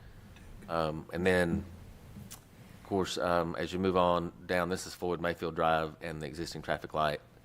And then Dunkin' Donuts is on the corner. So this property is right here in the center of this image, and it is our, C2, which is Highway Service Commercial, as is most all of the property along Murfreesboro Road today, with the exception of a few parcels. So here's a photo of the lot and another photo of the lot. This is taken at Veterans Memorial Drive. So Murfreesboro Road is here to the left, and then the stop sign here for Veterans Memorial. So there's been a lot of renditions, as you know, they've been going back and forth the last couple weeks. So on the screen should be the latest and the item that's been in your packets. So this shows Lot 1, which will be at the corner of Veterans Memorial Parkway and Murfreesboro Road, and that lot will be the location of the future Aldi store. And then off to the northwest would be proposed Lot 2 and proposed Lot 3, which will come in on a later submittal. But adjacent to this grocery store lot for Aldi will be the stormwater easement area, and it's roughly 1.9 acres, and that's part of this final plat as well. And I do have some. yeah, I'll turn over to Mr. Lyde now. Thank you. Okay, so the performance bond is included along with the final plat, so I just wanted to get into the record that the performance bond is $753,910.56 is what they've submitted for approval, and there are 3 signed bids to go along with this. This is higher than 2 out of those 3, so it meets all of our standards. Thank you, sir. I would assume I'd have a question for Mr. Cope. Would we have to have a separate agenda item for bond amount, or can we include it? No, you can be included. Yeah. Thank you. It's the first time for me, so. With that, any questions or comments? If none, we will entertain a motion. I make a motion to accept, or I'm sorry, to approve the final plat and accept the bond amount of $753,910.56. Perfect. So we have a motion to accept as stated. A second? Mr. Coates? All in favor say aye. Aye. All opposed? Motion passes. And our final item is item number 14, and we have the pleasure of having Mr. Bruce Richardson with us this evening. So we look forward to hearing from you, sir. Well, if I had something to give you, I would give it to you, but I do not have an updated bond list at this time, so we will have to wait until next month for that update. Thank you, sir. Good to see you, sir. With that, thank you, everyone. Meeting adjourned.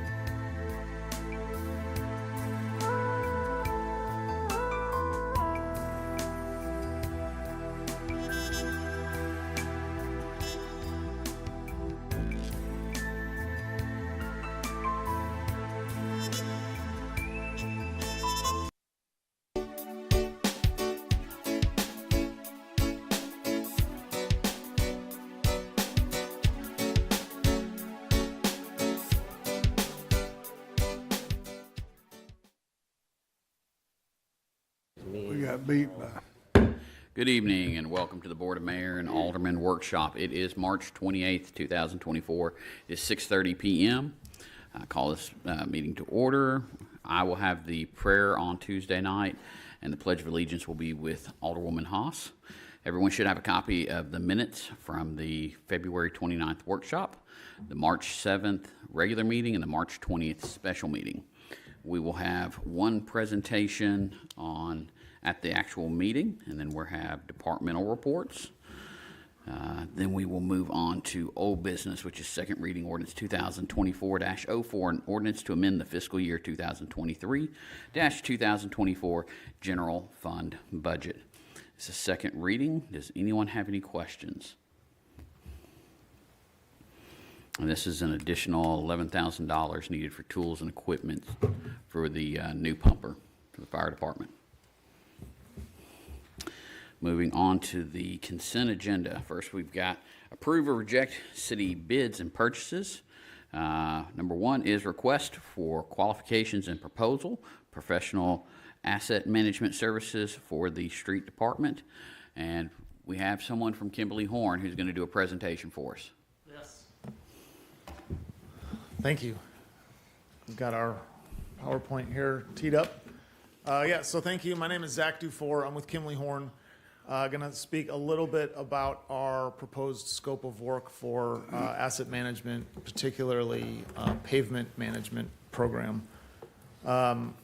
We have done a lot of work. Hopefully you guys are familiar with the name. We've done over 80 projects for the city in a wide variety of aspects, from roadway work to private development work across the city. And so excited to be kind of jumping into a new discipline and a new service type for you guys. In specific to pavement management, we have a national team that's gonna work on this program. They've done projects for cities across the country, but they have also worked for Mount Juliet and the city of Oak Hill within Middle Tennessee with really the same kind of scope of work, same software system that we're gonna use for you all. Pavement management basics. So a lot of cities we've worked for where we've implemented this program, and I'm not saying this is you guys, right? It might be, it may not be, but a lot of cities pave roads based on the number of phone calls they get, who screams the loudest, or the streets that are the worst, which is certainly not atypical. But I'm going to kind of go through a little bit more of a strategic approach based on, sort of industry standard for pavement management. So five-step process. The big picture is really to keep the good roads in good condition. So it sometimes throws people for a little bit of a loop when they ask questions like, well, how come we're not paving the worst street in town? And I'll speak to that a little bit more later on. So general scope of work, we've got three kind of sections. Pre-field is the mapping component. So we're going to gather data. We're going to collect as much as we can from the history from the city. We're going to map the whole city, map the streets that we're going to evaluate and analyze. Then we're going to go in the field. We're going to do the data collection. And then the post-field process is analyzing that data and giving you guys reports and recommendations. The expected outcomes are annual budget targets and then eventually a capital improvement program for street repairs. Okay, so basics to pavement management. The challenge is always too much work, not enough money, right? Simple. So our program is how do we optimize that and how do we prioritize the work that needs to be done that we know we probably can't do everything that we want to do. So five-step process starts with what do we have? That's the data collection part, right? Understanding where we are, how many streets, what condition they are. Obviously get into condition.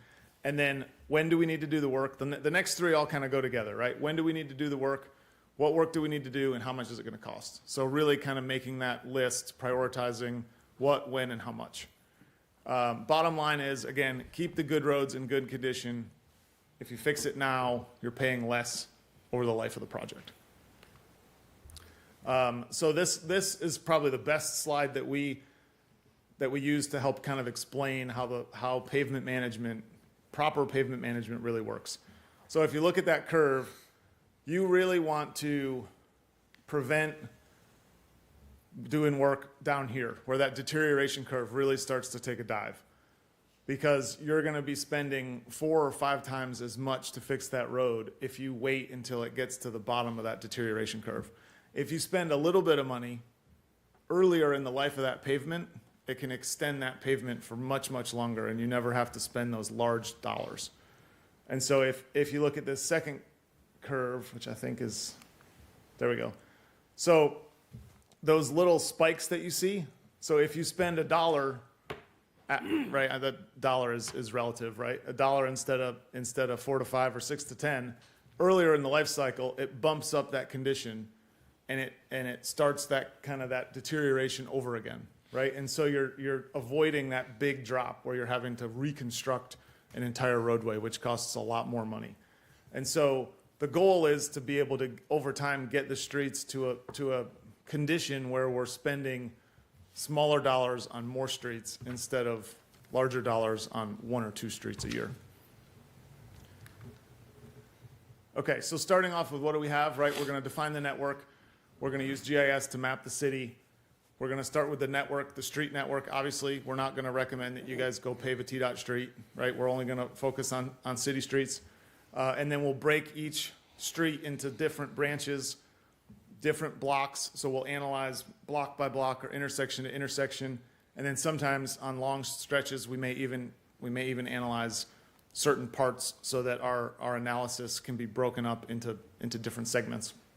And then we'll do a historical records review, looking at past paving projects, past deterioration, to help us really hone in on how long pavement lasts in the city, based on some cities obviously have more salt and snow removal and things like that. We've got a pretty good idea of Middle Tennessee deterioration curves, but you guys may have some local nuances that we'll want to know about. Okay, so then what condition is it in? Field inspections. You see that van that we've got in the picture? That's our subconsultant that does all the data collection. So we're not just using a visual observation. This is like super technology. When these guys come out, there's cameras and sensors and all kinds of stuff. That'll drive every street in the whole city, and it'll measure cracks. It'll identify, not only cracks, but length of cracks and size of cracks and potholes and every distress that you can think of, and it'll catalog all those for us to kind of take in and analyze when we get to that point. So it's really impressive. I would suggest, I'm sure when they come out to start, we'll do a demonstration. Staff can come out if anybody wants to come out and kind of check it out or see the results. We can certainly accommodate that, but it's pretty impressive what they're able to do. We use an ASTM methodology for pavement condition index, so all that data goes in, and what comes out is what we call a PCI. And then we do recommend that you re-inspect your roads on a regular basis, 3 to 5 years, 5 to 7 years, just to make sure that we're following that deterioration. I mentioned ASTM, so this is an industry standard for pavement condition index. It goes from 1 to 100, obviously, 100 being the best, 0 being completely failed. And there's different classifications for both asphalt and concrete streets. Okay, so as I mentioned, all of the input, distress type, severity, quantity, all of that's cataloged, kind of put into the algorithm, and out comes a PCI. And you see kind of based on the scale, similar to the graph I showed earlier, going from 0, really, really bad, to 100, which would be a brand new street, and everything in between. Okay, so then when do I need to do the work, right? Obviously, I've already mentioned repairs become more expensive the longer you wait and the older the pavement becomes. We want to find that sweet spot to balance the cost and the performance.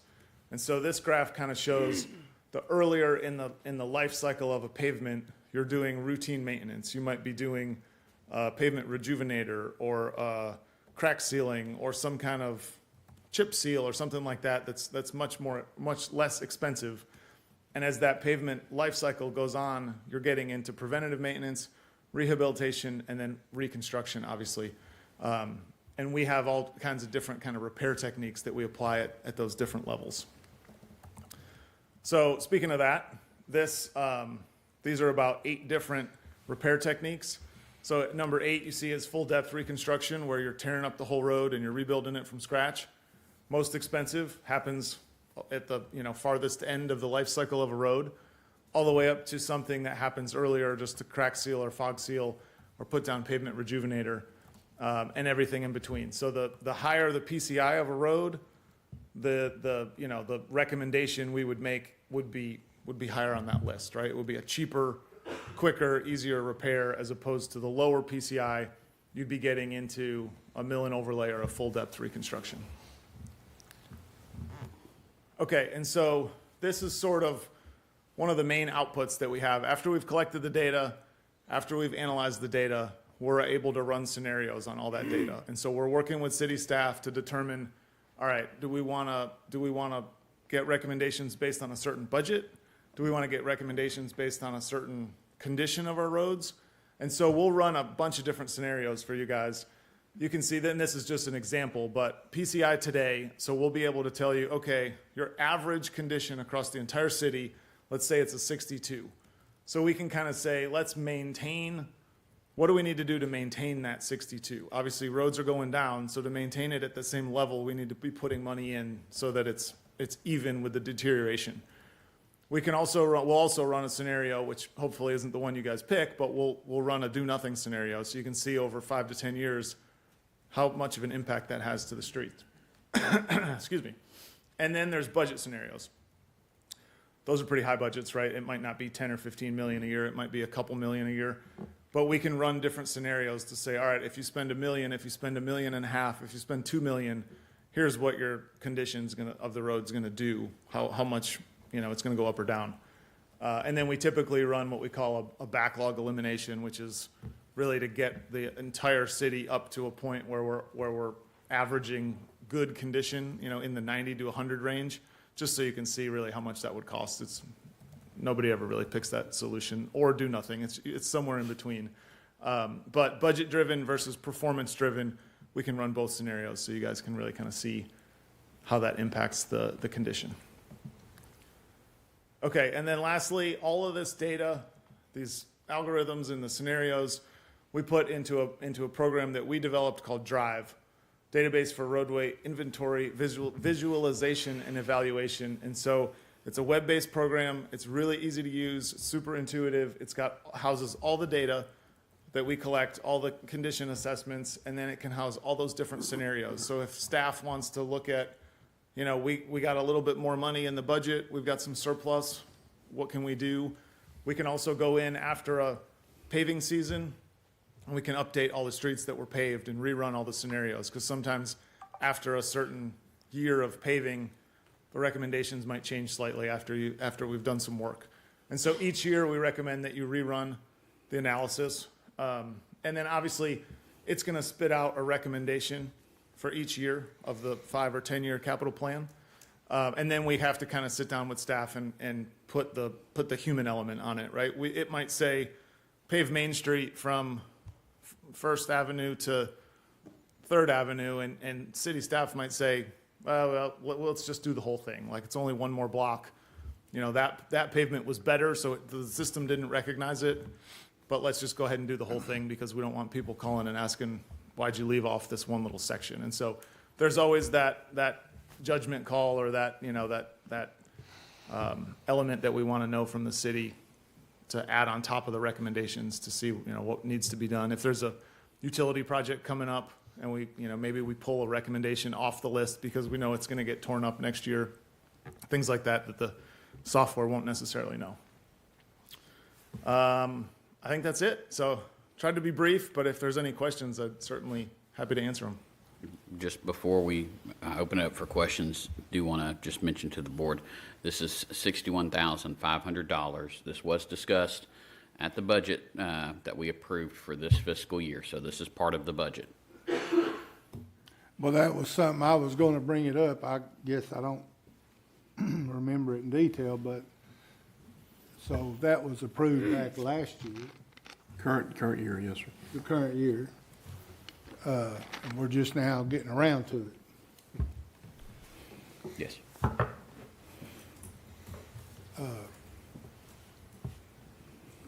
To me, but anyway, I guess I have to refer myself over to Michael. He would definitely be the person that would tell us if this would be a big help in his work project. Yes, sir, absolutely. So this is something that we started discussing last year, as the mayor had mentioned, and it did take some time to establish. There was a lot of discussions internally with staff. We reached out to some other municipalities that were using their service, had to get the RFQ together. That took time, got that pushed out, so here we are today. Everything I have heard back as far as response that these guys are working with has been great. It helps with long-term budgeting, long-term CIP planning, and that's something that we want to establish versus, like Zach said, the phone calls, well, our road's bad. Well, no, why'd you pave that one? Because this one over here is worse. This gives us an identified plan that, goes out and determines the areas that are in the most need. I had that on my list of questions about other cities. So I guess that answers that. My next one is, how does, when you go out and that van goes around, looks at things, it comes back with this weather that we have. Does it, any kind of consideration, or is that just for us to take it into consideration? Well, you mean weather like snow and ice and rain and actual weather? Okay, Yeah. let me rephrase my question. What time of year do you make that round? Yeah, so it really doesn't matter because you're looking, they're evaluating the pavement the day that they drive it, right? And so it's not going to get any better. It's only going to get worse, right? And so we're taking a snapshot in time, but then we're applying that curve. And that curve to tell us how it's going to deteriorate, that's when you start to think about weather events and, freeze thaw and where you are in the country, the climate and everything like that goes into the deterioration curve. Deterioration curves up north, they're going to be much shorter lifespan than what we have here. Usually our pavement in this area is maybe like 25, 30 years. Truck traffic will get taken into account, total traffic volume, weather conditions, all that stuff goes into the curve that we develop for the city. But the actual data collection is just at that point. It doesn't really matter when it's taken, as long as you wouldn't want to do it with snow on the ground, right? As long as you can see the street. But yeah, they'll mobilize as soon as you guys give us authorization. We'll get them mobilized up here. I would think within hopefully a few weeks. But the overall project, I know you were mentioning budget year and fiscal year. The project will probably take, I won't speak out of turn, but it might take 6 months for us to actually have a plan, because we'll go back and forth with staff a little bit and, figuring out the budgets that we want to apply and how much the city wants to spend. And, if we tell them, well, if you spend a little bit more, you get a big bang for your buck. So that sometimes takes a little bit of time. We'll have to map it. We'll have to analyze it. I would say about 6 months. Well, I'm a firm believer in keeping up as opposed to catching up. How come has the city never had nothing presented to us like this? Nothing formal like this. We had developed a plan at some point, but it was never a full plan for all city streets. Where this will do that. Yeah, and I will guarantee the money that's spent on the data collection and the analysis, certainly over the life of even a 5-year capital plan will be saved, just based on being much more strategic on how you spend your money. You'll end up with better overall quality pavement and a better plan. You might end up spending as much as you did before, but you'll get much more out of it. And over the long run, it's definitely a cost savings for the city. And this gives Leeds back some time, because he will go around to different roads and rank them and evaluate them himself. But I mean, this brings the science into it. Well, like I said, I'd have to turn my opinion over to Michael, because this is his. And you said the other cities have said that it's worked out good for them. And Yes, sir, that's correct. helped their departments and. Yep, and helping with planning, so I'm 100%, I'm all in for the Who services. coordinates the actual paving? Is that part of what you do? No. No, ma'am, we would still That would utilize be our bids? contractors that Okay. have the bid, yes, ma'am. Yeah, we'll certainly work with the city to help come up with the list of projects. But then at that point, the projects would be done as if they were Sure. done in the past. Yeah. Yep, thank you. And that fee is once a year? No, there's a small fee to keep up with the software, but that initial fee is really just every time you redo the data collection and analysis. So if you wanted to redo the data collection and the evaluation every 5 to 7 years, that it would be about the same fee every 5 to 7 years. But I think the annual fee is only $2,500. Okay, I was gonna say So the 2,000, big- but the big fee would be pretty much up to you whether or not it needed to be done or not. Yes, sir. And like I said, the software will be new to me, but once we get established and we learn it, it may be something that we can do internally, or it may be something that we need to reach back out in 5 years and get additional assistance. So that would be to be determined. Any other questions? So, were there any other companies that y'all reached out to? We did the RFQ, we received one response, which was Mhm. Kimley Horn. We did receive some questions and some interest, but nobody submitted a bid package. Okay, and then base services, is there anything that would come up? I just had nightmares from a previous job where they did a changeover and they did base services and it was a nightmare. So when it says base services, that's everything that you said in your presentation. yes, absolutely. And I mean, there's certainly always other things we could help the city with, right? The question about paving, we've helped coordinate paving projects before. Obviously, that's not included in the base, but yeah, the data collection, the mapping, the analysis, the reporting. I think we've even got training in there to train the staff on the software and the program. So everything I talked about tonight would be included in that base. So no surprises right now? No surprises. Right now, okay. Any other questions? Thank you, gentlemen. Thank you. Moving on to number 2, purchase subscription plan for automated license plate recognition system. And this is essentially $23,950 for a 5-year subscription plan. And essentially, with phase 1 of our LPRs, there wasn't a subscription plan included in that. For phase 2, it was. And so they did not, of course, invoice us for number 2 until just recently, and phase 2 was allocated last fiscal year. So there will have to be a budget amendment, and I believe that's down here under new business. But this is what we need for our LPRs. Does anyone have any questions? Moving on to B, approved contract with the State of Tennessee Department of Safety and Homeland Security for participation in the Tennessee Advanced Communication Network. And this is $200 per radio, and this is to renew that contract. Our ask, because I don't see it in my summary sheet, how many radios do we have? I have no idea. And was this part of the budget? Well, we pay an annual fee already. It's the same price. The price has not gone up. So yes, it would be in our budget. Any other questions? Moving on to C, approve agreement with Guardian Alliance Technologies Incorporated to perform pre-employment background investigations on applicants for the police department. And this is just like it sounds. It is background investigations for applicants for our police department.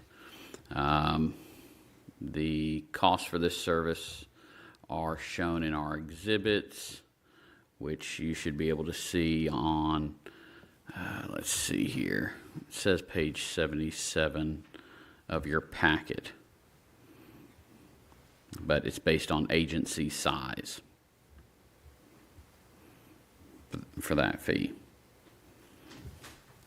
Does anyone have any questions about this? D, approve change order number 2 for the professional services agreement with Johnson and Bailey Architects for the LaVergne Fire Station 41 for geotechnical services. This is a change order for $35,842. That would modify the total contract. This would cover additional funding for the third-party testing for the site and the building elements. It will add about another month for the construction administration services, which are being supplied. Does anyone have any questions? Hey, Chief, when are we looking at opening? You knew I'd ask. Yes, ma'am, I did. Part of what you see here is covering information in change order number 4. Because of some things that we have made changes to in the contract and the construction project itself, we're going to be delayed by 28 days.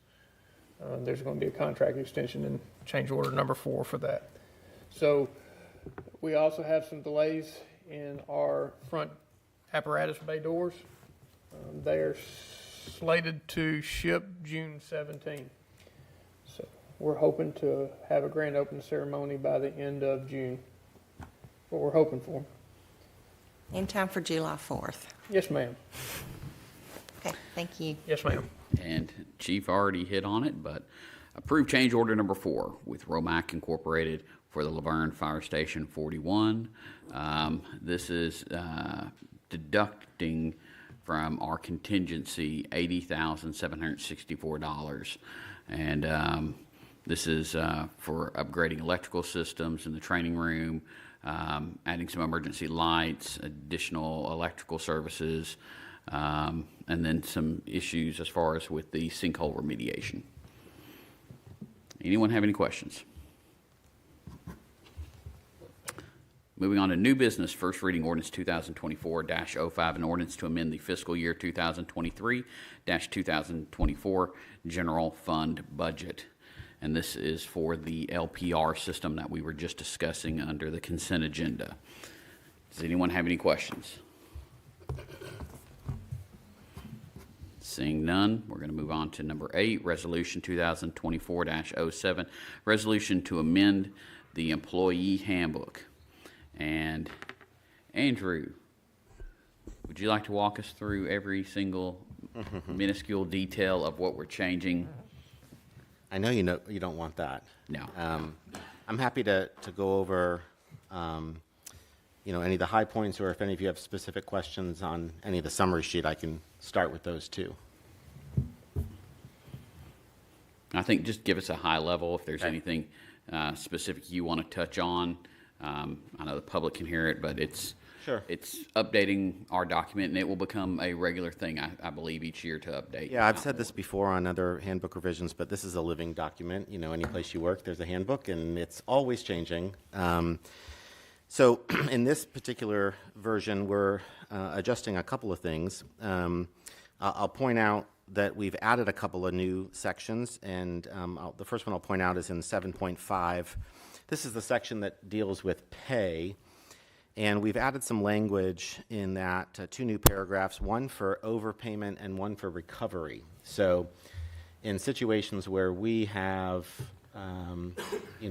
paid an employee the wrong amount of money, obviously when it is that we've underpaid, we just simply make the correction and move on. But when we've overpaid, we didn't have any language that supported a process for that. So we're adding that language into the handbook. And it's outlined there, but just a high-level view, if an overpayment is $100 or less, we will simply make the adjustment automatically on the next paycheck. If it's $100 or more, we will call a meeting with the employee and walk through what that number is, what happened, how we got there, and then what the process would be for recovery of those funds. That's in section 7.5. In section 8.7, in our last handbook revision, Evan and I spent time talking about, sections related to feedback and performance in the behavioral category for our employees, and he pointed out to me that we did not have language that handled insubordination as a category. So we've added that to the handbook in section 8.7, just to simply call out what that is and when it would come into play.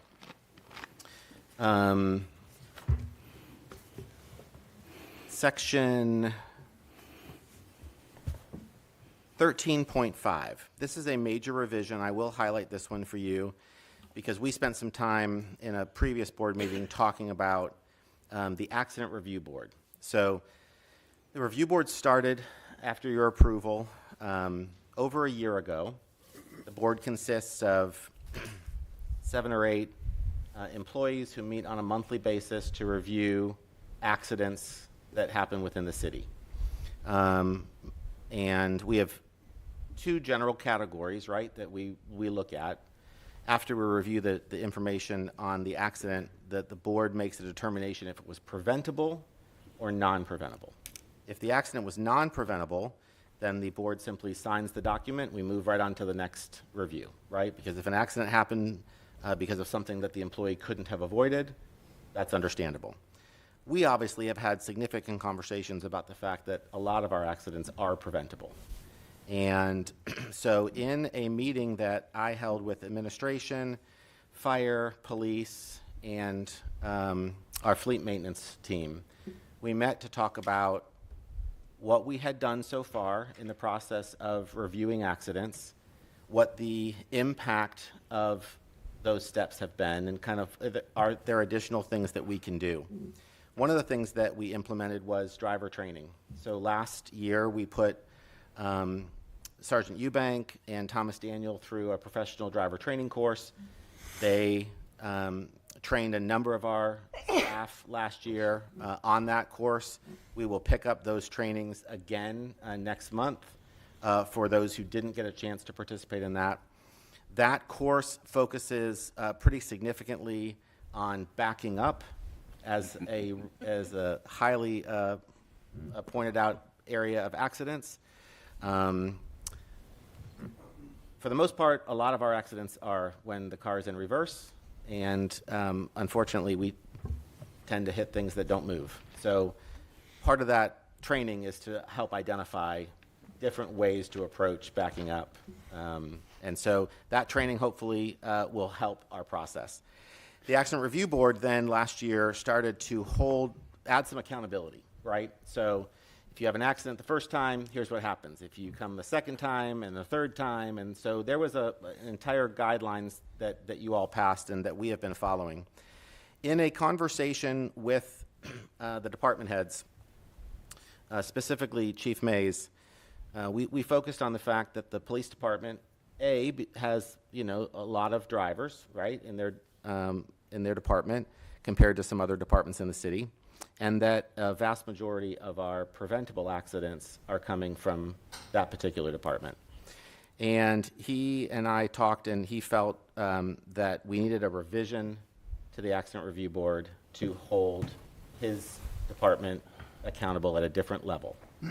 So we talked through what that could look like, and in the handbook, we've added some language, and I'll just share it with you because this will take effect, if you pass this. It's beginning March of 24, which I'll revise to April by the time this is passed. April of 24 through February of 25, employees of the LaVergne Police Department will be recommended on the following point structure. So there's a point structure that's attached to each accident, and based on the points that are assessed by the Accident Review Board, that is what the recommended feedback is, right? So one of the things we talked about before, just a reminder, is we wanted to remove the subjectivity to discipline. We wanted to say, if you did these things in your accident, you got these points, and if your points totaled this is what happens, right? And it's consistent each and every time. So previously, on a first accident, an employee was given a counseling form. That is technical language for there's a conversation that happens between employee and supervisor, and it's a follow-up to an email, right, that says, we talked about this, here's what happened, note that you shouldn't do it this way, and move forward. That step is being recommended to be eliminated for the police department for the next 1-year period. And first accidents would start with a written warning as opposed to a counseling form. Following that written warning, on the second accident, your first step is a 1-shift unpaid suspension. On a third preventable accident, you start at 2 days off, and it progresses from there based on your points. There is still language in the recommendation, as was before, that at a certain level of accidents, your take-home car privileges would be removed for a period of 1 year. That's citywide, right? That's not something that's just specific to the police department. That is citywide, and that's in the policy that we're using right now. Thankfully, we've never had anybody that has reached that level, and I hope that to be the case. If Chief Mays was here, I'm sure he would say this. This change is not necessarily meant to be targeted or extra harsh toward a particular department, but just an acknowledgement that over 90% of our preventable accidents are from one department. And he felt like there was a need, and I agree with that those first accidents need to have a little more teeth behind what happens than just a conversation. I've said this publicly before, which is I think folks tend to drive a little different if they view it as their own money as opposed to somebody else's money. And so when there's a stiffer response from a feedback standpoint that affects someone's pocketbook, hopefully they'll rethink some of those maneuvers or backing up that they're doing. So any questions on that particular item? Well, Andrew, I know we talked about this yesterday, but I do want to bring Evan in just to make sure, as far as from a legal standpoint, with that change just being for the police department, that legally it is not muddy water for us. No, we have the ability to apply that to any department we want to, so. Okay.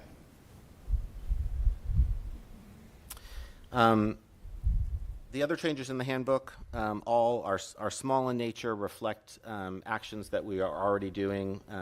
Chapter 16 is the Dayforce chapter. We've made a number of changes to that. Just practically, what it says in the book now is not what we're doing since we've launched the program, so we've cleaned up that language a little bit. Happy to answer any questions if anybody has anything in the highlights that I've missed. But a change in employee handbook is a very common thing. I hope to make it less common and do it less often because it's time intensive, but it's an important book and helps us guide and create a culture for our employees that they know what to expect and they can come to work and enjoy their time here as well. So whenever you make these changes like this, you put them on paper and then you add it, you slide it in a new book, get all the employees to sign it, or do you print a whole new book? Well, we used to do both those things. Now with Dayforce, we simply upload a new electronic version to each person's profile and they can view it at any point. It's also internally available on the employee information portal. So it's more digital now than it is in print. We do give a printed copy to every new employee when they start, and we will highlight, obviously, changes to that. It's not practical to necessarily print 300 copies of the book every time we make a change, but the digital version is accessible at any point. Any other questions? Have you noticed since he's moved over to the big desk that he's more succinct? Yeah. Sits next to me. It's the camera. Is it the camera? It's the camera. Okay. I will gladly give up my seat to anyone from Public Works or Parks and Rec if they would like it. So like the specific changes to the LPD portion, and I'm just saying the supervisors will should these be approved, the supervisors will talk with their teams and let them know of these changes and stuff. So it won't be left up to the individual person. Correct. Once the handbook is adopted, then command staff will have a policy and a procedure that they follow to share that information. It will be cascaded down so everybody has an opportunity to understand it. Any other questions? Moving on to Resolution 2024-08, a resolution authorizing the City of LaVergne to participate in the National Purchasing Cooperative Program. This is just another purchasing cooperative that's out there. The state allows us to participate with them, and there are several organizations here in Tennessee that use this, so it can be beneficial to us. Any questions? Moving on to Resolution 2024-09, a resolution to write off Water Department bad debts. And this is something we do every year. You should be able to see everyone's names and amounts in here. If you know of anybody personally, feel free to reach out to them. Many of them have been contacted by Fox. You'll see that on the spreadsheet. Fox is a collections company that the city uses, so and they've not been able to collect on these. But after so many years, we have to write them off. Does anyone have any questions? So and I've asked this before, Evan, I mean, there's a couple on here that's like $4,000-$5,000. Are those just not even worth trying to go after and pay the? I mean, at this point, when it gets to this point, there's been effort, and it's just, yeah, not worth it. I'll ask you again next year. That's fine. Any other questions? Okay. And then motion to approve the new city mission statement, vision statement, and objectives.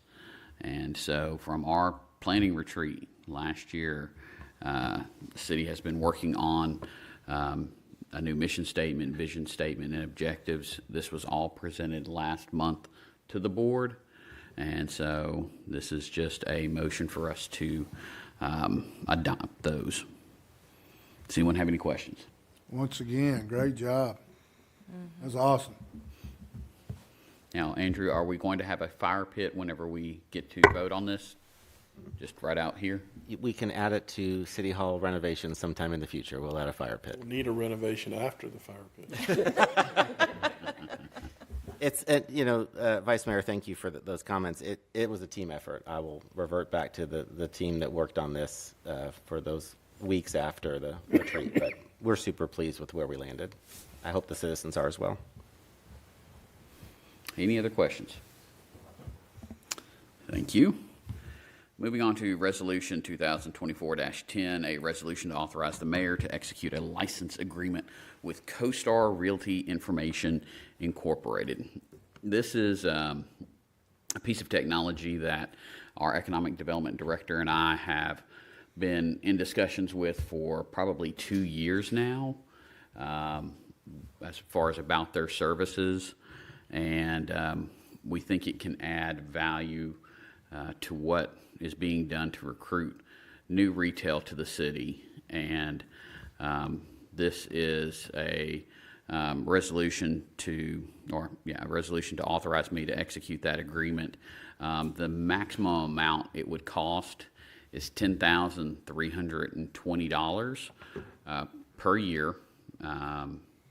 And there are funds in the economic development budget, but we will also look at any discounts that they have with the ICSC Recon event in May.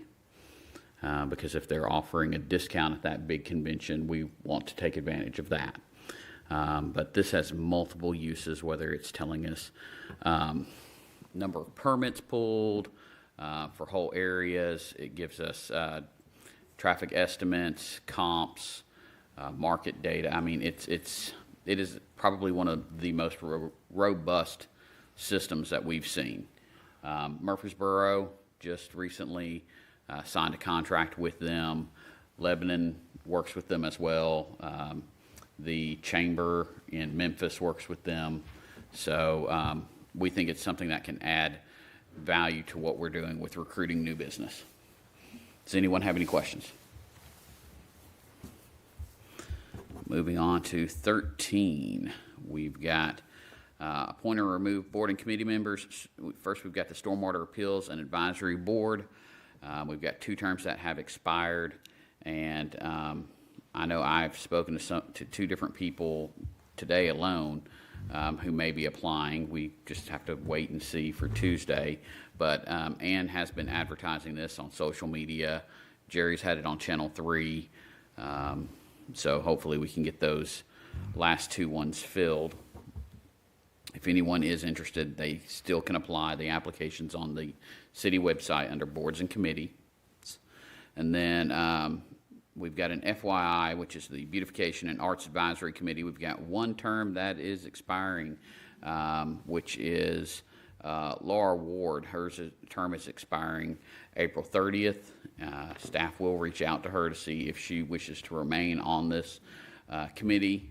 And of course, they'll start advertising it as well. Moving on to, we've got 2 other items which were both discussion items that Alderman Waldron requested. He is not here, so I don't know what all he wanted to touch on with those. So we will simply roll those to probably our next workshop. If that's whenever he wants to do those, and can go through and discuss these. Because again, I don't know what all he had for these items for discussion. And then we've got mayor and alderman comments. Alderwoman Hobbs. Just thanks to the Public Works Department, Stormwater Department for fixing up Arbor Ridge area over there, the road concerns that were brought to us from our citizens. We appreciate it. I've gotten a lot of really positive feedback, so thanks for your quick work on that. You guys did an excellent job. Very impressed. Thank you. And happy Easter. Yeah. Alderwoman Haas. As I was walking to my car to come to the meeting, one of my neighbors stopped by and said, "Thank you for getting the roads fixed." So I told him that I would pass it on to our guys here at the meeting, and it's really appreciated and it's really noted. And happy Easter. Vice Mayor No. As I was walking to my car at the senior center, somebody asked me when are they gonna fix Stones River? But no, I add to these ladies, not only is Public Works and everybody, Parks and Rec, Library, Planning, everybody, all the department heads, all you folks are doing a phenomenal job, even Bruce over here. Even Bruce. Thank you, sir. I appreciate that. But I know as the title of vice mayor and as a tax-paying citizen, I appreciate it, everything you do. Well, I want to first off thank all of the staff, whether it's police and fire, parks, library, for a fun time with our the Easter drive-through. And we had like a 2-hour wait with this. Dunkin' Donuts was blocked, at least that's what Conrad told me. Couldn't pull in, so. Around on 4170. Yeah, so it was massive turnout. So we will work on that for next year to get people through quicker. But still, it was smiling faces. People were not upset, and we had a lot of fun. The kids popped out with their golden eggs, and I mean they really liked it. So We got a basket left. we have one basket left. Yes. Wow. It was the 912? 912? Well, if you have the golden egg and the coupon, contact Parks and Rec. But it was a fun time. So very much want to thank all the staff that was involved with that, because there's a lot even behind the scenes that people don't see to make that happen. So thank you to everybody, and just thank you to our staff for everything you do. And I'll even take it a step further, and even to Evan Cope, who sometimes gets thrown under the bus for stuff. So we appreciate you guys, and happy spring break. Call this meeting adjourned.